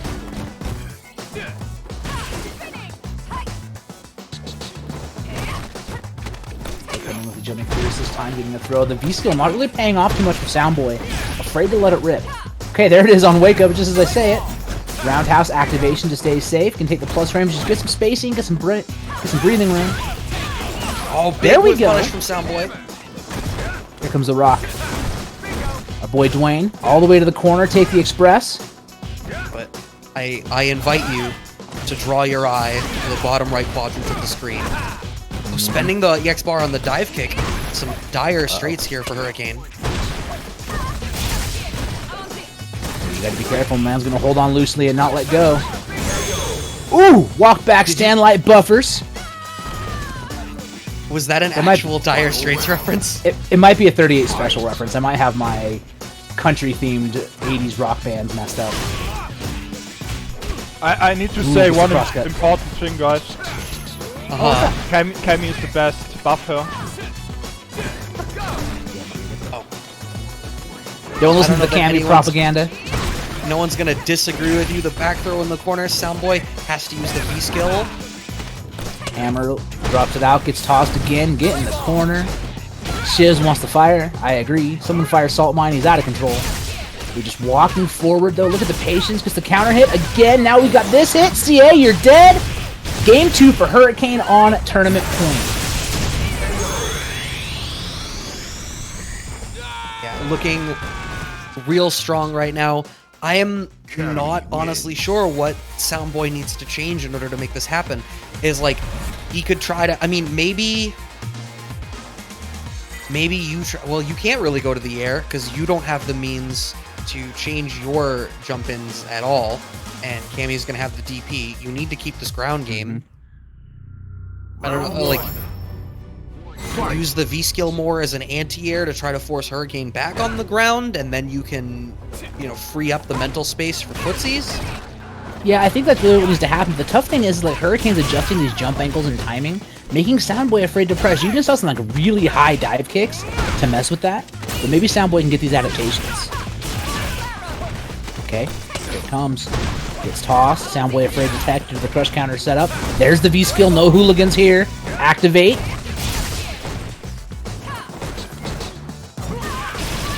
Out of the corner. Back fierces. I went for that standing roundhouse meaty situation again. There's the V skill. Yes. And when he's got the V trigger active, right? So he is a Sultan of Swing. Gonna throw the rock out. Come forward. Rock landed behind him for some reason. Really scary. Almost got full CA, does Hurricane. Jump in, won't even need it. Goes for the chip. Wow. I appreciate that from Hurricane, Brad. Like, like not even wanting to go back to neutral, not wanting to give Soundboy any momentum, spends everything to make sure it's done. I mean, he's building the resources so quickly, and the neutral is going so well in his favor. Like, you might as well just cash out. Like, Hurricane is a... I'm trying to think of the word. A optimized player. Like, sure, you could go back, but, like, just finish it now. Especially if you're going for the speed run. Oh my god, the late dive kick to blow up the anti-air? Yep. We've seen Look it at before. this. He's ready to deal with the bill skill. These skills. There's 2 Now bars. He's got to throw. Is Hurricane using cheat codes to enhance the meter build? Like, I don't understand how you're getting this much bar so quickly. There's CA. It might be 2. Yeah. Soundboy's got to be so careful. Any confirm will do it. If he pushes too big of a normal, you know Hurricane's looking to react to it. He's walking in and out. He's definitely buffering. Stuff is scary right now. Gets him with the medium kick, though. This is where Soundboy likes to play. Soundboy is very patient. Yo, okay. I see you, Soundboy. Oh, isn't able to get anything off of that Aaron poke. And now, I mean, Soundboy can kill. Soundboy can hopefully kill without having to spend too much. Oh, that could have been it, but it wasn't. Oh my god. 24 seconds left. Soundboy's got to be careful. Could get chipped. 18 seconds. They both, that's the thing. Neither one of them wants to do it because they both have V reversal. No Oh my way! god, what's gonna happen? It's going to connect. Cammy loses. Let's go, Soundboy. Let's go, Soundboy. You have to wake up pretty early to pull that one over on Soundboy. God, you had to be in the line way before he was. Soundboy seen it already. Tried to get the chip and Soundboy said, nah, dog. I've been injecting Nodos since yesterday. I'm ready. So it's all about now, will Hurricane lose his first match today? I don't... well, we'll see. Here it comes. This is still looking good. This is a really good situation for Hurricane. So it's Song out. we trade EXs, but I feel like that still works in Hurricane's favor. Oh my god, the bravest Impressed. jab that I ever did see. Yo, that was braver than the toaster, but All it right. doesn't matter because Hurricane's got one too. Takes the tournament without dropping a game. Hurricane is the champion. Soundboy takes second place. What a set. Brad, what a damn set that was. Super dominant from Hurricane, but my god, the rounds that Soundboy won and that CA sequence there, I know he lost, but what a statement to make. Yep. Like, what a statement to make. But Hurricane, no big surprise. Number 1 in the ranking continues to be the case. In fact, with No Problem X here today, is the only one ranked at number 1 as of today, and secures his second tournament win in the 10th season of the Saltmine League. Looking good. Looking strong. But I gotta say, GG's to Soundboy. It's the highest I have seen them get in this tournament so far. Yo, I see the 4 fills in chat. What is good? Man, what a good tournament today. I hope you all had a great time. You have last chance to throw that Salt S10 T6 code into the match arena to get Hurricane paid out. Don't forget, tomorrow, I believe 7 p.m. CET, we're going to have the Saltmine Monday sets, and this Friday, the Dan-only tournament coming through. Only Dan, pick Dans, line them up, make them dance, have them do the can Dan. Thank you all so much for being here. If y'all want to know who I am, I'm Thomas Winkley. I don't actually know how to get my name to show up in the chat. I don't know what the command is. It's one of these. Yeah, it's Thanks, Caster. Saltmine League. Brad, tell the people where they can find you, because I just ran out of energy. How after all this seasons and tournaments you commentated, you still don't know the commands, man? I don't get it. Because the only command I need to know is Scammy, You're fired. Matcherino, and Bracket. You're fired. Nah. Tom is trying to rack up the pink slips so he can cash them in. We're gonna have to see. Thanks all of you for watching. Thanks everyone for hanging out. Yeah, Thanks he for... does that on purpose. No, that's not how it works. Oh, of course he does. Yeah, that's not how it works. He gets a blue slip if he does it on purpose, and those ones aren't worth it. It's 100 blue slips is 1 pink slip. So you were at 7, now you need like 700. Thanks everyone for hanging out with us today. This is the last Saltmine event before the big winter update tomorrow. Yeah. So I hope everyone has enjoyed everything so far, continues to enjoy the game as it emerges tomorrow. It was a great pleasure until this point. Looking forward to a new era of Street Fighter V. And see you tomorrow with the Saltmine Monday exhibition matches, guys. Make sure to tune in. Thanks to Thomas Winkley, BradM. We are out for today. Take care. Bye. Bye, y'all.